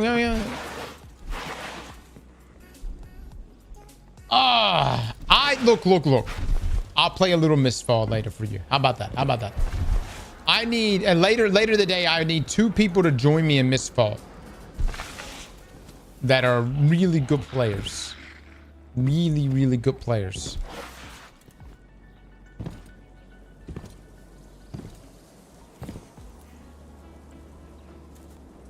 How time is fun time.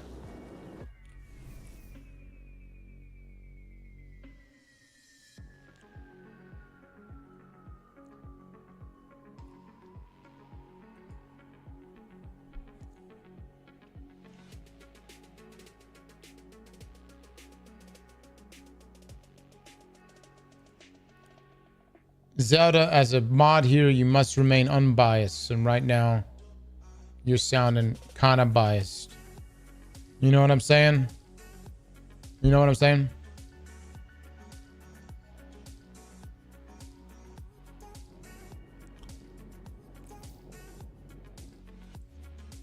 Alright. Do this shit. What is the best build?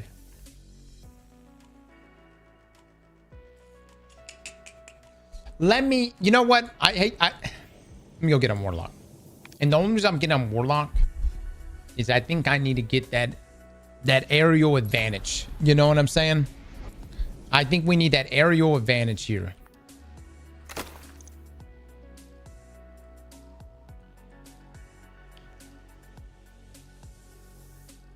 Okay. First eggplant bet of the day. Will we win the first 2 out of 3 games? Yeah, that'd be good. That'd be a good one. What is a good build? What is a good build? Orb. Smoke set.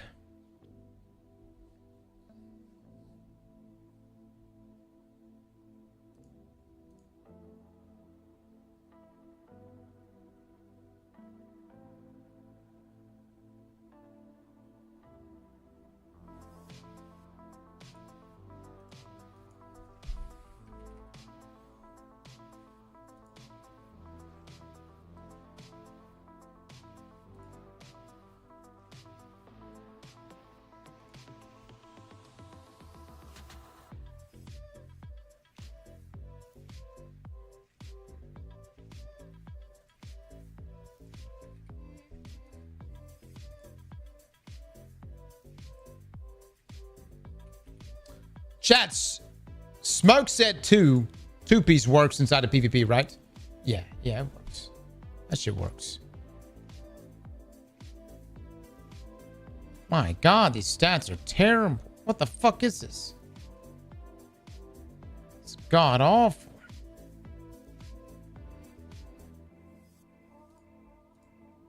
But it's not as much damage as this. Yeah, but it'll play into it. Oh, it's my only one, dude. It's so sexy. It's too sexy not to keep.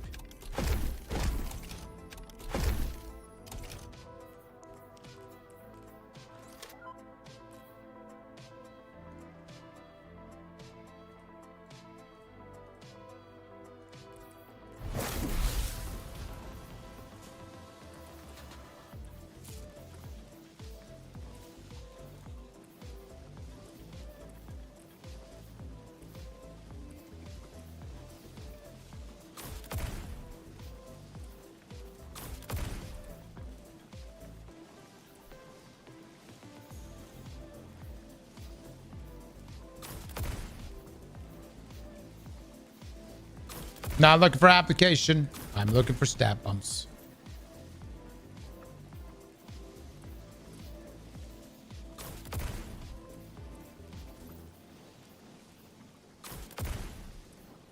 Okay.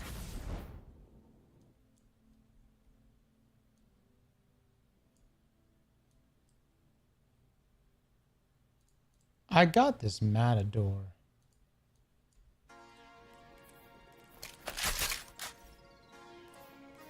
No ranged masterwork, though. Alright, we're gonna fuck with this. We're gonna see if this works. The Reaper.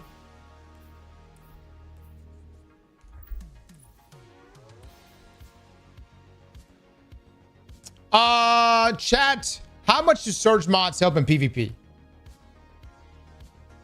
It's a smaller percentage, right?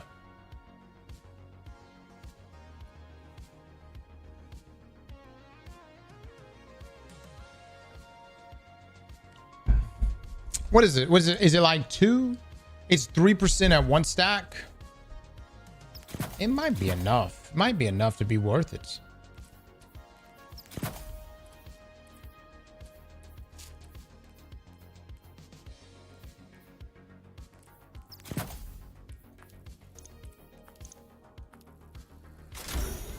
Can't keep it up long enough. That's what she said.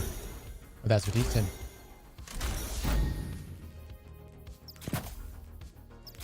We're going to try to keep it up long enough. Everything here is meant for this.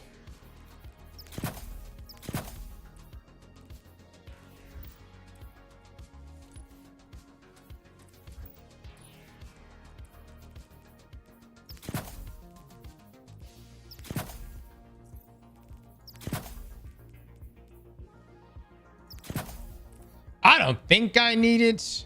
Nah, I don't need it. I don't think we need it. Right? No, I don't think we do.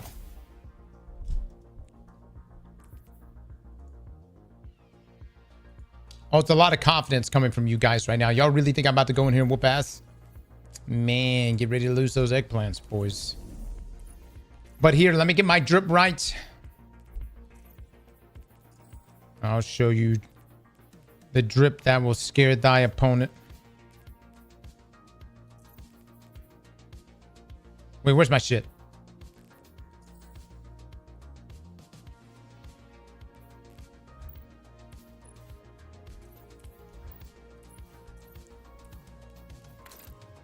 Here we go.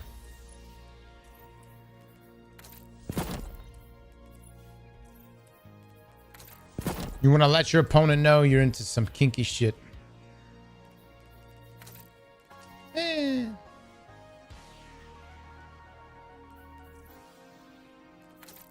That is indeed.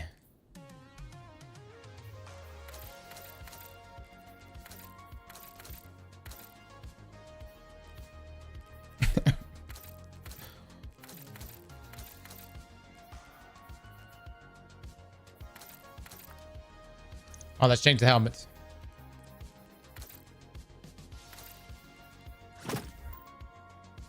Fuck yeah. Oh, I'm about to do dirty stuff. All right. Cop, let's do it.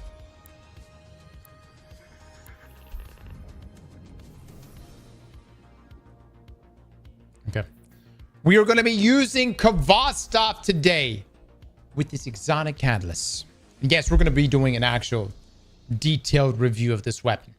But it essentially gives us attrition, which is exactly what you would want on this weapon, considering all the benefits you gain when you pick up an orb. The question is this applicable inside of PvP? We're about to see. In the meantime, I'm stretching. Mendez, what's happening, man? I'm stretching, chat.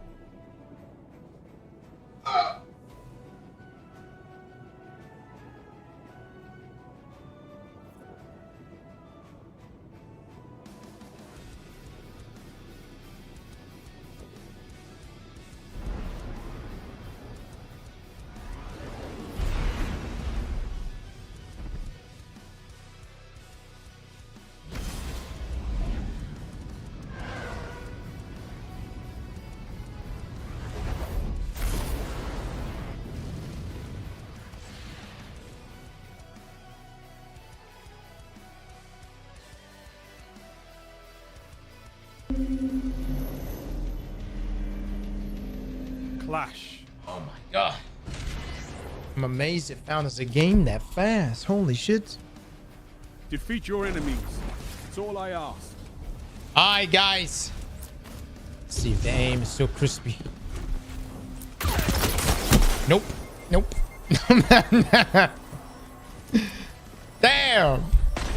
So many good players still playing. Man, y'all fucking go somewhere else.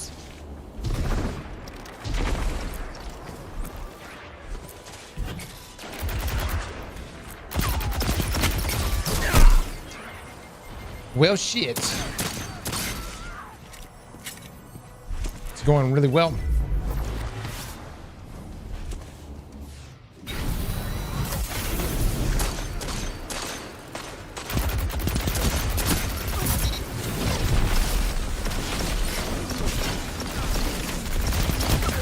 That shut them down. 2 for 1.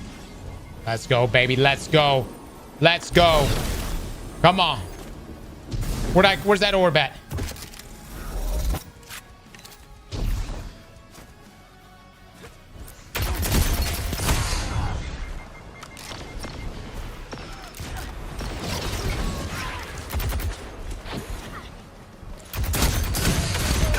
No, dude. That's Bear Rash is shitting on me.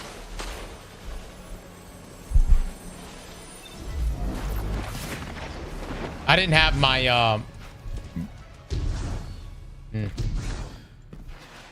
I don't know. This is looking rough, boys. It's looking rough.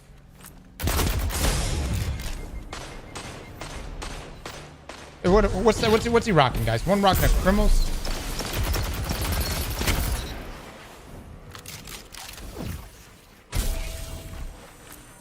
How many shots required to get an orb here?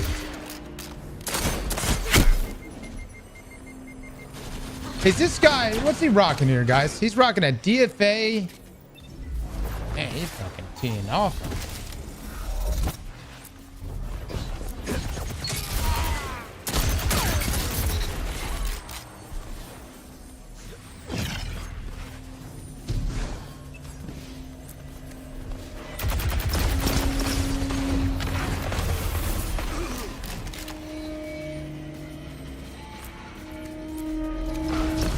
Don't try to get him up, boys. Don't try to get him up.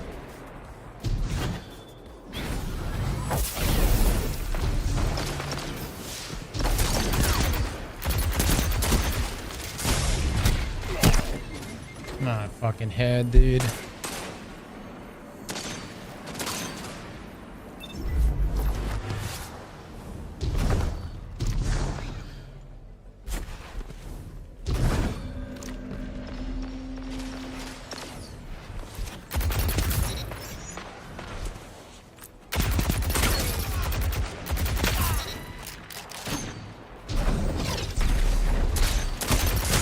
just not making orbs. Like, I'm not making orbs with attrition here.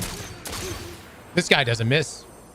This guy is not missing at all. He's 3-tapping like crazy.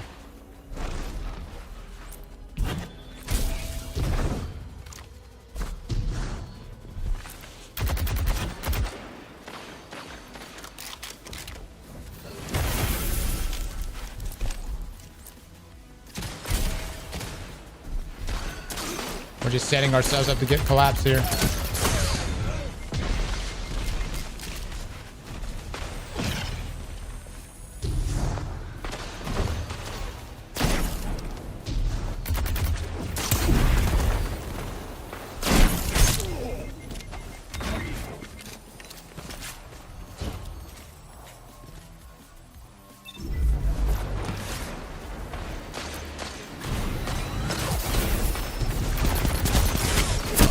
Oh, damn, dude. Oh, damn.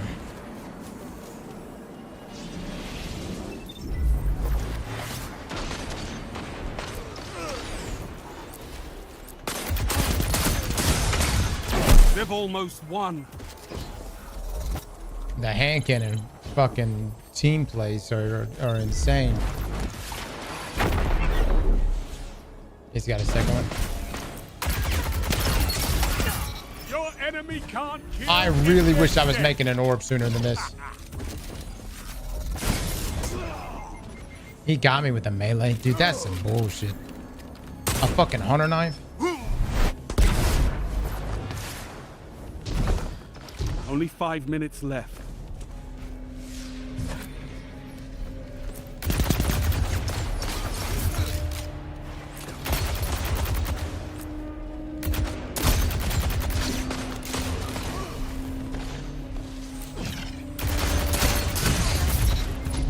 Honestly, Kvasov is holding its own pretty well.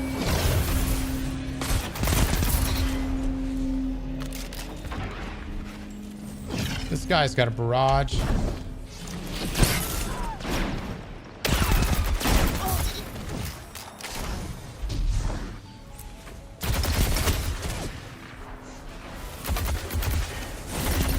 Your moments of clarity are weapons, Warlock. 2 for 1.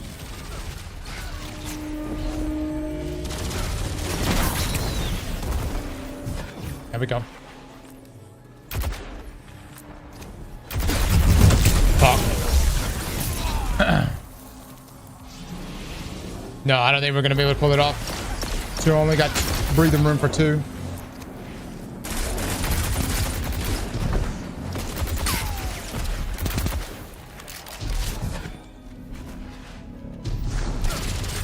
Strength in numbers, Guardian. Excellent.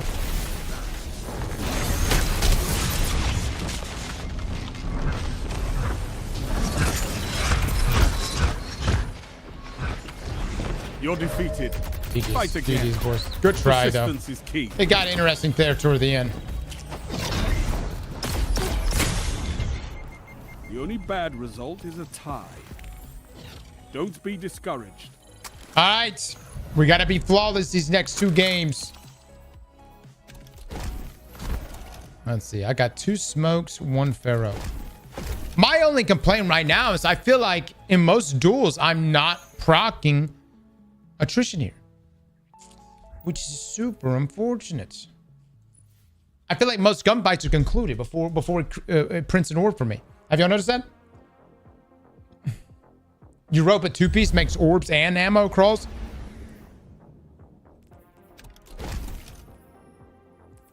I thought it takes advantage of the orbs and ammo you've made.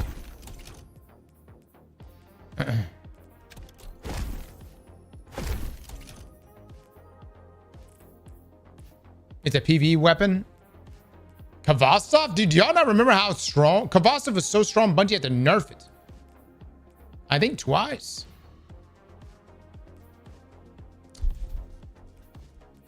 On any kill, it takes half your mag to make an orb. Oh, but this sucks ass then. This sucks ass. Is the Europa set disabled right now, guys?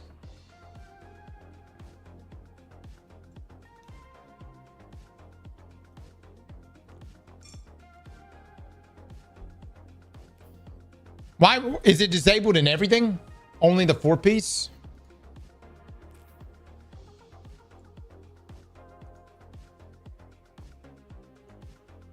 Let me check it. Let me check them. Hold on.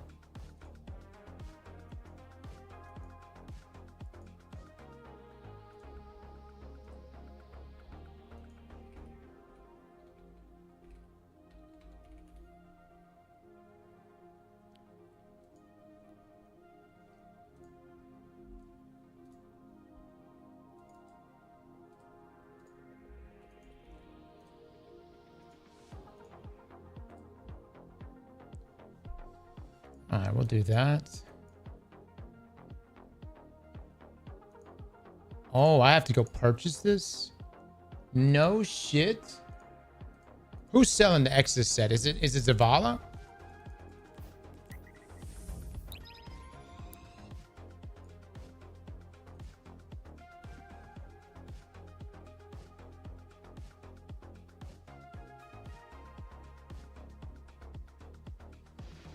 Clone, no, it doesn't. It doesn't.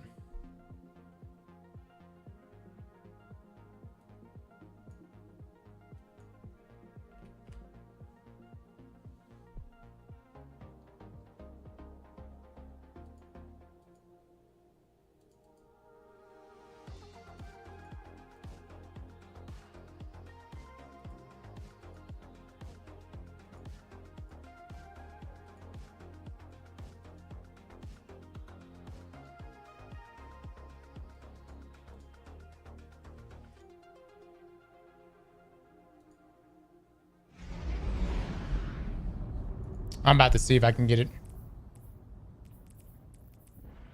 So you're telling me the Europa armor set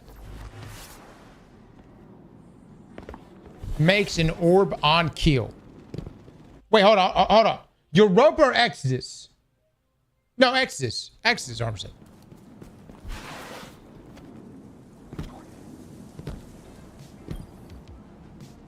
Or Europa. Okay, well, which one is better? Oh my god.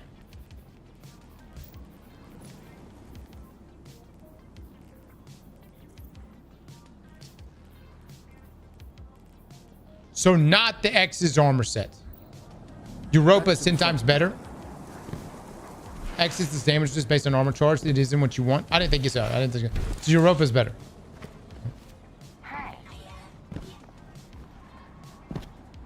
Your rope armor set I thought was disabled in PvP. Chat's saying that the 2-piece is not disabled.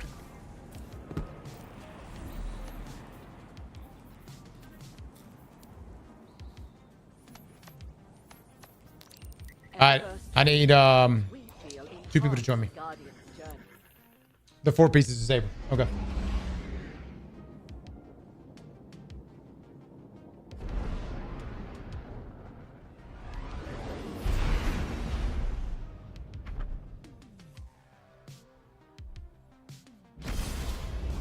This is Kaz with the 21 months. Thank you so much.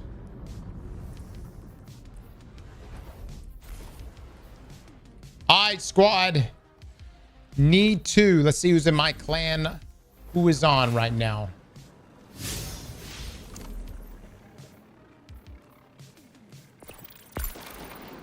We have exactly 2 people on.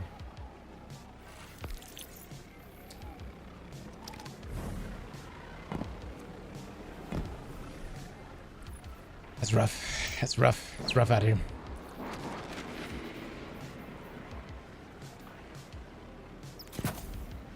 Gonna do health.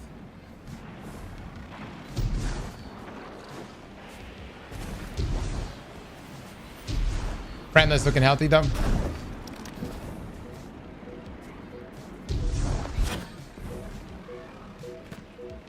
Alright, I need one more person to join. Anybody want to join? It's getting to that point, Cross. No. No, you think this random guy wants to join us? I might invite him. Wait, hold on. I'm gonna invite this guy. You think he might join us? He's probably like, who the fuck is this guy?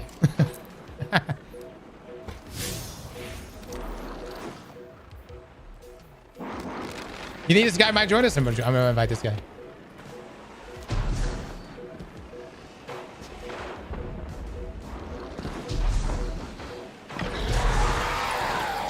Cross, what's the community server for Power World? And I have no idea. I can't remember anymore. We set it up, but I can't remember. Alright. Looks like the randoms don't want to join us. Sad times, man. Sad times. Sad times, dude.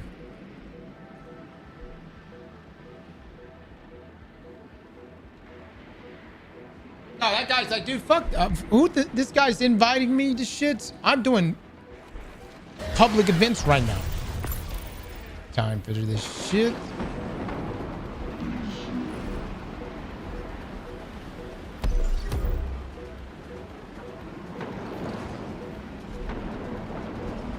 No motion, Sag.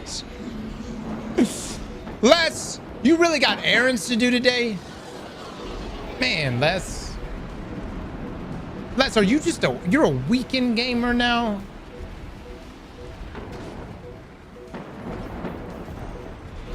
Buddy, you haven't done it. You haven't done this lost sector, not even once.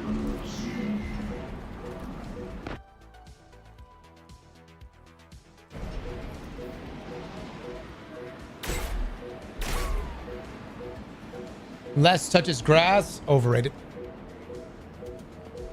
Overrated.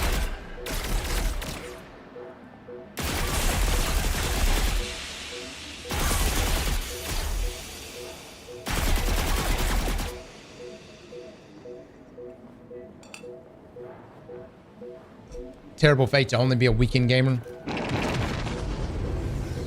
Lodge, I sent you an invite. I don't know if it went through.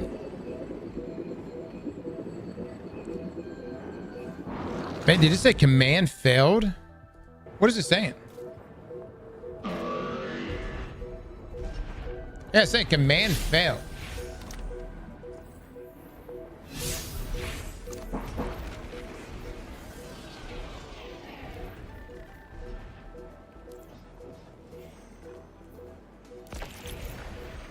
Launch. Okay.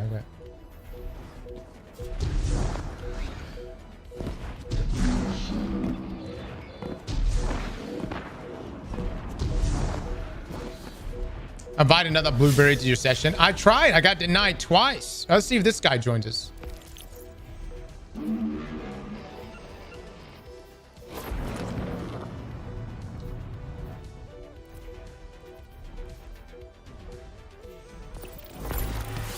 Never mind. Launch took his place already.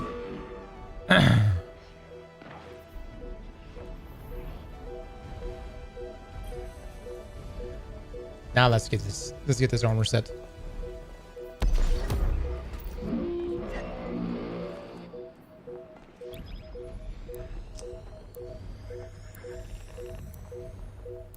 Les needs advice on managing having a lady and being into gaming as much as you. And you're overqualified since you have 3 kids. Let me just say this. You got to make sacrifices. All right? That's really what it comes down to. You got to sit down with the family. You got to say, hey, listen. You're going to get me, but you're not going to always get me, right? But when you get me, it's going to be great.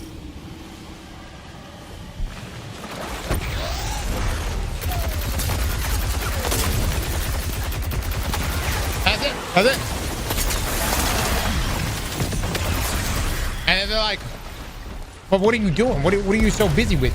You know, be honest. Be honest with me. Like, I'm fighting the external forces of evil that are trying to conquer our solar system. Kind of some important shit.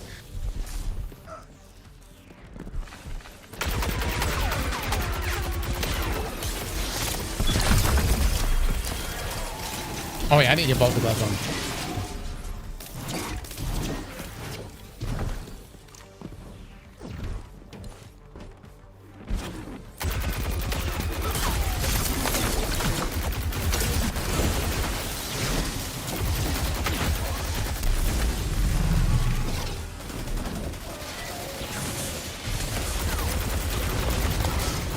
No, I need to find, what I really need to find, chat, is I need to find my less replacement. Is what we need. We need to find our less replacement. Look at this thing go. Look at it go. Look at it go. Yes. Honestly, the damage kind of shit. Not gonna lie, boys, kind of shit.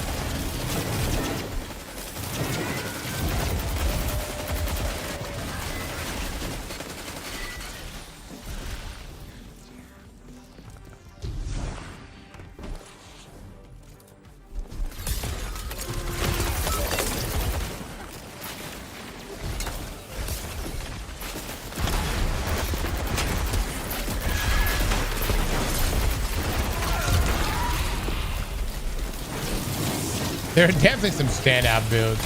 Man, Cabal stuff, I wish they kind of would have made it a powerhouse in PvP then. You know, like, I wish attrition procced earlier for it.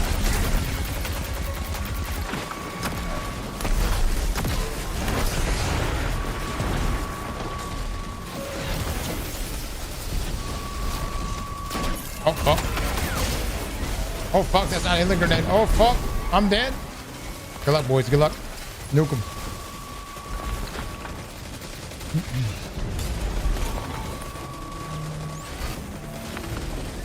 After 10 years of raiding because he got a job, damn. Man, let me tell you something. Let me. Les has got time. He's got time. That man can make this shit work if he wanted to. But what's he thinking about? I'm thinking about Maverick games. You know, I'm thinking about watching One Piece and shit. You know, and that's what Les is thinking about.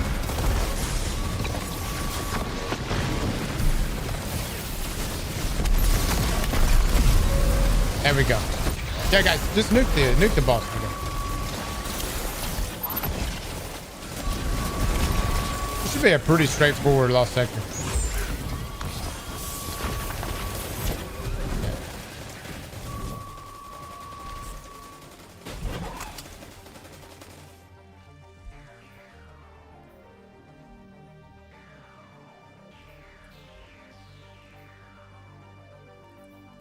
Okay. We get a class item. We're doing pretty good.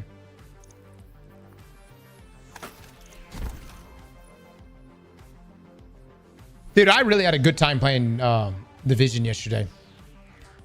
I need to get a couple armor sets to go in and do that raid. I really want to try out the raid in that game.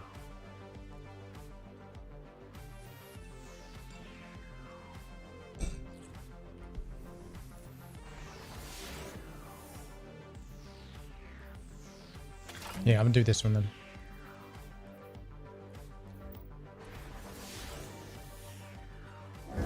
Four-piece Soros armor with Radiant Dance Machine. The Soros regime feels so good. What's that? Less flinch? Is that what you're getting?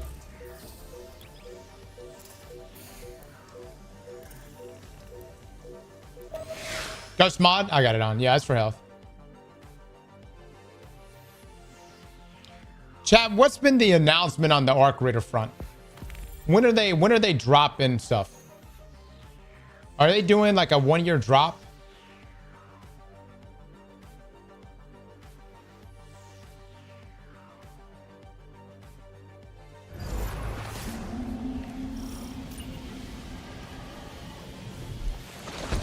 Nothing till October.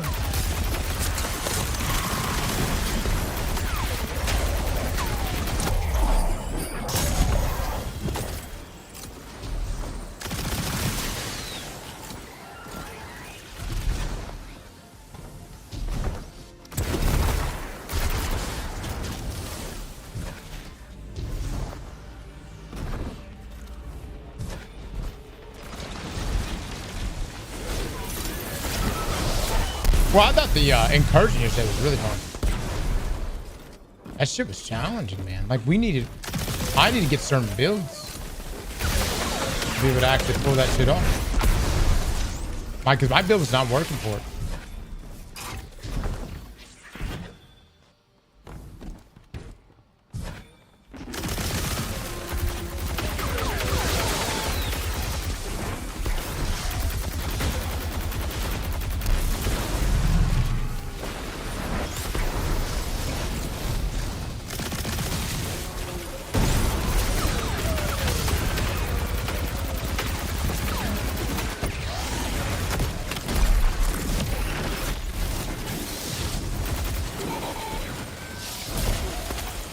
You know what? Can we just run straight through? Do we even have to kill anything? I wonder if we can just run straight through and kill the...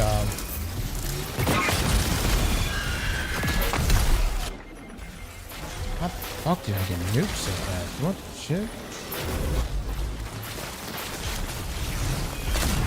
How's that unreasonable amount of game?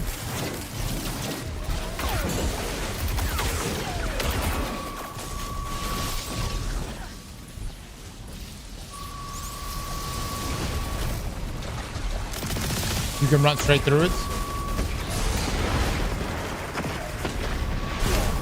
Boys, fuck the champions. I think we can just nuke the boss. Really don't want to change my loadout. Let's just nuke the boss.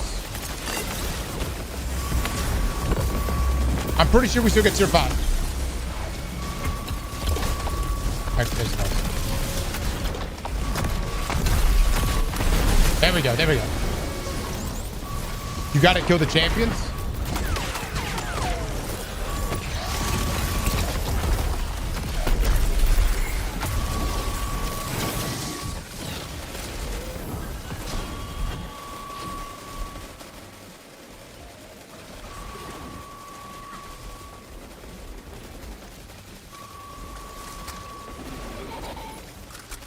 I feel like we're getting tier 5 every time.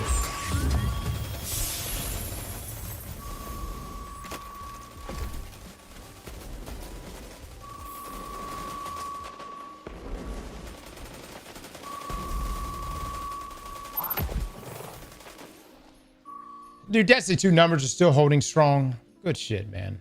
Good shit.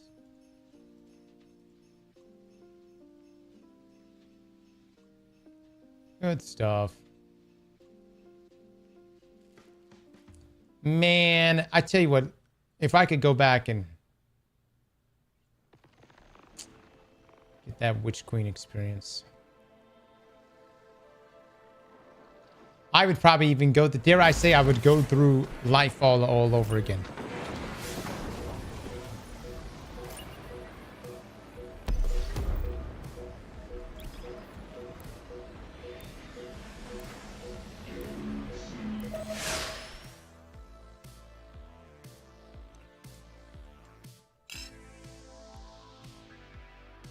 Cross is a shitter on YouTube.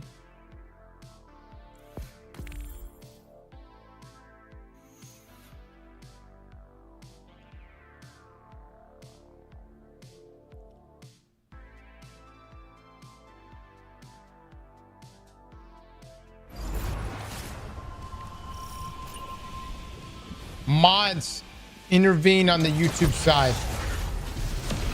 I guess. I don't know what's happening.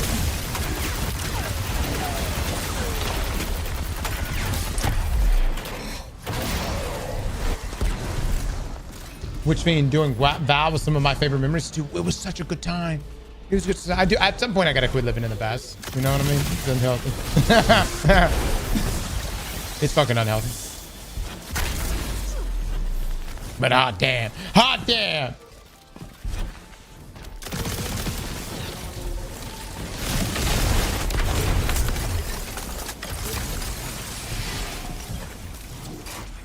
Loco, you're the last person I wanna get this advice from. You know that?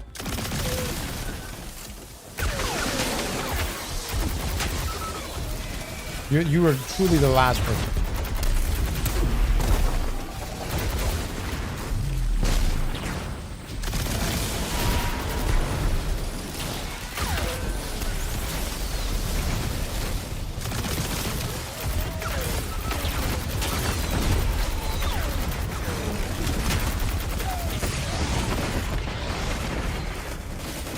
Nice, boys. Nice. Keep it up. Keep it up.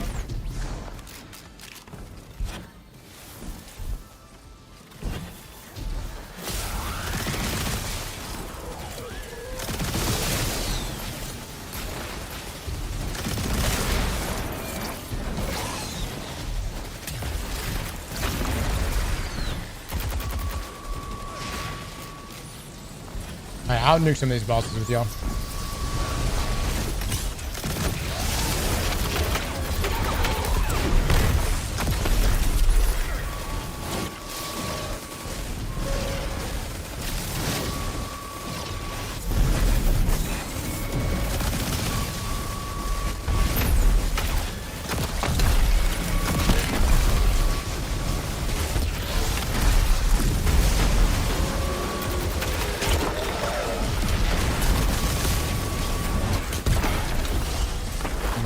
boys. Good stuff. Good stuff. Good damage. Yeah, we still got the tier 5. Look at that. I pretty much got my set, dude. I don't have a full set, but I got the 2 pieces I need right now for this, which I think is plenty. GG's, guys. GG's. All right, we're going to see if this is enough.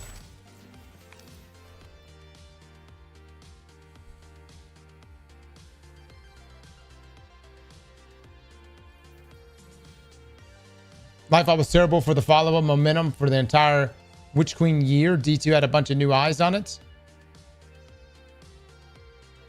It definitely disappointed people.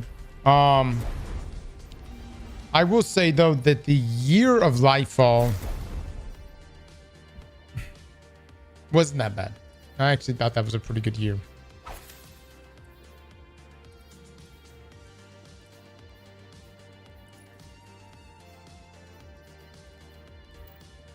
Wasn't that bad. Oh. Oh, not that.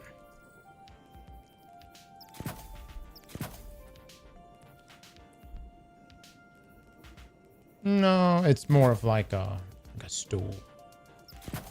So, it's okay.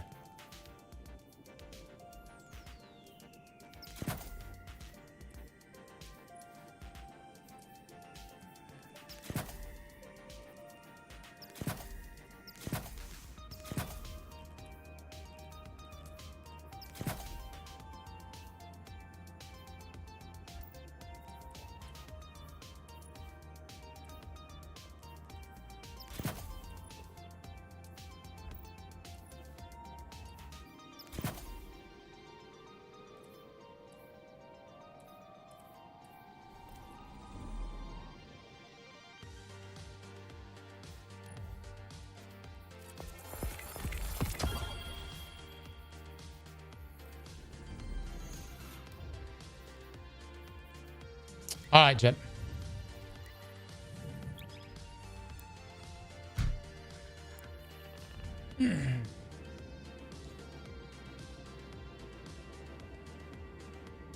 Cross, put 1 ammo mod on your chest. You'll get ammo every kill. Why do I need? I'm going into PvP. What?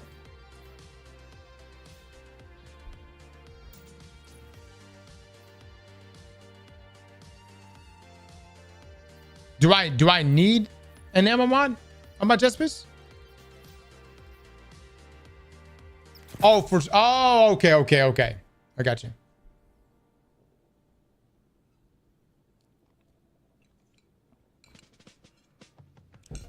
Cross, I'll be the YouTube mod.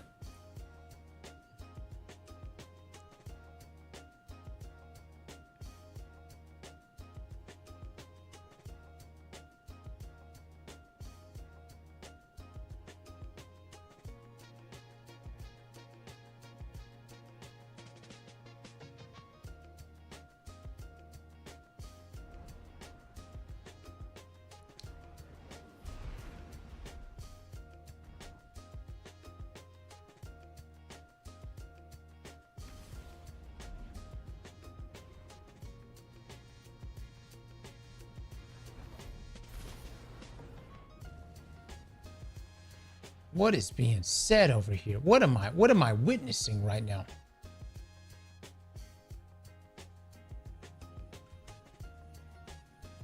Clash.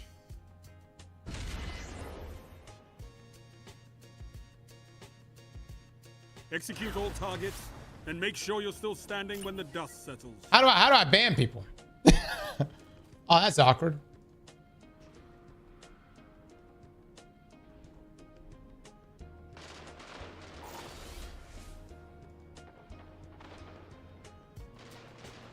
There we go.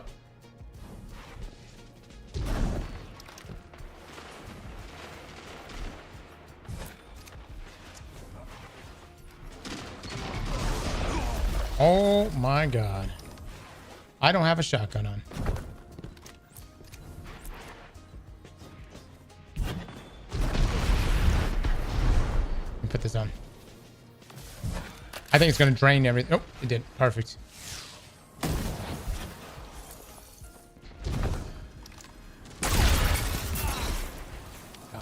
dog it, man.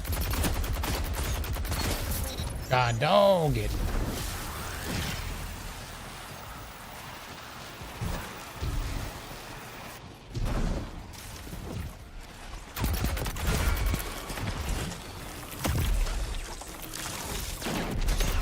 Together as one. I love it.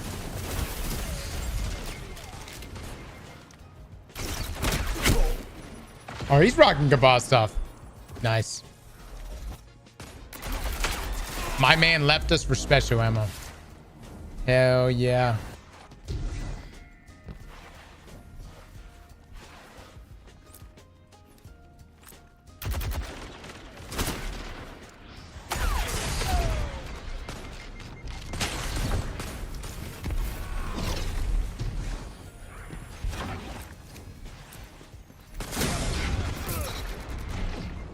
Thank you for the help, bud.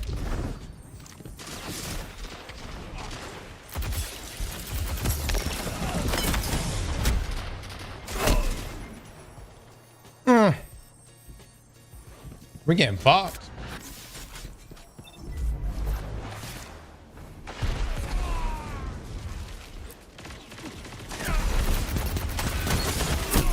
I'll take the trade. That was the guy with the heavy there.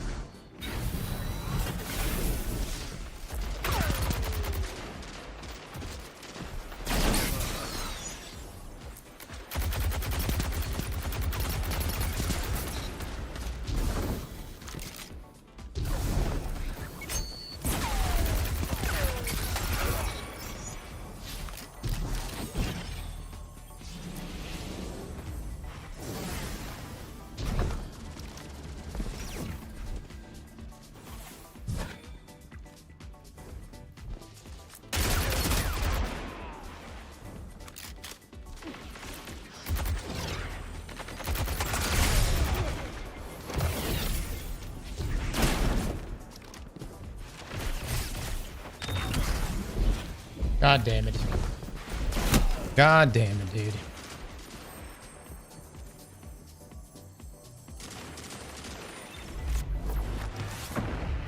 They've taken the lead. You can turn this tide. We had such a sizable lead, too.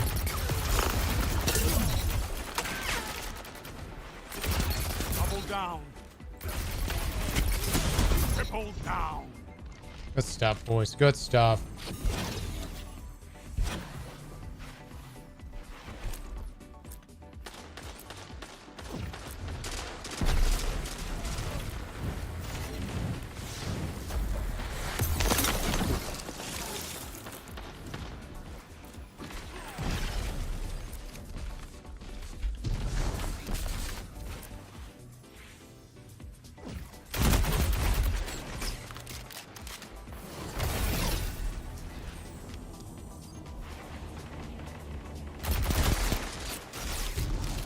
Where is this heavy spawning at, dude?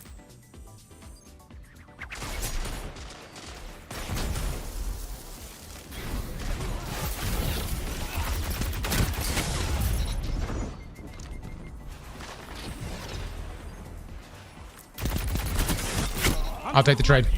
I'll take the trade. Orb creation is beautiful right now for Gavas stuff.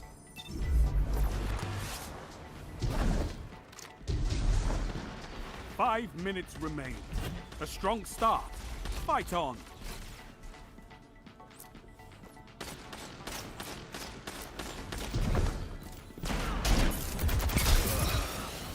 What's up?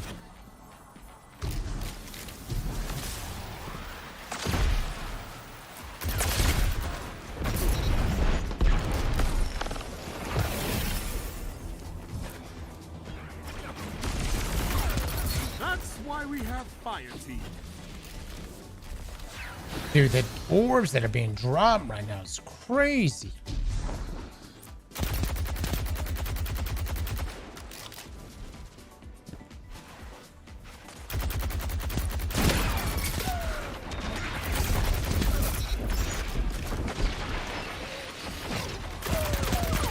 Your moments of clarity are weapons, Warlock. Victory imminent.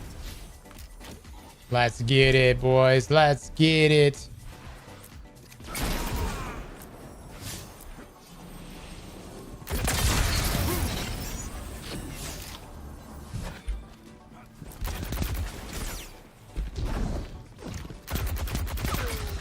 By a team that fights together, stays together.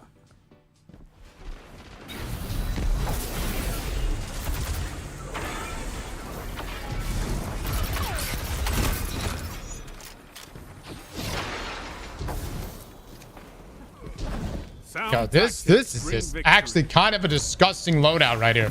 No lie. Shit's kind of good.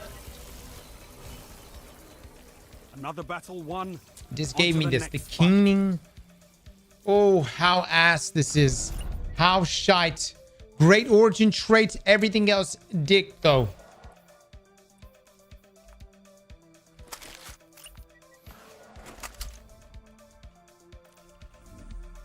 Yeah, I probably need a higher super stat. My class is way too high.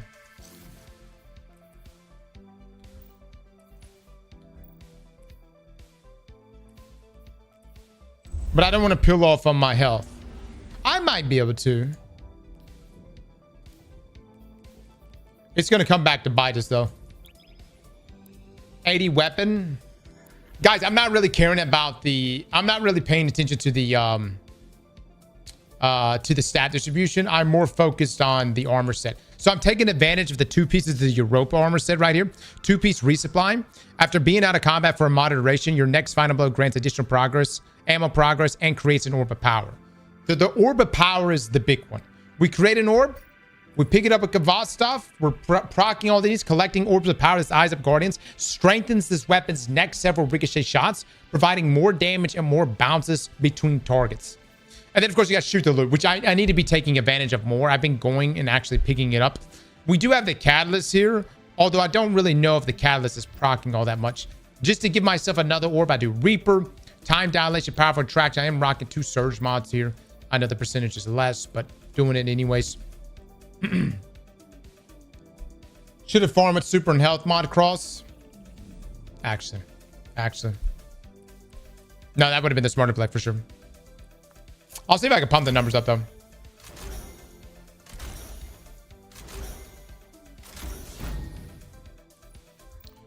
Or just go get myself a couple more Ferropotent. By the way, my other 2-piece I'm rocking right here is this is the Ferropotent set.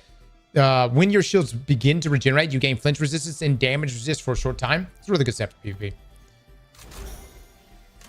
How is this man so poor? First up, define poor. No. Define poor.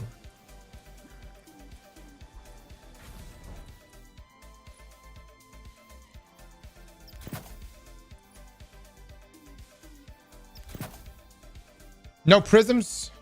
Because I update armor sets.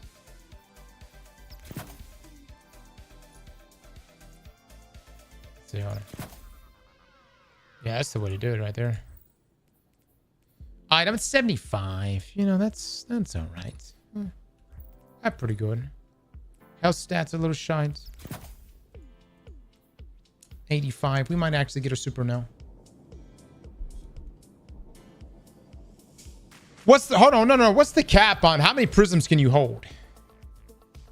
I am pretty bad off on prisms right now.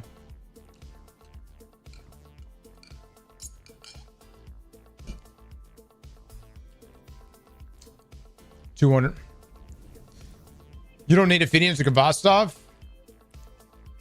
What else would we use, I wonder? What other exotic would we use here?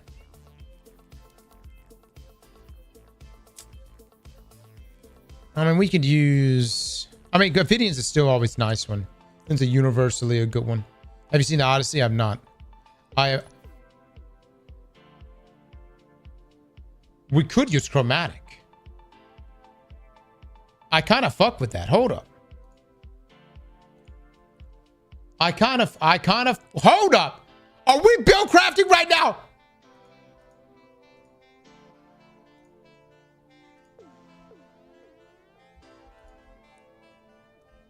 All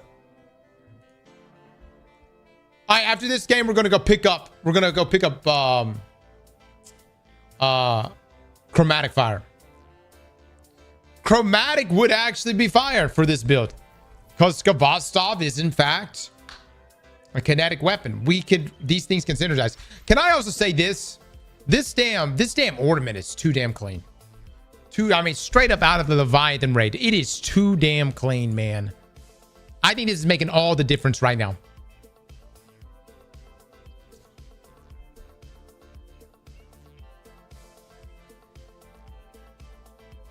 I was gonna suggest Chromatic, but I thought it was shit. No, that's a good suggestion. That's a solid one. Hold on, Chad. I'm stretching my back. God.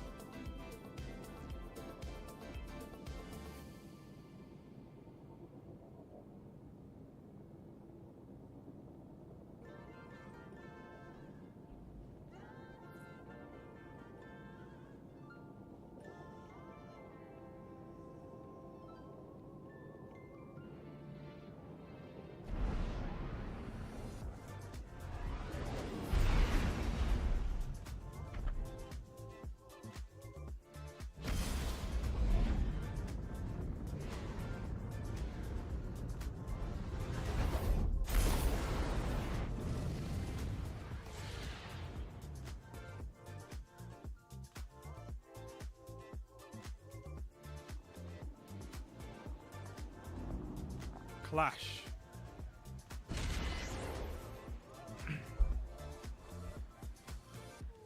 Nothing to help you but your team and your weapon. Fight! All right, here we go. No, I don't think that ricochet kills will trigger it. It has to be precision, right?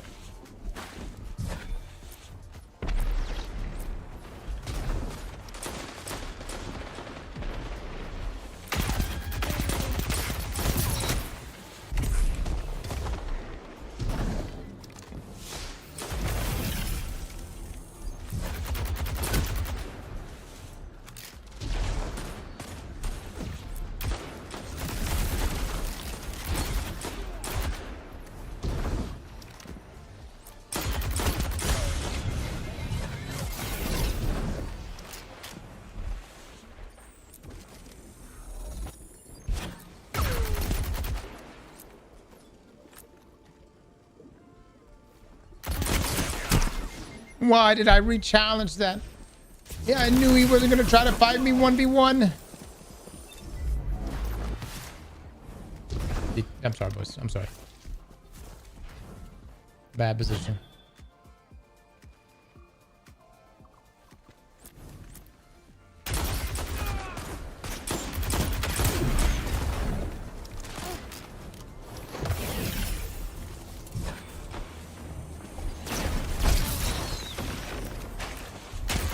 Down. Let's get it, baby. Let's get it.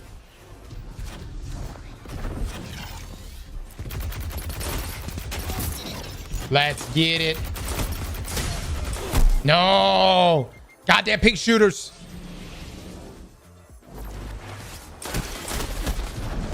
Oh, no, I gotta break away from this.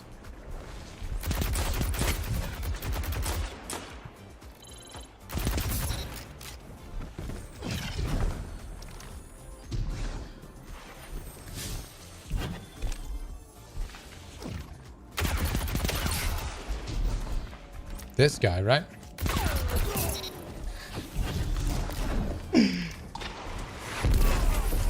Fuck me. He just fucking shot that on faith?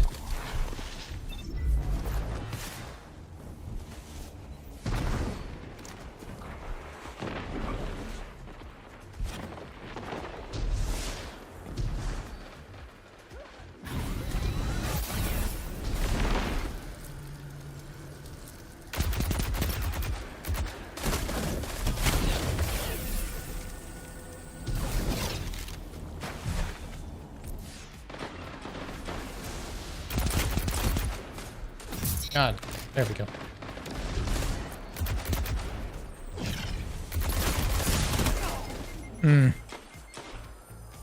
Autumn wind, huh?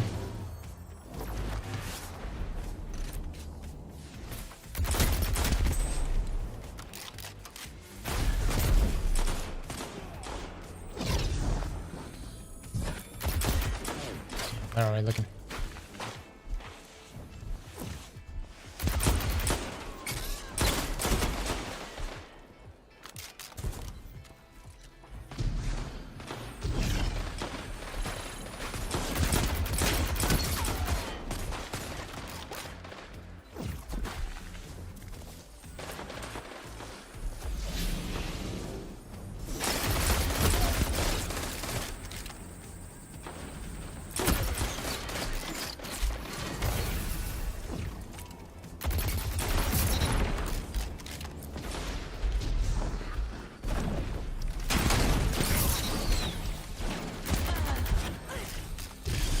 Beautiful.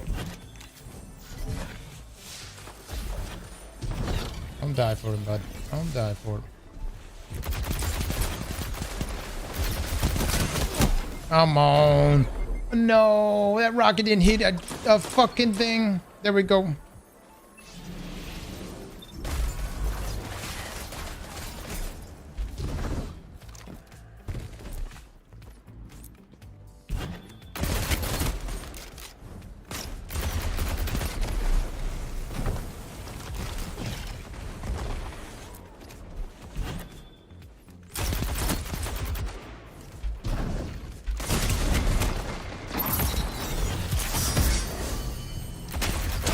Down.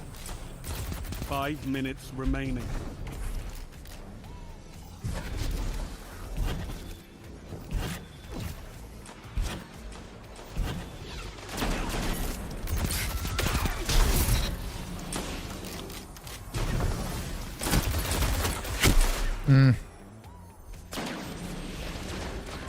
Come on, team shot with him, buddy. There we go.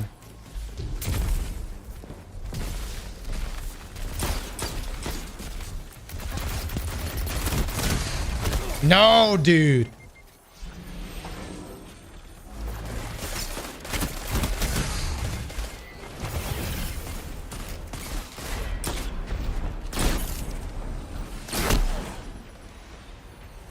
That fucking 2 right there.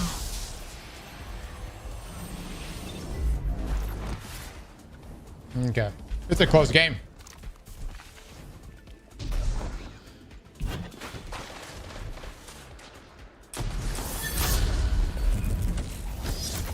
No, he got fucking shit on.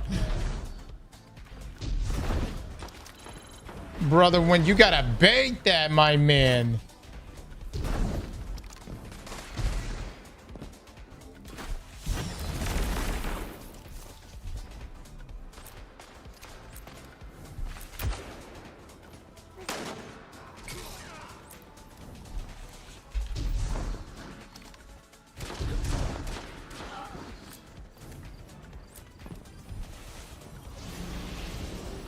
One of them still got rockets. The enemy's almost won.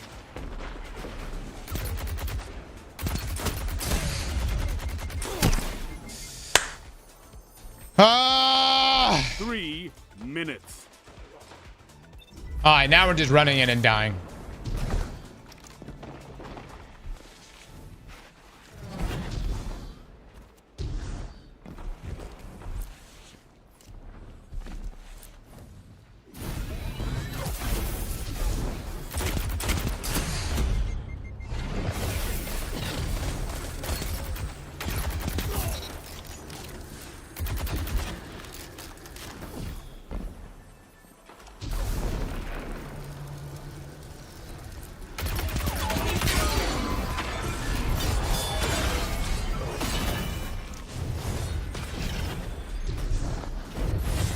GG's.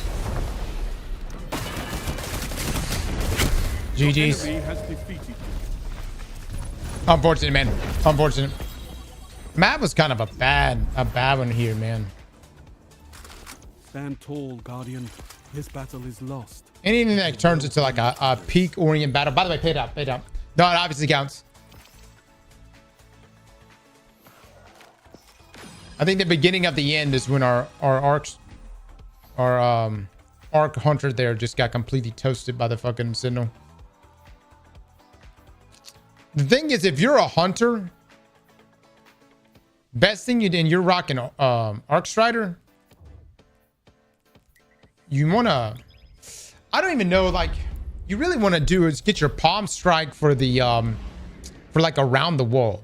Like do your R1 or your light, and that way when they come around the wall, then you do your palm attack. He's playing too far back for this weapon. Oh, buddy, that's about as close as I can get right there. What happened to the eggplant overlay?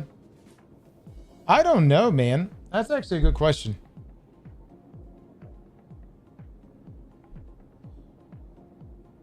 I mean, I'll say something that our eggplant overlay is not working.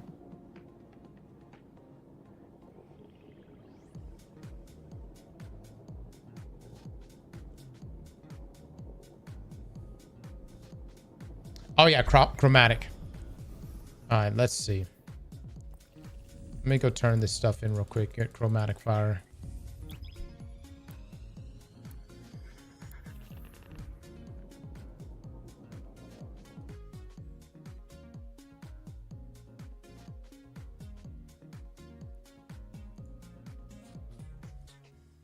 Oh, I may have to get some ferropotent gloves, and then we should be good.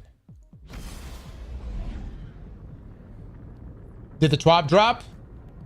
No.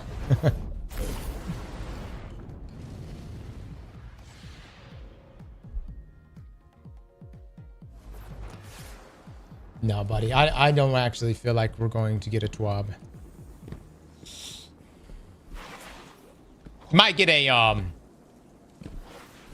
you know, this week at Marathon, maybe you might get that.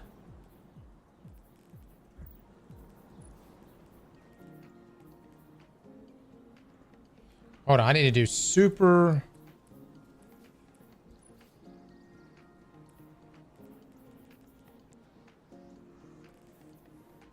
There it is. That's what we want. Not gonna give me any of those either. Probably not. Probably not, guys. Okay. Wow, that's shit too. Oh. All right, let's see if we get something good on this chromatic roll. Dude, I gotta say, man, I'm quite proud of my drip. I'm quite proud. Let's see the tower. Thank God we got the NPCs. You don't feel as empty. The barter is warranted. It hurts.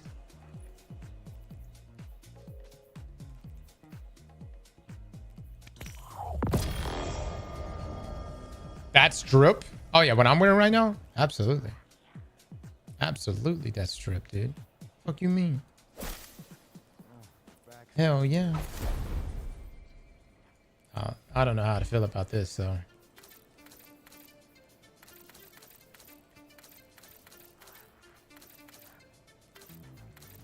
The world's changing, Guardian. You must prepare and adapt. You know, not gonna lie, that's pretty clean. Fuck yeah. Now it looks like a robe. There it is. All right, we'll do that one.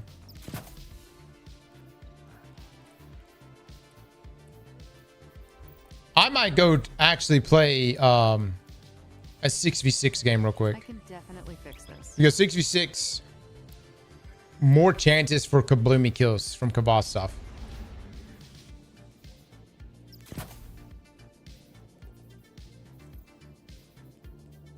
tank that.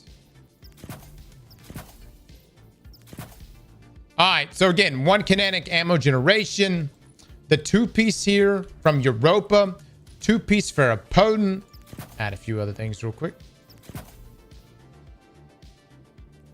Actually, we're going to do this.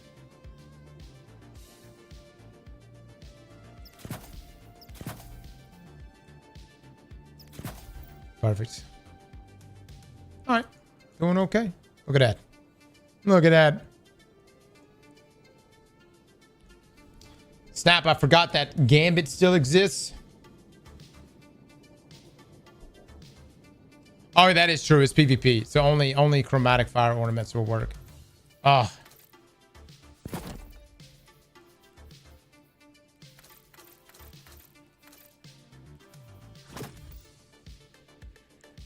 Good enough, I guess. That looks like shit. You're gonna have to just go for that, I guess.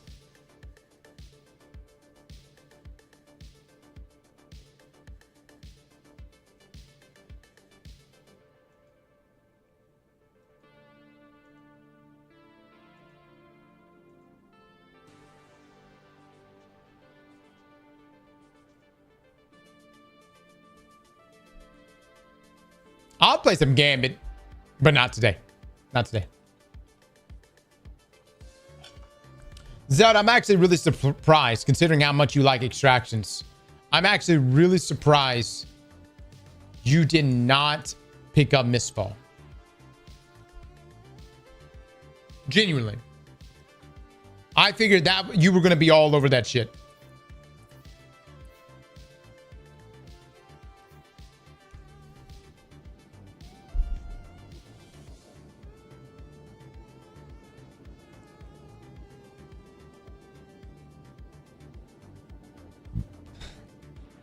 Mistfall won't open for me. It crashes no matter what I do. Really?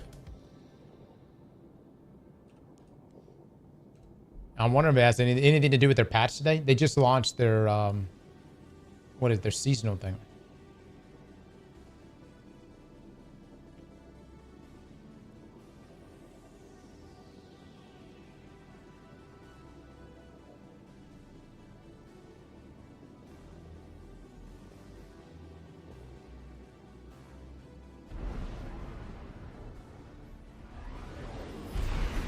Hey, when is Phantom Blade coming out? When's that dropping?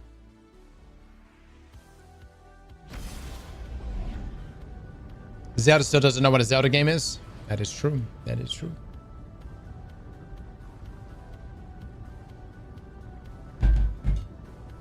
Yeah, Blazing, you should.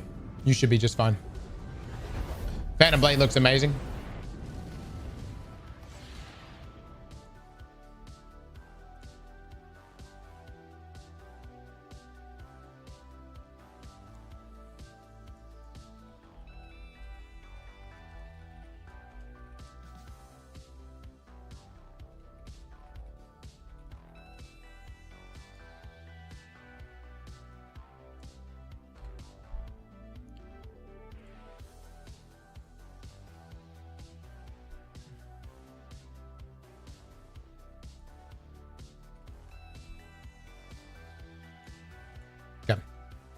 Wow, it gives me this map right now, for real. Take those zones.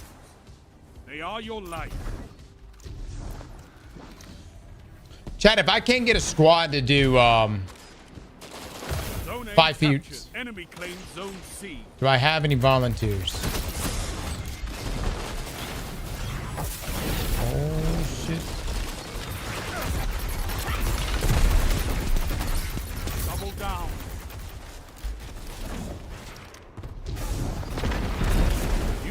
Have advanced. Goddamn, goddamn. No! We were on a good run there. We were actually on a good run.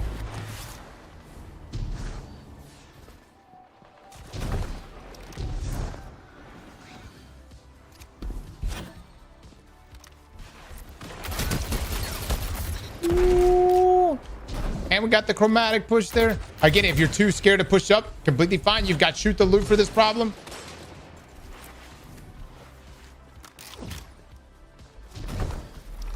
in an extended period of time here with this buff. It's sexy. I wonder if they're gonna go over there. Zone C captured. You have zone advantage.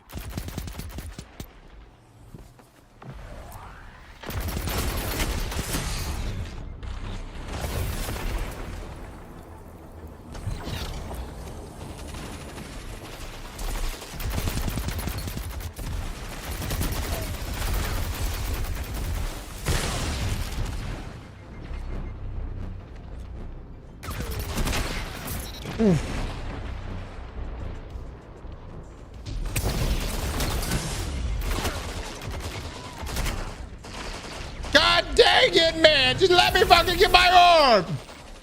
Zone C Okay, we lost. go. Enemy has advantage. Zone B captured. Zone advantage is yours.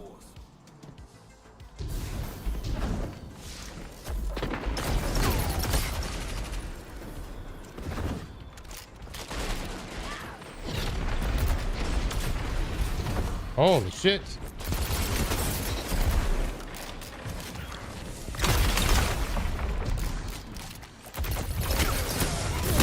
I'll take it. I'll take it. Dude, Kvastov eats, man. Even at base it eats.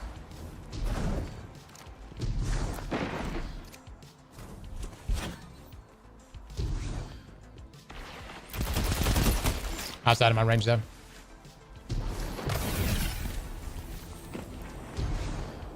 Zone B lost. Enemy has advantage.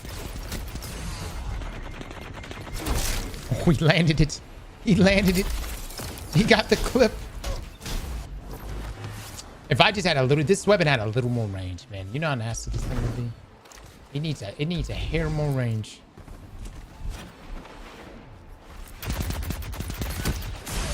Stop, dude. No.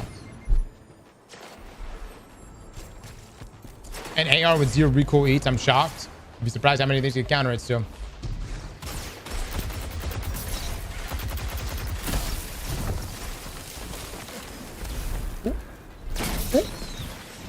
What's that doing?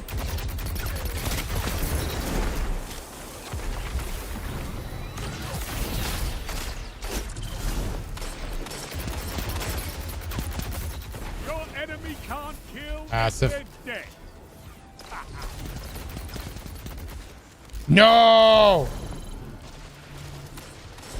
Zone B captured. Power play. Keep the pressure on. Cora would be proud of you, Warlock. Zone Where's B the guy? lost. Look at that guy. Look at him. Oh. I standing so still too.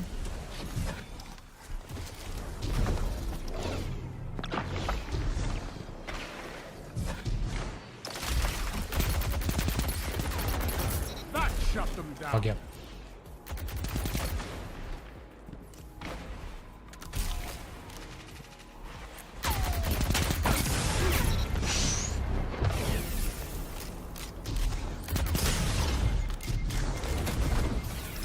All right, I need to be able to pick up this orb. I got that ammo. Lost. Enemy has advantage. I guess I didn't make an orb. Zone B captured. You have advantage. Oh. 5 minutes remain. A strong start. Nice, Fight on. nice, nice. 3 down.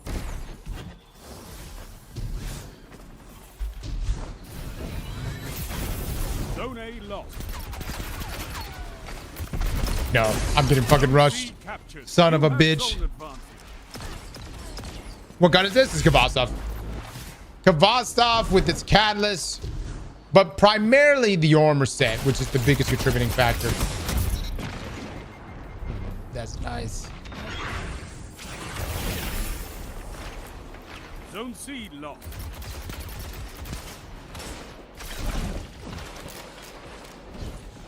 Zone A captured. Zone advantage is yours.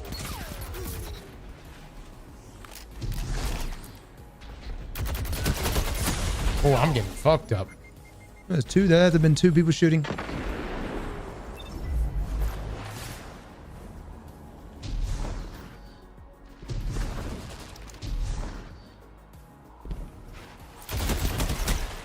It's nice to actually see like good builds in PvP. Like things that actually work.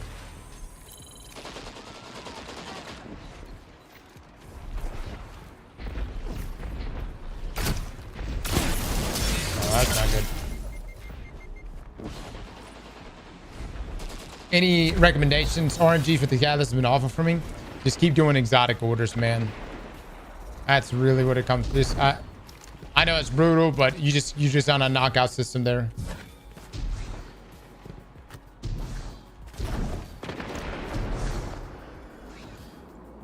Zone A lost. Enemy has advantage.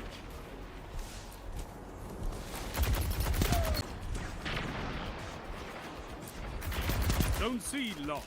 They have advantage.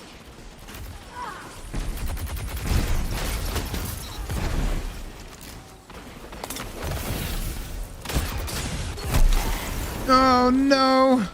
This guy is solid in remembrance.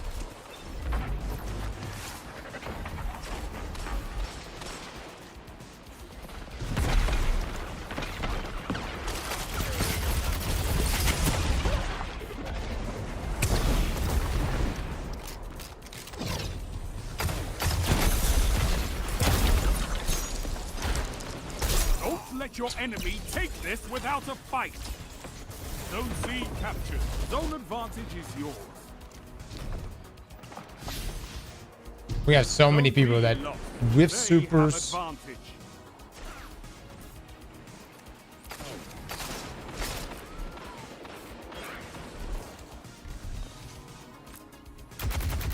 captured Zone A. You have advantage. What a shame, dude. What a shame. They completely took this from us. Your enemy has Damn, brother. Damn. All right. It was a long-range map. We can get some consolidation here. The zones are your life, Guardian. Keep fighting. You'll get it. We got to win the next two.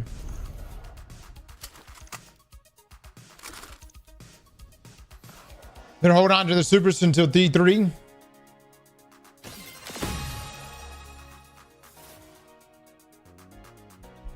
Yeah, the range up on kill would be nice. I don't know. We're at 47 range right here.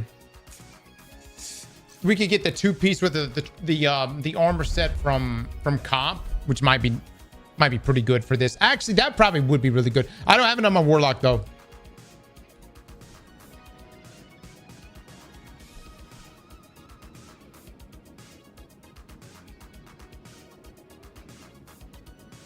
Victor with the gifted. Thank you so much. Mikey with the sub. Hollywood Magnum. Thank you, fellas.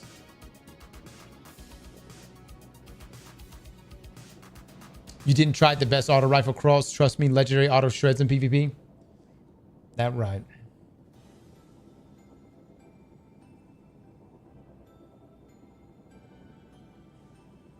Which legendary one are you referring to?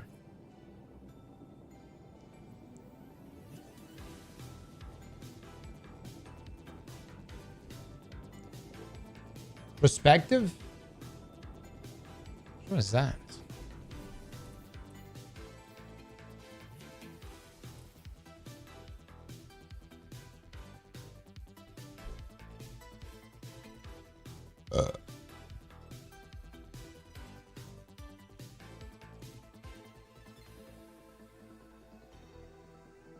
No, Gilliard's not, but there's a weapon that looks like Gilliard.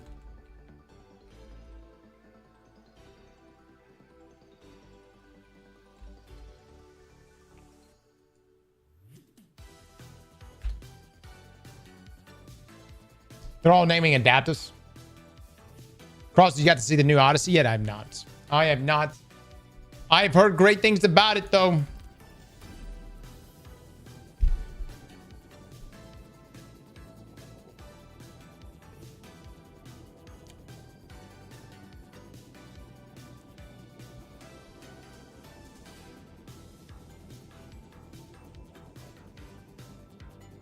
You ought to see these nuts.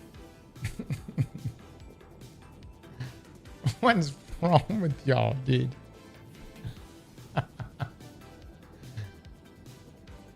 fucking children. I swear, dude.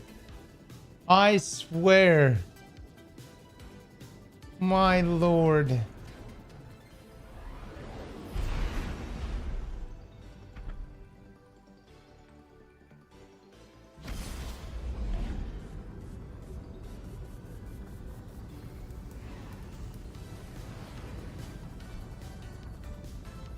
You raised us like this? I had no contribution to that.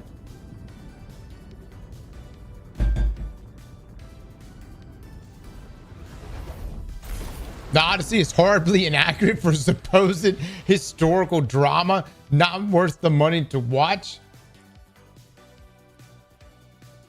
Havoc, which can you point to me where exactly is it historical?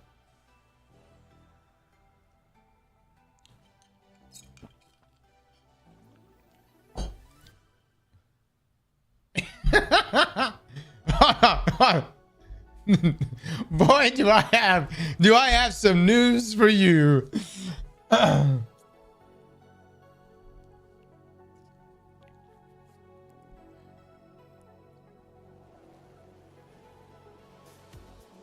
Control.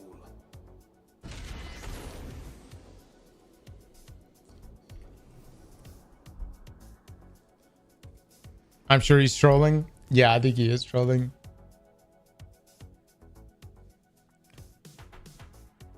No zones means no victory. Just another epic about Matt Damon trying to get home. Crush your enemies. Oh, this actually might be a good map. Hold up now. Hold up. Enemy claims Zone C.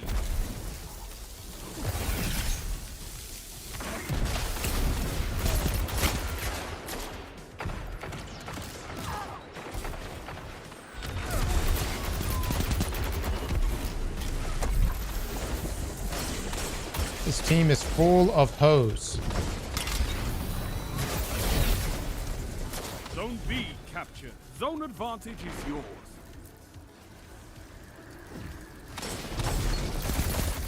Look at this guy. Just stand in my red. Oh my god. Fucking playing in the back of the goddamn map with this Jade Rabbit, this piece of shit.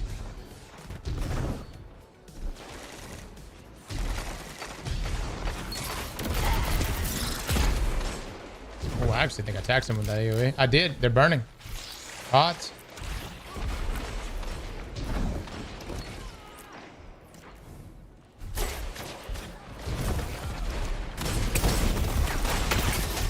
Zone B lost. They have advantage. Together as one. I love it.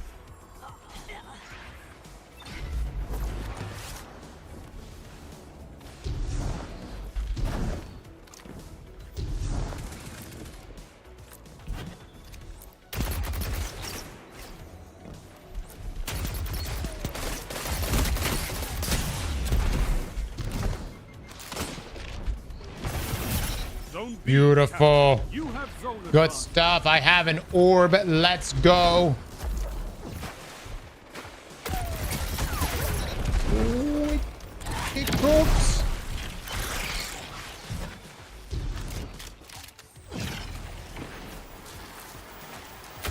Zone A lost. Enemy has advantage. Zone C captured. You have zone advantage. Fucking heavy, dude.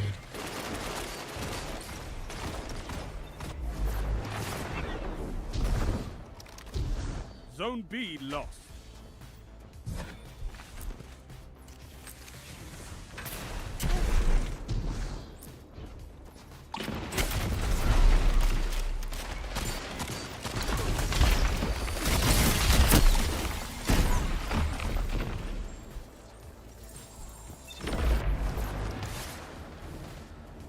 These spawns are wild.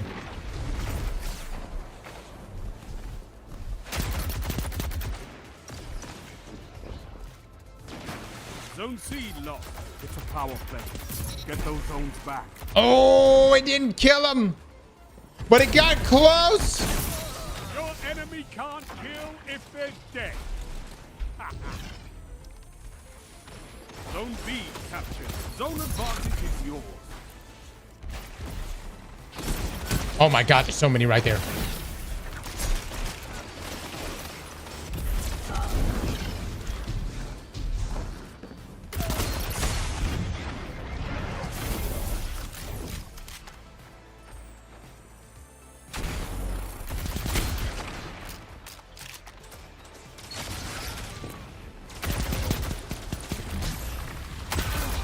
There it is. Give me that orb.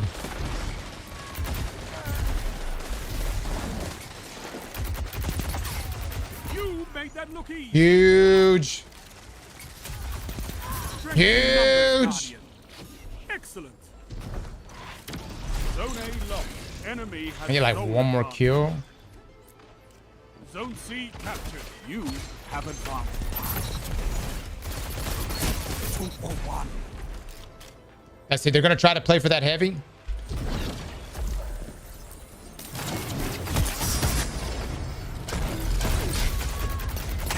There it is. Fuck. Always gonna be one that counters. Son of a bitch. Oh, my well's still there though.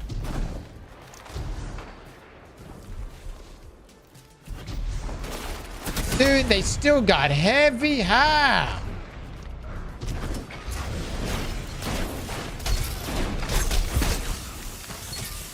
5 minutes left. Keep it up. You need a better health stack cross? Yep. Yep, probably so. Or I can just like not get hit. You know what I'm saying? Or I can like never lose mine once. How about, you know what I'm saying? That like that. That right there. Joey, that would help too.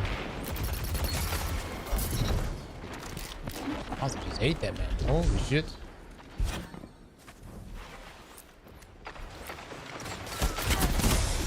What's this thing? Look at it.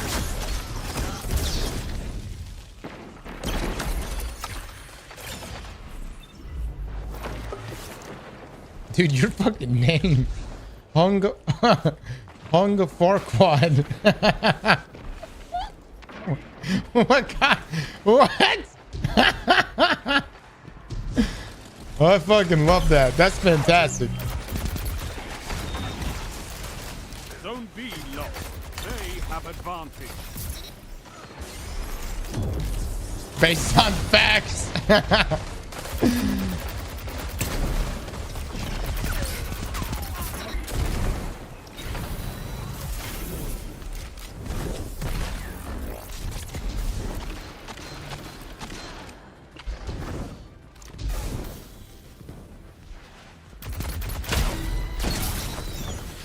Buddy, you tried. He went for glory. You gotta respect it.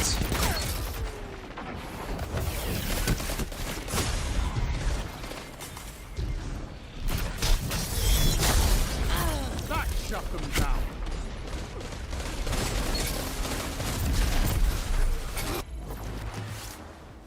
Cross bot walking into firing line. Hey brother, hey brother. Oh, yeah. 3 minutes. We took off for Hold like a week or strong, so. And this battle is yours.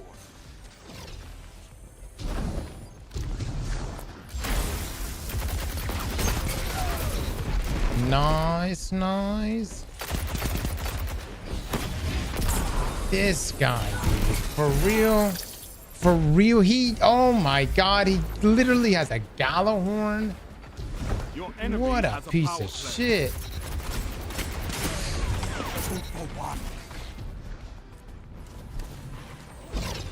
Zone Did I B get a single orb from Zone A that? captured. Nothing? You Nothing? have Not one? Surprising.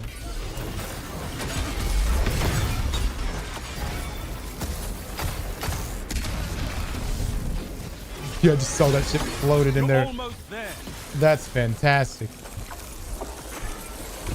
Dude, only Destiny PvP can get this kind of this chaoticness. That was a great super.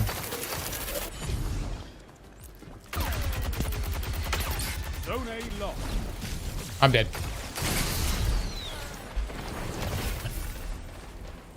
What?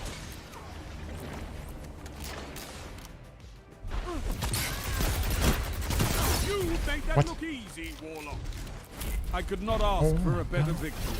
Good shit, boys. Good shit. Y'all clutched it.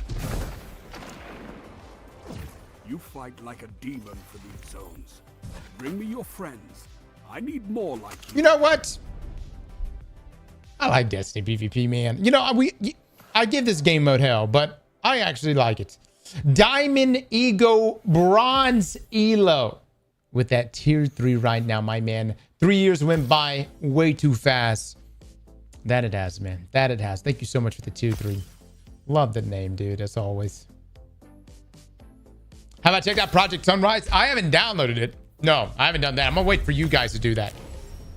And make sure y'all don't get banned or hacked. I don't think you will. Let y'all test the waters. And then I'm gonna come in. Sliver, thank you so much for the 2 gifted, by the way. Chat, drop some love for him.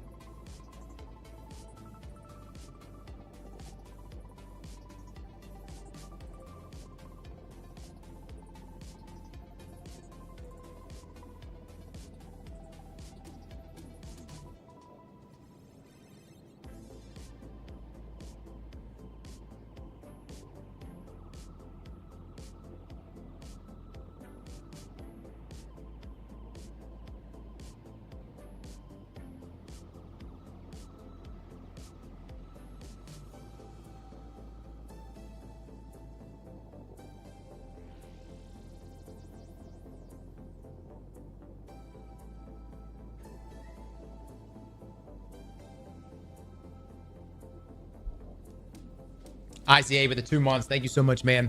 Your YouTube chat is fucked. It won't let me chat. It says subscriber only mode. I've been subscribed for years on YouTube. At least it feels like years. What? I don't know, man. I'll take a look. Hold on. Mods, did y'all do anything on the YouTube side?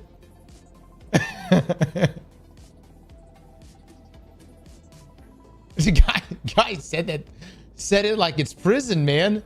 It feels like it's been years over here.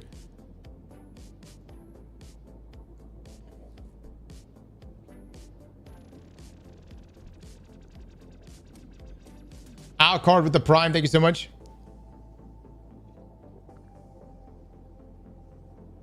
I don't know, Drop Top. When you quit giving me bullshit, I might do it. How about that? If I have a mod on the YouTube side, if y'all could maybe fix that, get that figured out, that'd be great. Izzy, Bob? Izzy? All right, I'm gonna wait for Mac. If Mac gets hacked or banned, then I'm not gonna do Project Sunrise. If he doesn't, then I will download it and do it tomorrow. How about that? How about that? I can promise you that. I'm gonna let Mac test those waters out. As the leader of the raid squad, I think it is only fitting that he gives it a go first. Oh.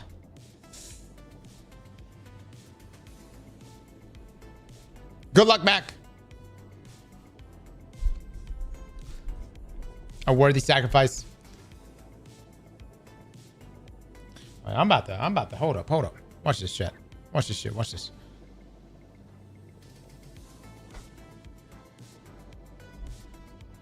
But wait.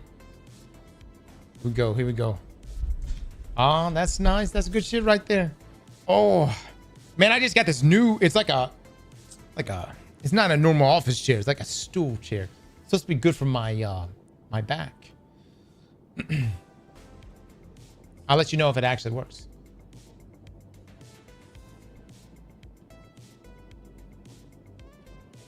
I still like standing the most, though. I think standing's still the best.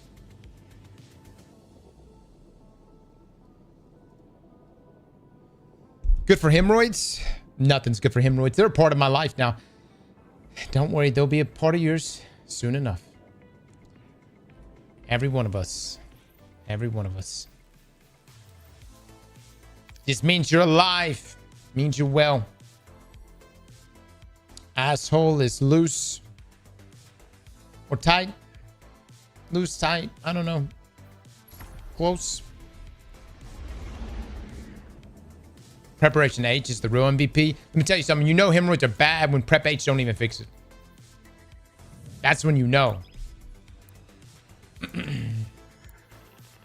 That's when you know. Yep. My hemorrhoids slap Prep H away. Just get that shit out of here.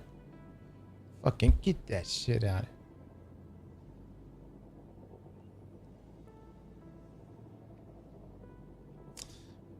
Could you do surgery? You can get it removed. I don't know, man. One of my best friends is an asshole doctor, and what I mean by that is he works on assholes. It's not that he's an asshole, but anyways, he told me that there's only a certain amount of tissue down there, and what he told me was that I should be careful about how much I remove. What he said. So I'm pacing myself. You know what I mean?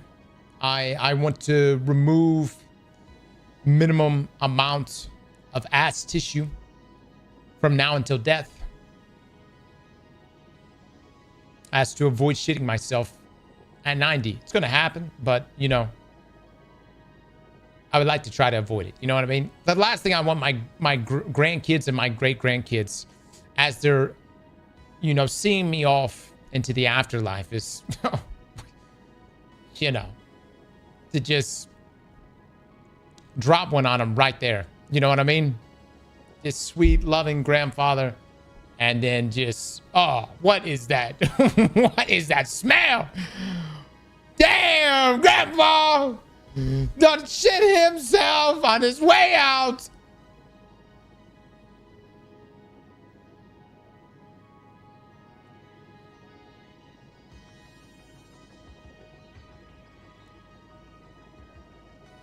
Consider it a parting gift.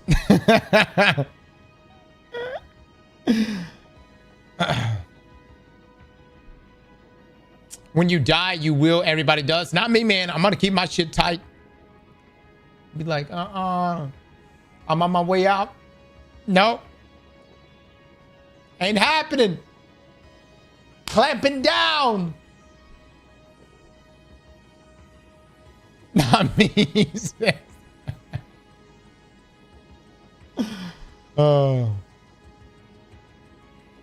I just gave my Claude instance the open source project Sunrise, and it is designed a way to get enemies to spawn in.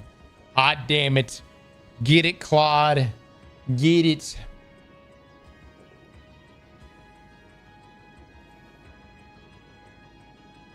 Skittles with the Prime. Thank you so much, my man. Just use flex tape. Oh, man.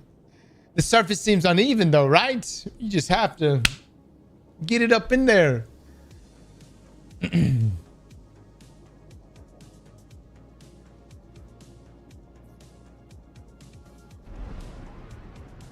Nah, man, getting old's gonna suck, ain't it? It's gonna suck, dude. I don't think I met a single, like a super old person. Old people are pretty happy, I guess, for the most part, you know. But when you reach a certain point where you're super old. There was a woman walking past me in Italy this past week, and guys, she was walking horizontal. She was so low to the ground. She was walking. Her whole she had legs, and then the rest of her body was like this. And she had this small cane, and she was walking control like half a mile per hour. I so slow, guys, so slow. I was like, damn. She was so old. She's obviously a Venice native. Take those zones, Guardian. Probably been walking those steps for like 200 years.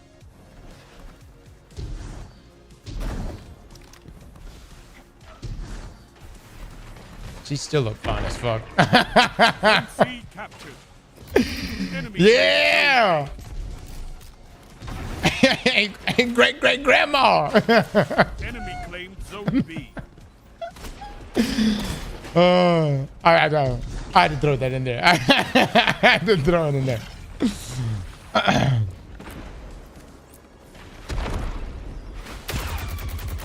Look at this guy. Look at this guy. Schizophrenic, this man, huh? Easy. Easy.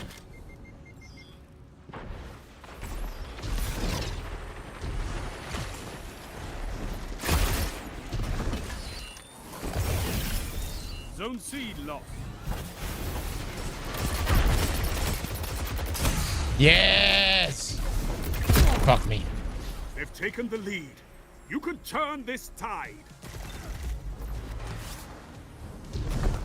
You captured Zone B. Zone advantage is yours.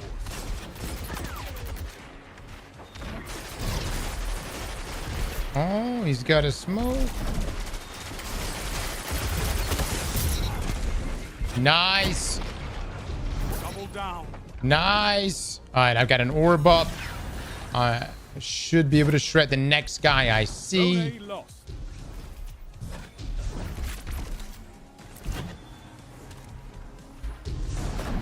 Zone C captured. Zone advantage is yours. Look at this fucker. Look at that guy. Just sitting back there with his bow, What dude. can stop you if you fight together? Nothing.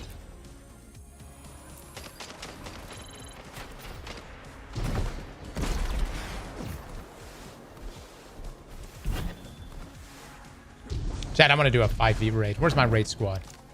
Everybody's done. Everybody. As soon as Les and Les heard Destiny over, he was like, "Thank God, thank God, I can quit this shit." You make that look easy, Warlock.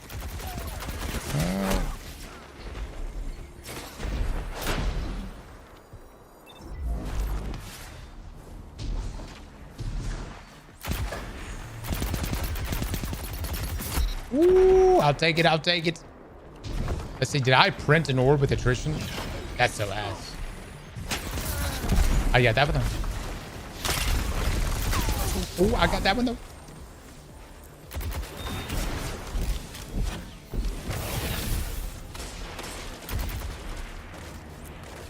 Zone C lost. Come on, peek it. Peek it. Oh shit.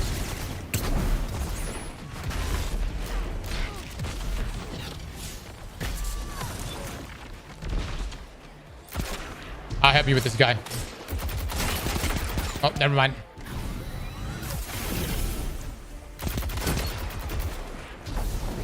Fuck, dude. Fuck, fuck, fuck. Mortal Shell 2 is going to be a banger. The first one was good. Just short. It needs more. Actually, Mortal Shell 2 needs to be more. Like, it needs to be... It can't be what the first one was. The first one was okay. I'll give it to you. It was okay. It needs to be more, though, this time around. It needs to have evolved.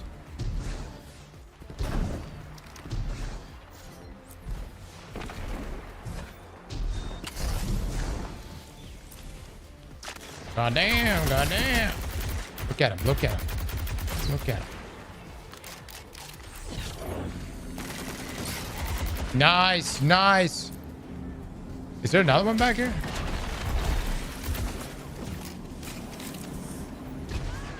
Zone C captured. You have advanced. Ooh, I'll take it, I'll take it. Fuck me.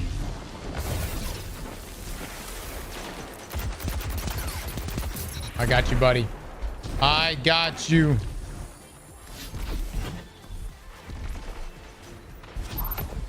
Zone A lost. Chad, we need another music playlist. I mean, listen to shit for like fucking 3 years. Goddamn. Zone B captured. You have advantage. 5 minutes remain. A strong start. Fight on.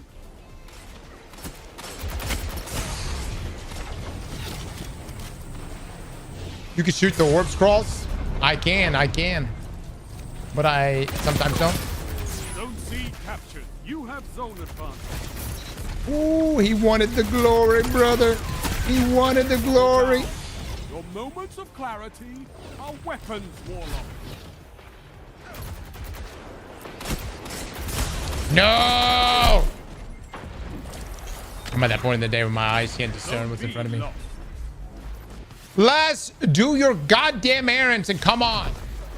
Man, I'm gonna tell you, Les has a kid. He's gone, Chad. He's gone. We'll never see this man again.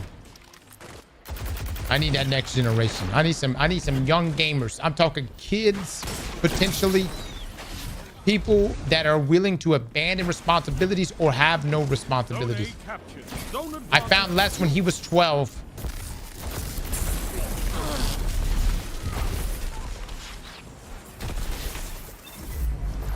Really? That's the conclusion you jumped to? Would that be so bad?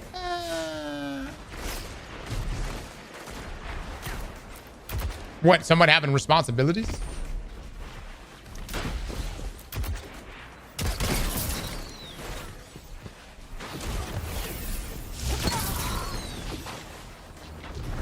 Matador's disgusting, dude.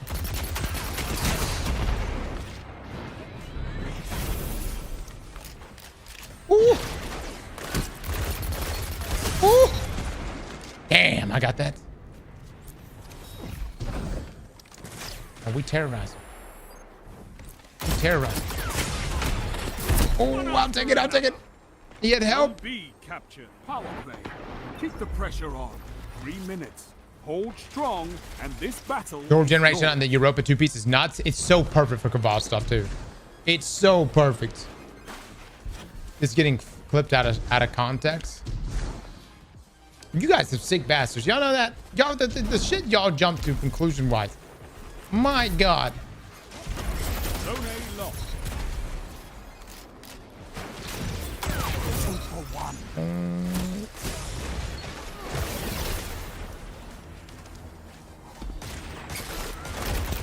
Together as one. I love it. Victory imminent. There it is, boys. There it is. You love to see it. God damn.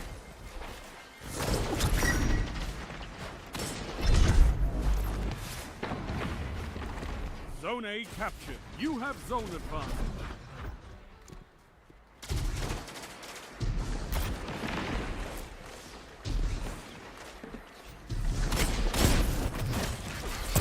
Oh my God, he's a quick boy. My man had the moves. I'm gonna go try this set out in Keep comp. the pressure on. A well-fought victory. That was fun, dude. That was, I think, like the most fun PvP build. Just creating, like having easy orb creation for Cabal stuff makes such a big difference there. Huh? All right.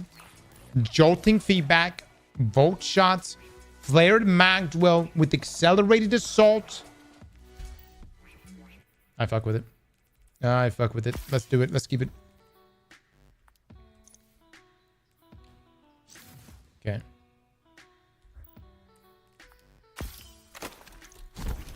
Was that a tier 3? What was that? What was that?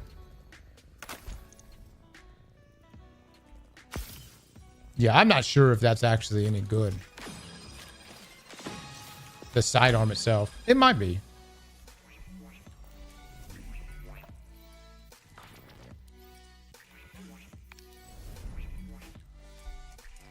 Sassy girl with the big rate. Thank you so much. Morgan with the 17. Thank you. Thank you.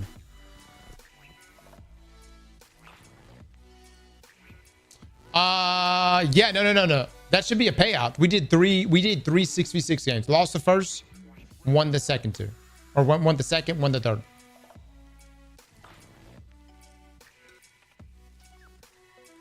I don't see attrition or sprocket before you use the no. It's the Europa set that's carrying. The I don't think attrition has done really much of anything. It's gonna be nice for PvE, I guess.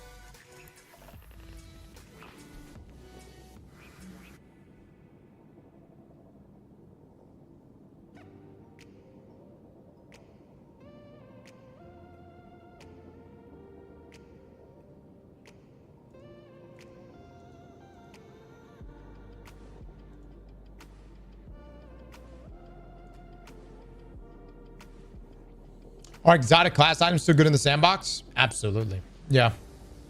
There are still combinations that exist on exotic class items that are very, very potent.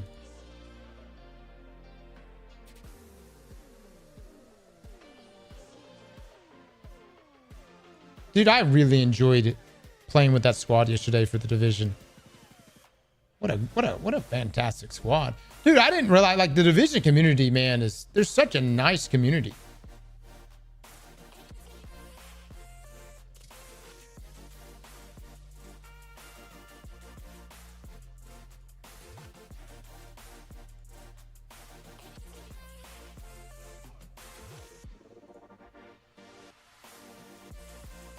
When you're not in the dark zone, yep.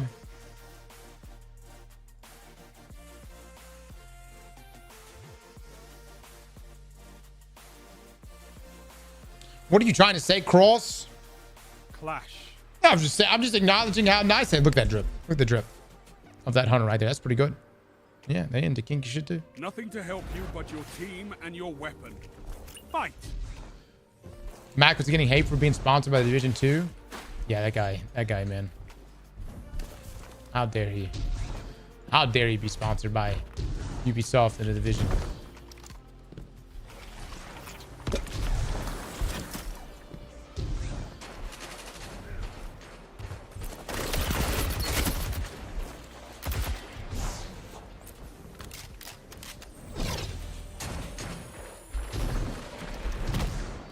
No.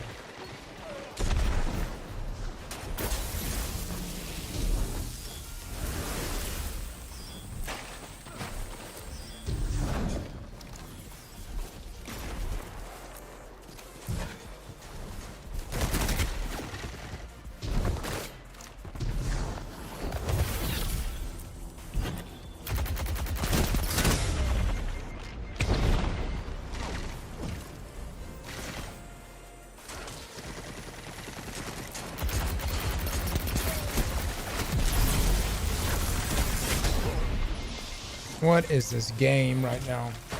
What is this game? I'm on.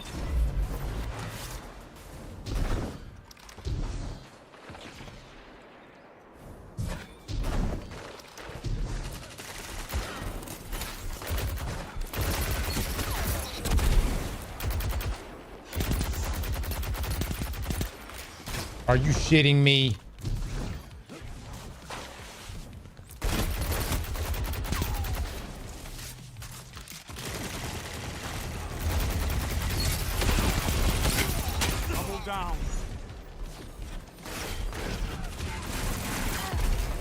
There we go. Good stuff, guys. Good stuff. Play that.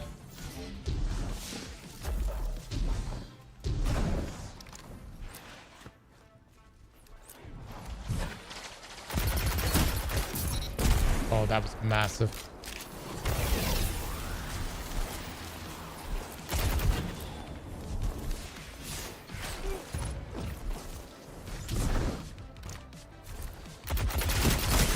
You made that look easy, Warlock. Can I not? Holy fuck.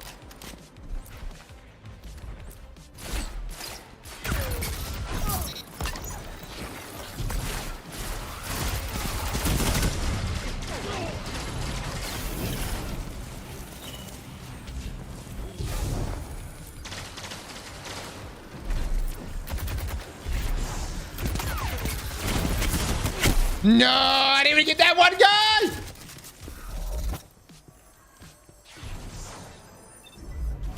What gun is Cross using? Cabal stuff.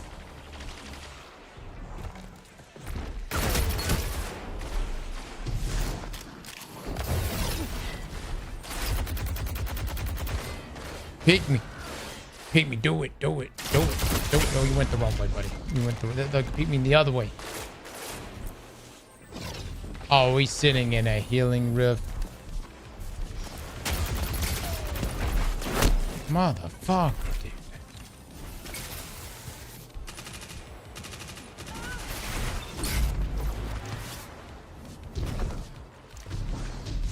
Oh, these guys are catching up.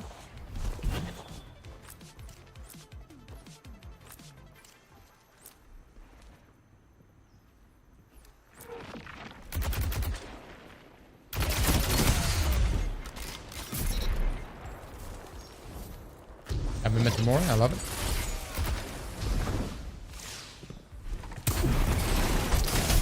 Your enemy can't kill if there's dead. Triple down.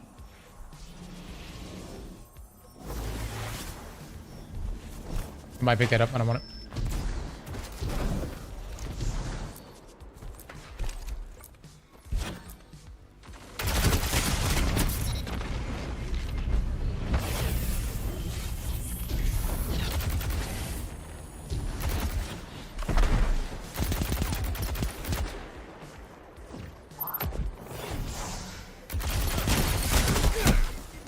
What in the fuck? My man shredded me off the blink. That's crazy.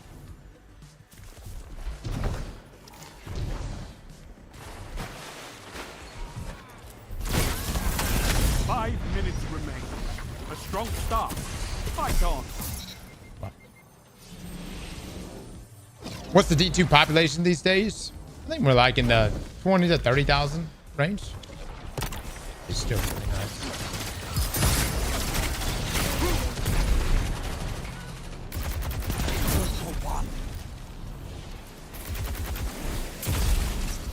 Fire team that fights together. Oh my god, that grenade actually got it. Together.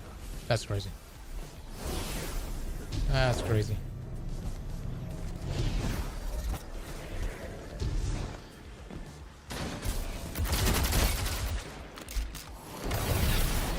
One final push and victory is yours.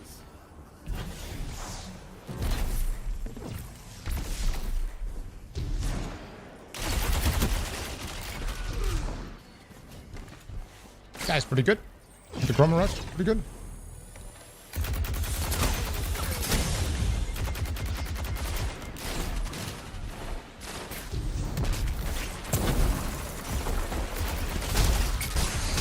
Ikora would be proud of you, Warlock.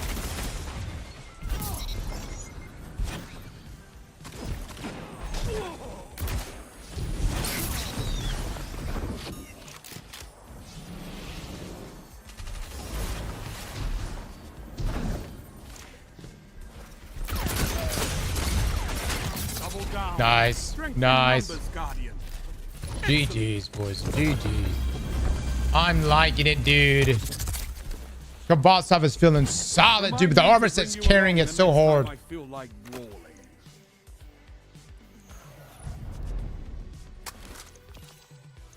I might get another. Let's do another. Let's do another one. Popularity report as D2 at 320,000 across all platforms. Very nice. Very nice. Yeah, I meant purely all fucking current is what I was referring to. So, I mean, I feel like there's always going to be people playing Destiny. You know, it's just sad that we don't got much to look forward to. I think that's what kind of made Destiny so fun over the years. It's like we always kind of had something to look forward to.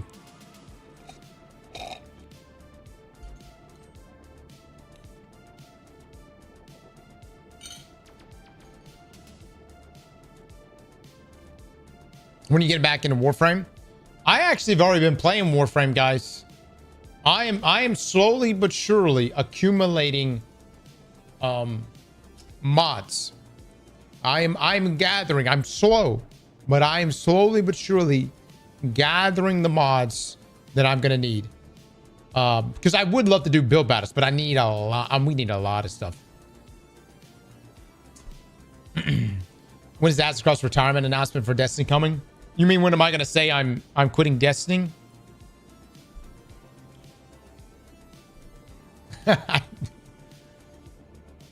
I don't know, boys. I don't know.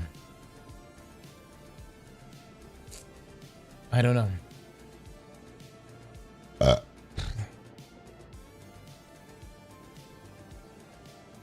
I feel like Destiny's always going to be one of those games we come back to.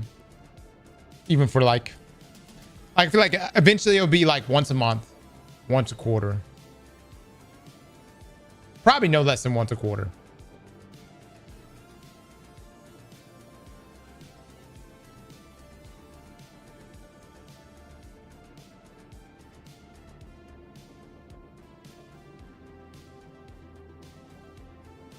Poro, good to see you, my man. Good to see you. I hated being gone that long that last week. Unfortunately, we're going to be gone again next week. And then... Is it the week after that? Or at least getting into the weekend? Let me see. Let me look at the calendar. So we're going to be gone next week for a bit, guys.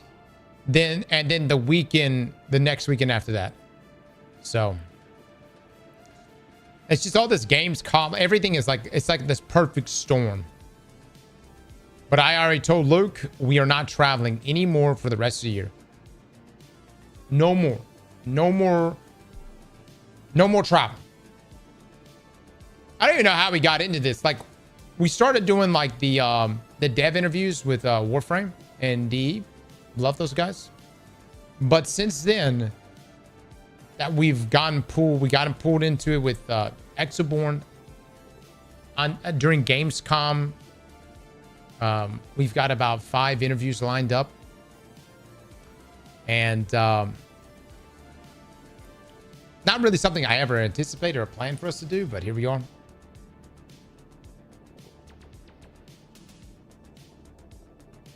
Seattle? No trips to Seattle, guys. No trips to Seattle.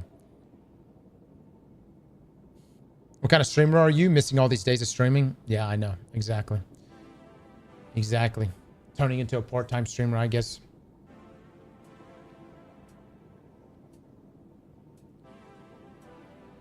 Watch out, Shillup. We got Acid Shield. No. Shillup does such a great job. He does such a great job. Yeah, I have fun with it. Well, my thing is, you know, you would be surprised, and maybe you won't be surprised, but the end of service here for Destiny has really, it's had huge ripple effects in the gaming world. It's almost every conversation I have with other developers is talking about Destiny, and they bring it up first. Many of them play Destiny, and so, and now they know that there's like this huge hole that if there was a game to come in, it could be a great opportunity. Will we record anything at Gamescom? Everything we're doing at Gamescom this year, we're going to be recording. So yeah, you'll be seeing all that stuff from us. And we're going to be playing whatever games are going to be there too. There's just a number of them.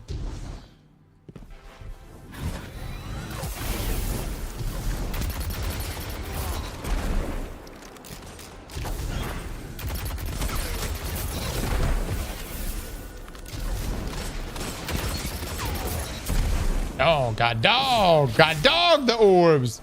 Hot damn. Dude, that is fucking crazy. That is crazy. That man hit us with that. I did all that work. I got kills with my weapon like a good guardian, and this fucker throws 2 abilities. Are you shitting me?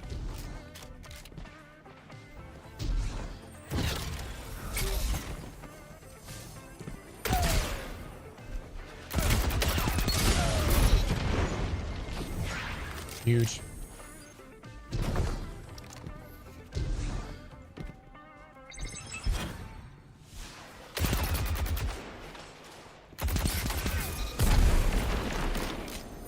The orb creation is wild.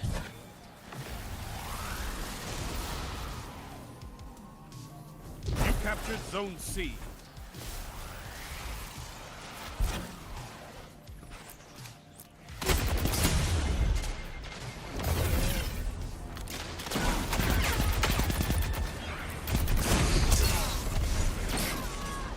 That's unfortunate. There you go, buddy. Hell yeah. See if we can push this.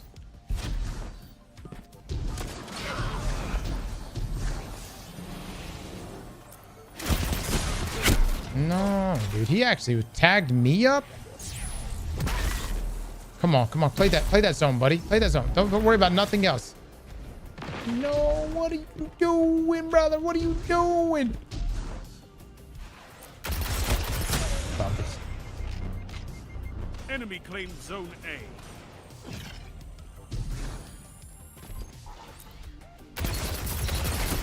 Oh, there's that chromatic bump. All right, we have got to pick that up. Actually, just go to this.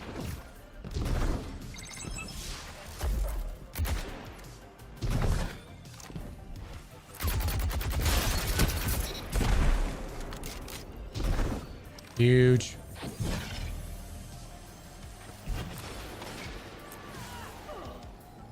Not good. You captured Zone B.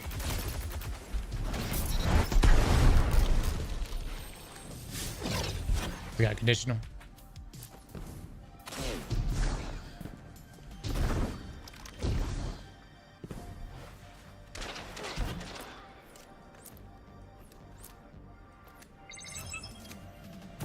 I think I have to make a move. He actually got me? That's crazy. What's up, bud?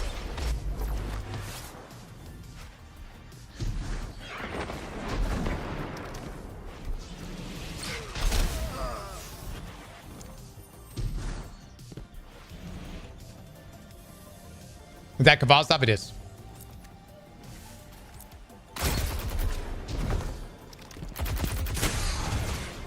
Zone C captured. You're in the lead. Good shots.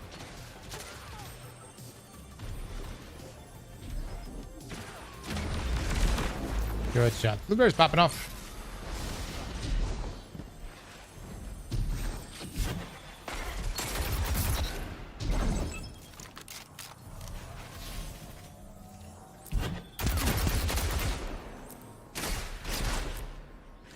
You captured Zone A.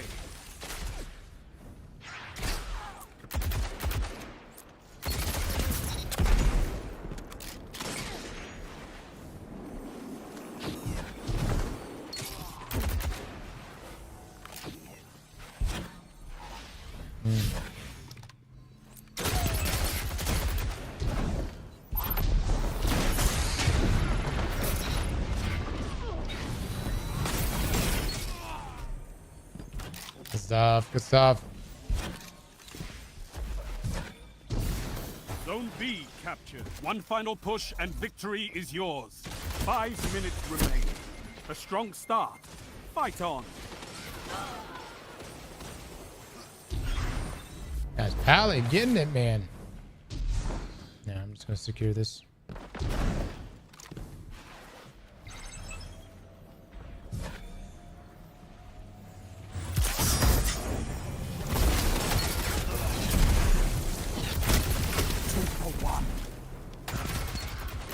Triple down. Good You stuff, captured guys. Zone C.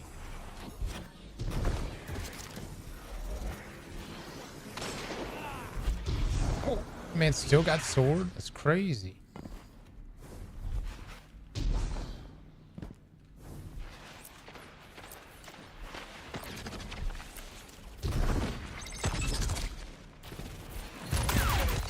Fire team that fights together stays together.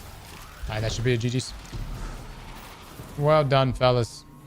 You captured Zone A. A victory well executed. Well done. Oh, give me a rose. Wow. You Okay. fight like a demon for these zones. Bring me your friends. I need more like you. Not good. Not good, no. No. No. No. Part of me wanted to keep it.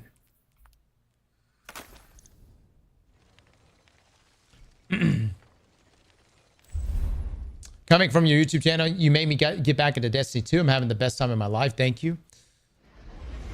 Glad you enjoyed it, man. I feel like where Destiny is right now, you know, there's no FOMO. You can play at your own pace, you know. A lot of build diversity. The most it's ever been. The build diversity right now inside of Destiny is at its greatest. For those that are tuning in right now and seeing what we've been rocking, this is the final form of this build. We started off with a couple things, but we ended up at this, which is the 2-piece Europa set, which is really what's giving us our orb every single time.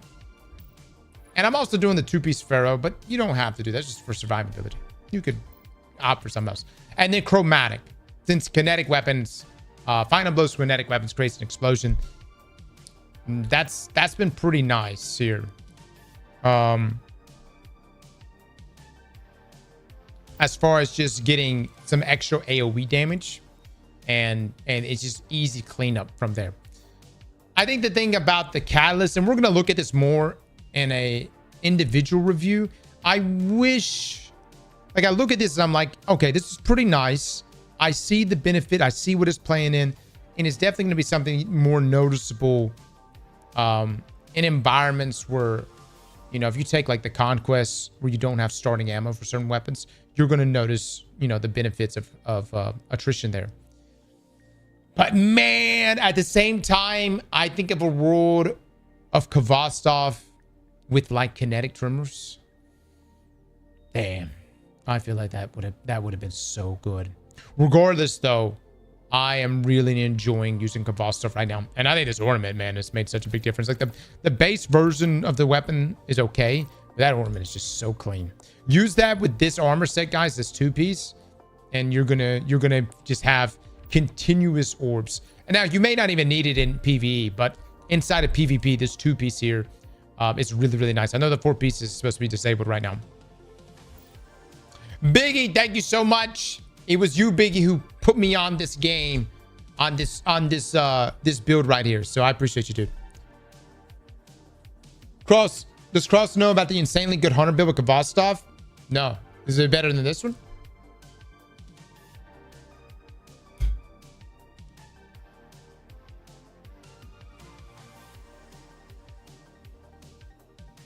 Destiny as it is now should have been the baseline for ages. Yeah, the thing is the thing is I think everyone at Bungie who has ever taken over, everyone has had a different vision for what Destiny should look like. I think that's from D1 to the special ammo economy in year 3 of D1 to this double primary system of D2 to, you know, where we ended up with now with the tiers and everything else. The point I'm trying to make is everyone has had a different vision, and we've had a lot of leadership change with Destiny. And it's not even just the known leaders that you've seen game director wise. I'm talking about the teams of people that have moved around each other over the years. And so I don't believe there was ever really a cohesive, firm vision for what build crafting is supposed to be. And I think that was part of also what was the thing with Destiny, was that it was supposed to be always evolving. But with that level of evolving, it left little room for people to have the freedom to learn the game at their own pace. Because by the time you jumped in, the game would have evolved so much since the last time you played that it could feel overwhelming. And then you were met with the, well, it's going to change again in another 3 months, in 6 months, and especially in another year. And so that led to the, you know, the FOMO, and also I think it fatigued players.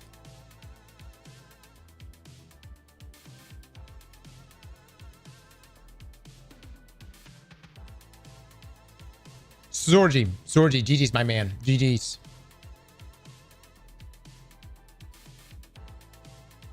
Anyone remember armor having elements? Yeah, dude. Armor having elements. Dude, just take like the stat system, for instance. This time last year, we couldn't even go above 100 stat. This time last year, resilience was king, right? Not this time last year. You know, before pre-July.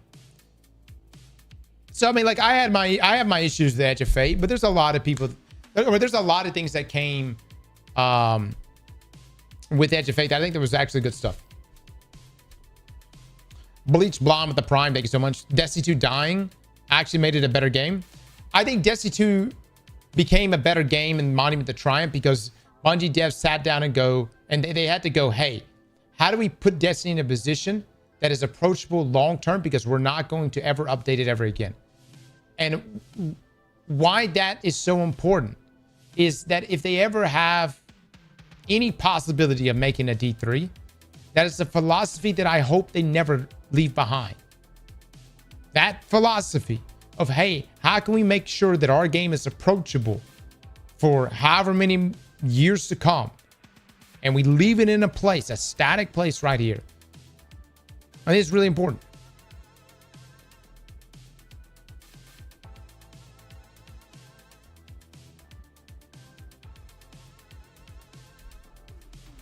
Cross, have you seen Christopher Bear's new round of tweets? No, what's he say?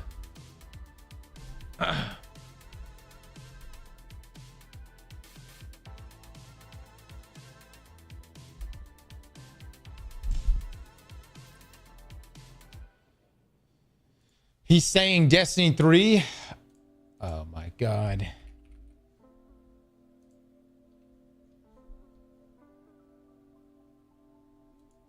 Oh, interesting. My thoughts on vaulting content. There's a few legitimate reasons this exists. One is HDD space. On consoles, all the content just won't fit on core systems. Another is base install size for new players.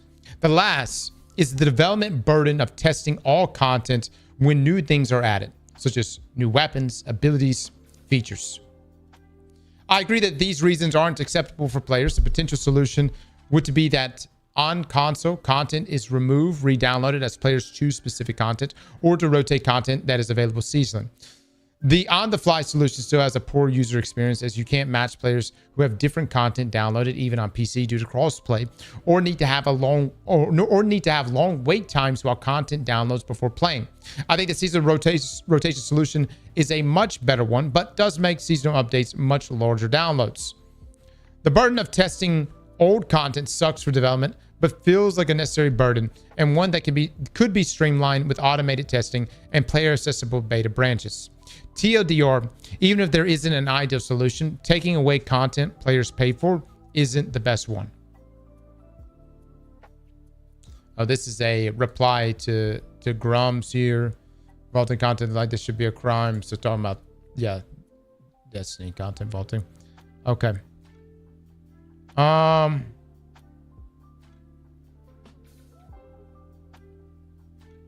We did a partial streaming system for Firefall where the high textures were on CDN and loaded as you roamed the world. Since we use mega textures, it was pretty much essential to keep install sizes down. It's a real problem on consoles. Perhaps letting them download optional chapters, not replay, might have worked.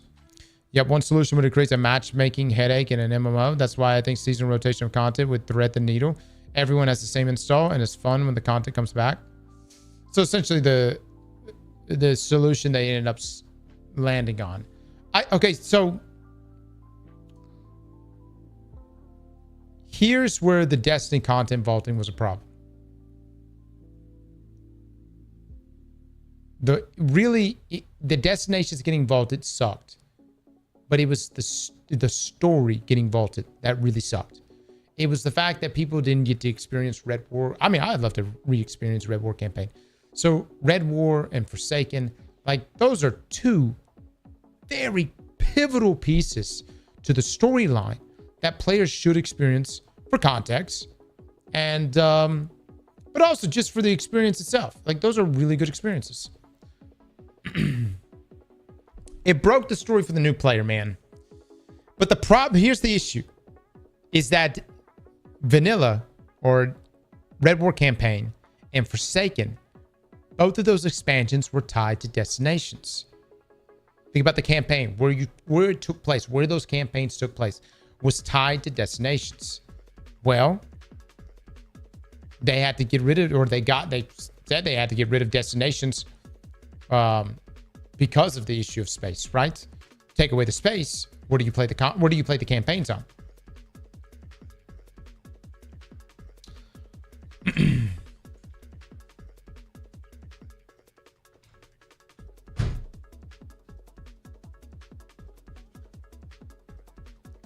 Red War is the main game of D2 seasonal. Okay, but main game or main expansion making no sense.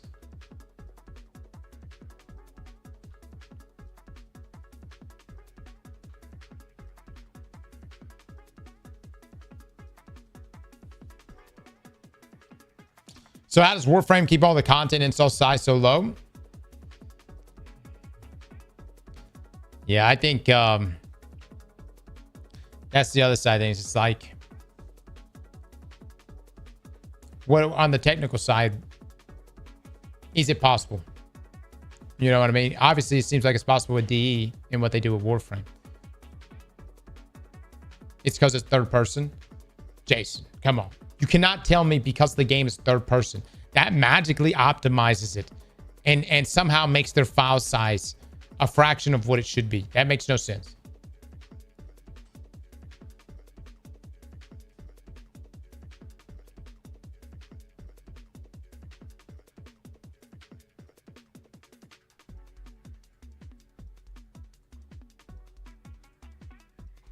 But no, we know all the stuff with Project Sunrise. Where does that fall into this situation? I don't know. I don't know. I think tomorrow I'm going to download it and we're going to give it a go. We're going to try to play Project Sunrise. And I don't even think we can really play it, can we? It's more like walk around and stuff, right?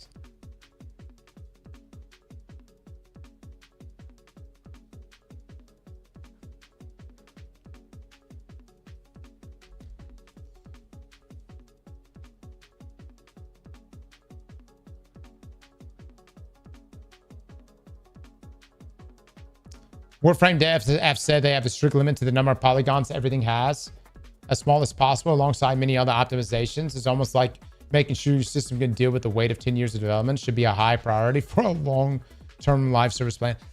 The problem is this. Again, this is not me making excuses for Bungie, but we were supposed to be on Destiny 4 by now. You know where I'm coming from? Destiny was just never built with long-term optimization in mind. You see? So they're really, their solution to it was, yeah, it might be bloated and unoptimized, but we're going to be moving to the next Destiny and then to the next Destiny. But then that would have been essentially, you know, resets. That's the Call of Duty model, but that's what Activision wanted.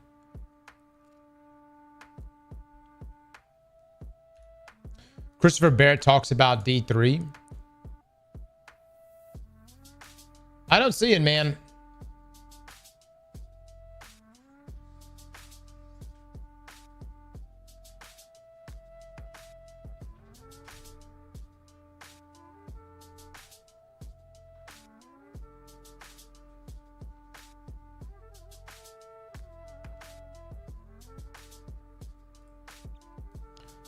This is just Cope using consoles as an excuse.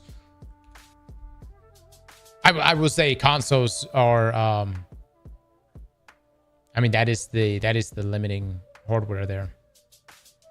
Most notably last gen consoles. So yeah. That's also not excusing the lack of optimization, but I'm saying that consoles have always been the, you know, kind of the drag there. I don't see anything you said about D3 though.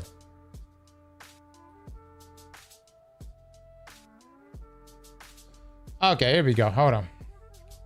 I hope one day you could tell us about the D2 sequel, D3, and the Veil Pyramid race. Like, we know it existed and wasn't a fake. We have quite some evidence after all those years, but it would be so nice to hear what it would have been and what the story of the Veil race was going to be. Christopher Rivera says it was leaked by an Activision employee, if I recall correctly. Oh, interesting. Never knew Anon the 9 was an Activision employee, but makes sense as to how the leak was so detailed. And then people found a lot of remnants of the Veil Pyramid race in the game files of Shadowkeep, and even Lightfall had an unfinished Veil unit model. Hold up now.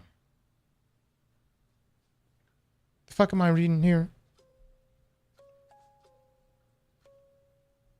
We had a Veil Pyramid race? Like an actual... It wasn't the Witness?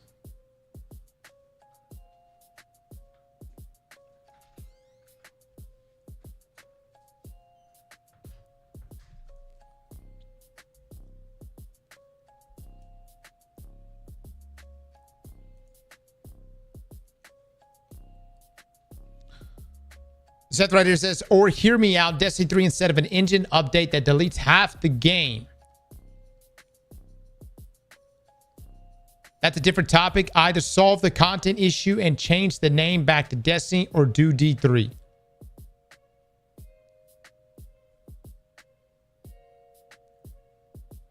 Not really a different topic. It's a solution to the problem you laid out, but I know things are complicated and that there isn't a magic bullet. Also, hindsight's 2020. I know that because I was on board with the game living forever. Don't lose vault mentality at that point in time.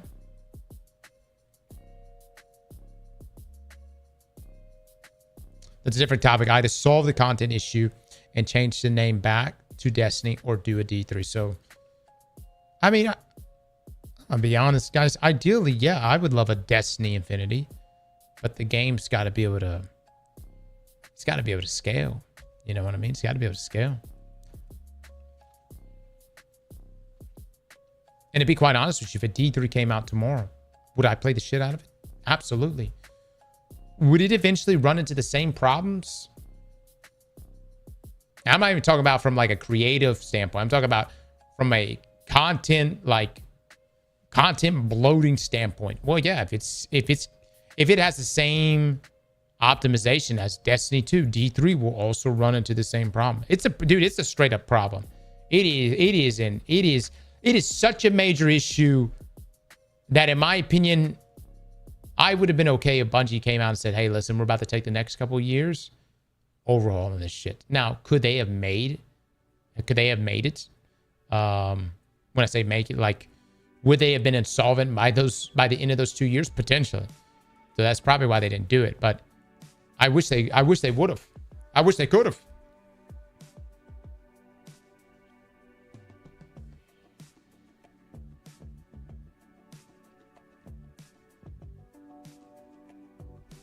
That's what I was doing, Master. Yeah. That was what I was doing right there.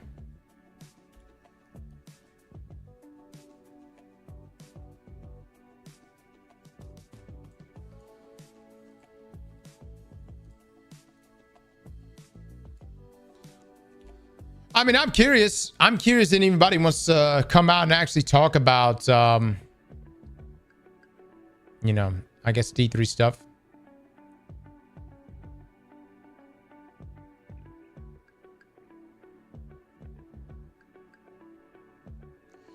Yeah, would that may indicate that the game has reached its limit and you're having to vault content and Destiny should have been greenlit and started development? Seems like poor management of this incredible IP. Sure, maybe, but I wasn't managing the IP, just adding some personal thoughts about content vaulting. Okay, this is mainly just him saying that he's just giving his personal thoughts.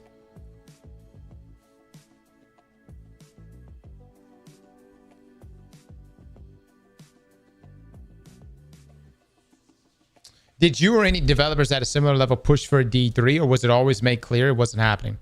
I pushed for no D2 originally, just continually Destiny MMO. But at some point, definitely pushed for a D3. I even worked for about 6 months on a D2 sequel.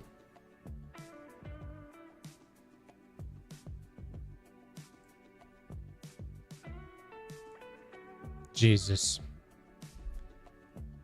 That would have been post-Forsaken. If that was the case.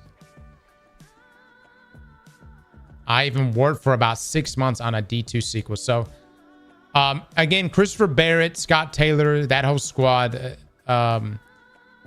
If you remember going into Forsaken, this was the same group that was in all the buy docs for the Forsaken expansion.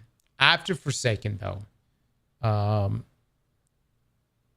many of those guys ended up moving on to Marathon. But if I'm understanding this timeline correctly from Christopher Barrett, if he's saying they worked 6 months on a D2 sequel, then maybe during that time frame before they moved to Marathon, they were actually, in fact, working on what would have been Destiny 3.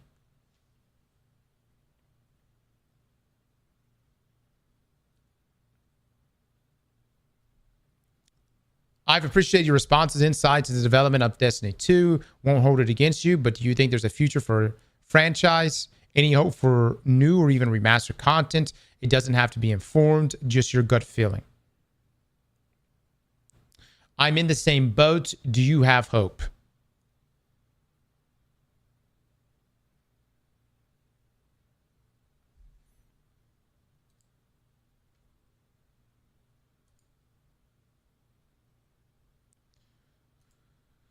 Well,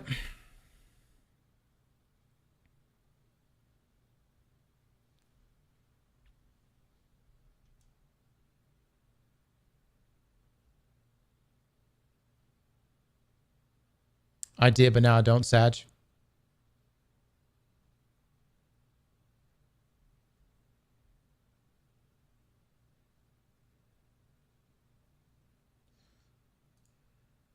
Vaulting content, other things played a factor also. Beyond Light was on Engine 3.0, which I believe is actually the standalone engine for Destiny 3 at the time. Nobody has really confirmed this, but it's clear Destiny 2 was meant to end like D1 at some point and stay content complete, in my opinion. Would have been the best option. At some point, the choice was to make, or was to make to continue on Destiny 2 only. So content from Destiny 2 was then ported over to Engine 3.0. So the reason for vaulting was not just to remove and slim down the game. It was because the bandwidth was not available to port everything to Engine 3.0 and test it basically. Making any decision that invalidates existing content in a live game seems like it wasn't the best choice. So, yeah, that was the idea with Beyond Lights, was that things would get taken out of the game, would get overhauled for, I guess he's calling it Engine 3.0, and then put back into the game. Obviously, that didn't happen. My question to you guys, if Beyond Light would have started essentially Destiny 3,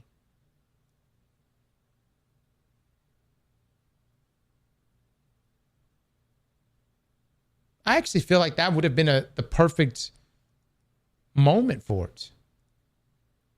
Think about it. The aspect and fragment system.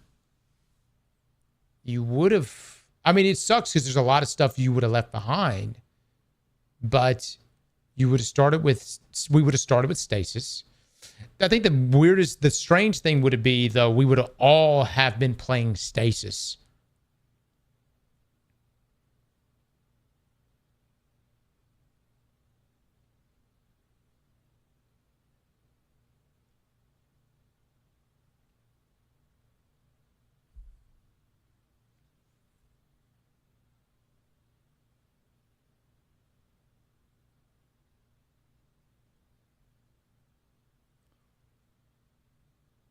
Can't complain about Shadow Dive if we all used it.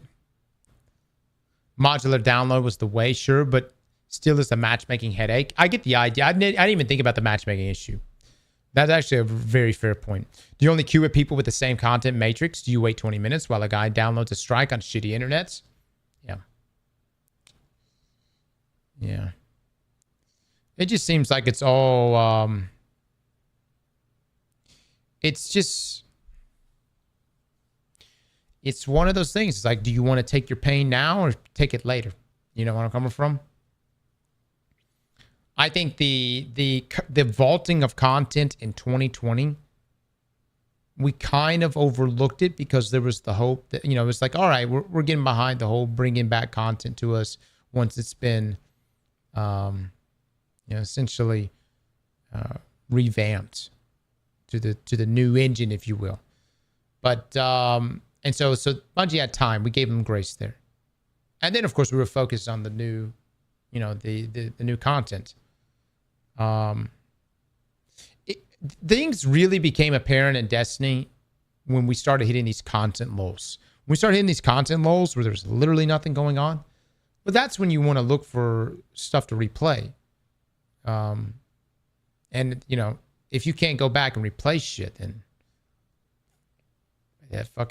that really amplifies the issue of vaulting.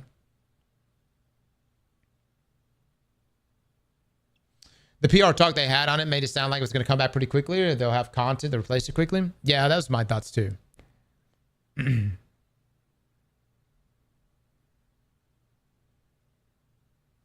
You were a senior employee at the time, though. I imagine largely focused on Marathon. Do you know if there was the view that in the future, all of the content would become playable again? If previous generations were to be dropped, could the content have been added to the game again?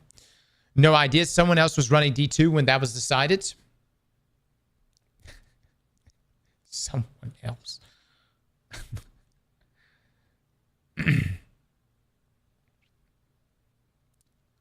Luke Smith was running D2. All right, Christopher, someone vaguely, someone else. I feel like Luke Smith. I like, when Luke and Mark Noseworthy would present stuff to us, but I think they just had the unfortunate job with that shit. Quote, it wasn't me. This is why you guys needed to have made D3. It's unacceptable that we lose content we pay for. The Witch Queen would have been a perfect start for a new game. Was it my call, unfortunately? Sincere question, not trying to troll or bait. How does Final Fantasy XIV manage it compared against what Destiny 2 did? I don't know. Haven't looked into it, honestly. Less heavy content resources. How is Final Fantasy XIV on console?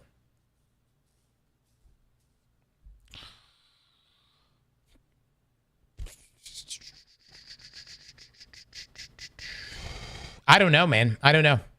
I don't even know how big Final Fantasy XIV is. Isn't Final Fantasy XIV dropping last-gen consoles, though? It's on Switch 2 now? I thought Final Fantasy XIV is dropping old-gen consoles.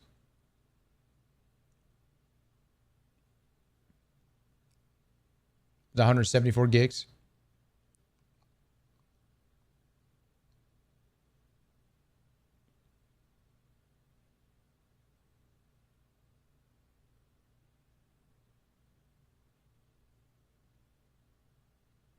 After 8.0, Final Fantasy dropped PS4.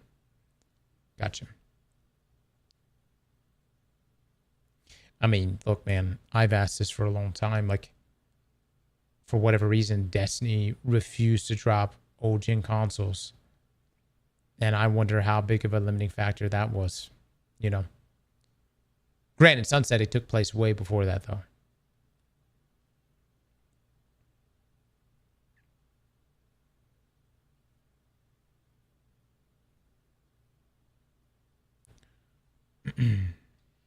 Okay.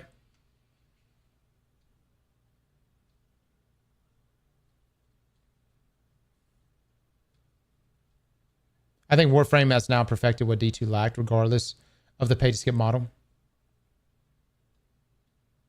Destiny 2 community would have plummeted over how many people still had old-gen consoles. Yeah. And they needed sales, too. That's probably why they didn't do it in Edge of Fate. Yep. It's all tough, dude. It's all tough. Eventually you just have to overhaul stuff, I guess. And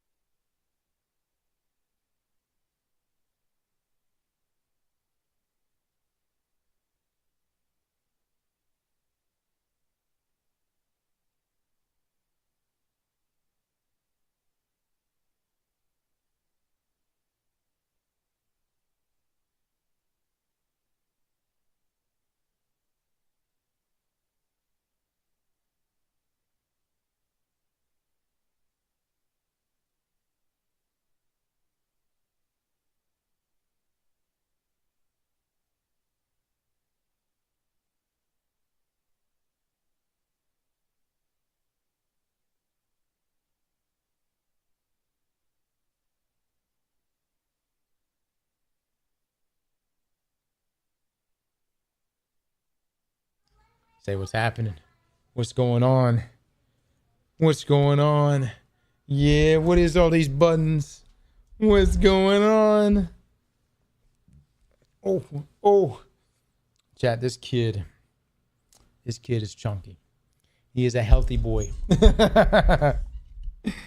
You want to say hi? You want to say hello? Yeah.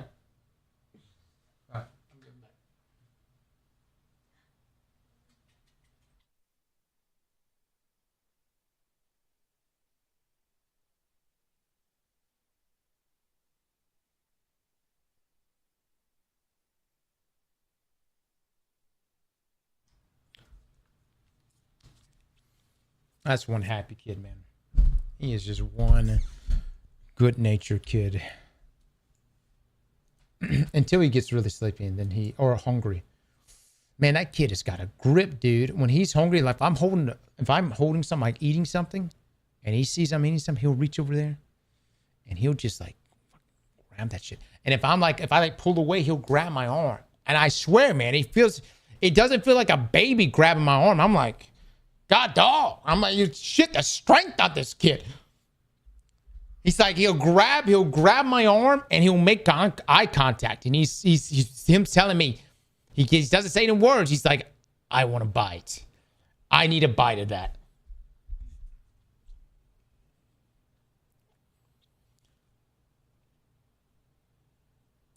Kid is a tight main. He likes food, dude. That kid likes food. How old is he? 9 months. 9 months now. My son's the same way.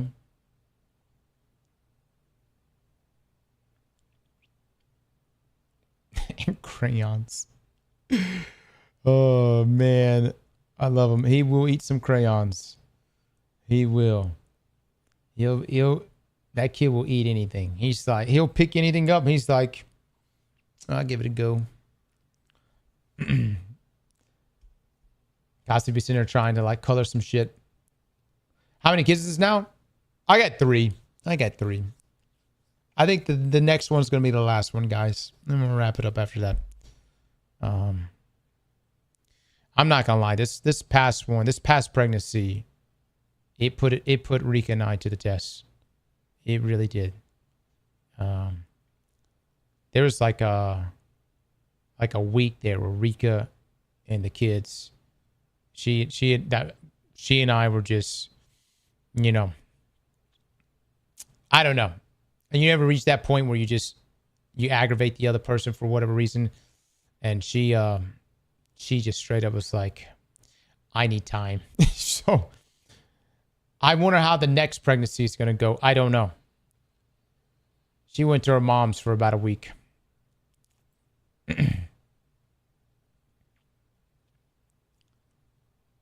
I got 4. I remember sleep, free time, and money as legends from the past. Maybe not do it. Well, look, when your woman's pregnant, I mean, look, I'm gonna go ahead and say it. They kind of get pissed off at everything. You know what I mean? Like literally everything. It's like, God dang. And, you know, just a little bit of everything.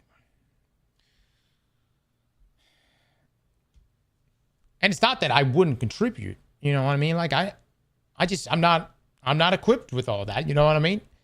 I'm sorry that I have a penis. My life looks all fucking easy over here. You know?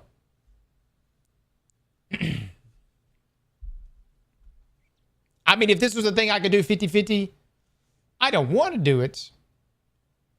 I would probably, you know what I mean? I'd probably be a part of it in some way, but I can't. You know, I'm just on the outside emotional support. One and done. Oh, yeah, man.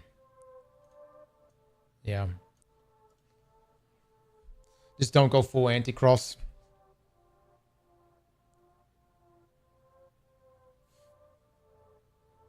Well, the pregnancy, Cassia, I felt like Rika was pretty good. But for Summon, she wasn't. So it's just hit or miss. My wife is 7 months pregnant. It's one and done for me. She agrees too. One's easy, man. One's easy. Or easy enough. Easy enough, I say. Or easy, you know. But I will say 2's pretty fun. 3's a party.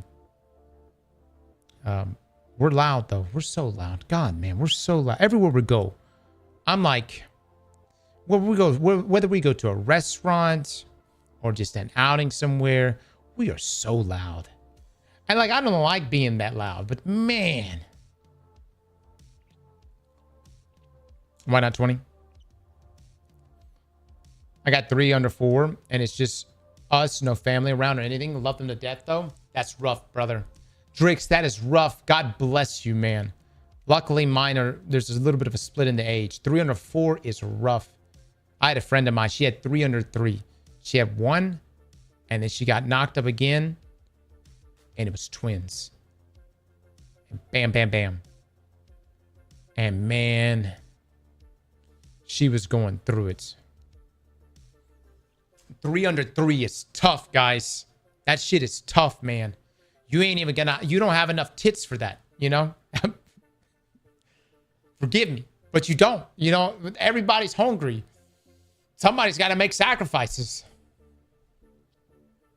Yeah, you know? Rotation. I'm the oldest of 12, and I still don't know how my parents did it. Good God. Good God. Man, the dirty shit you and your mom and your dad did on a regular occasion. That is raunchy, brother. That is raunchy. Hey, man, applause for the both of them. God, you know every position, every hole. God, you know it was disgusting. Baby oil probably all over the place. Good for them, though, man. Good for them. I'm happy for your parents.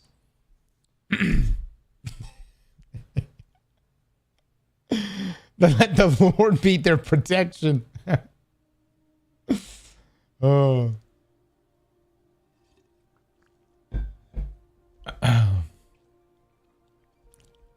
I was before the internet. There was nothing else to do. Yeah, maybe that was a contributing factor. Or it could have been like how it was way back when gosh, can you imagine, dude? Way back when half your kids would die by the time they were grown.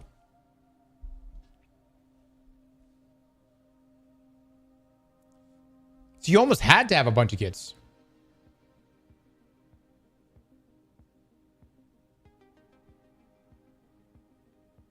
We lived on a farm, so that helped.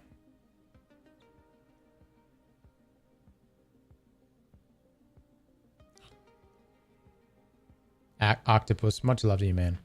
Hope you're doing well. Hope you and the wife are all right. I hope everything's okay. B-Man with the 47 months. Thank you. Bro, does that mean your mom is pregnant 75% of the time in like 15 years with 12 kids? Yes. Yes, that's exactly what that means. Constantly pregnant.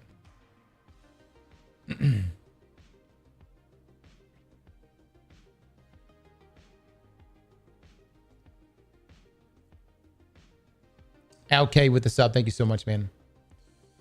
All right, fellas. I've yapped long enough today. I'm going to go ahead and hop off for the afternoon. Y'all have been wonderful. Thank y'all so much for sitting here and bullshitting with me. The golden Kappa train just got hit. That's amazing. I am trying everything I can to get into the Cinder City Alpha. I believe we can't stream it, but I'm trying to see what's going on with it. If not, we'll be back tomorrow. We'll probably be doing, I wanted to do some build battles before we leave next week. And so we might hit another build battle. And then we've got the Division. Mistfall, I know, is one that I want to hit. Yeah, I think I told Les I wanted to actually, we need to redeem ourselves in Mistfall. We've been just getting fucked up too much. So I want us to lock the fuck in. We need to, not saying Luke's not a good third. Luke, but we need good team synergy. I want to get in there and actually kill some of the bosses, man. So I would love to get that done. That Moses, thank you so much for the 28 months. Chat, though, y'all been wonderful, man. Thank y'all so much for hanging out with us. Y'all have a wonderful rest of your afternoon. I'll see you in the next one. Bye, everybody.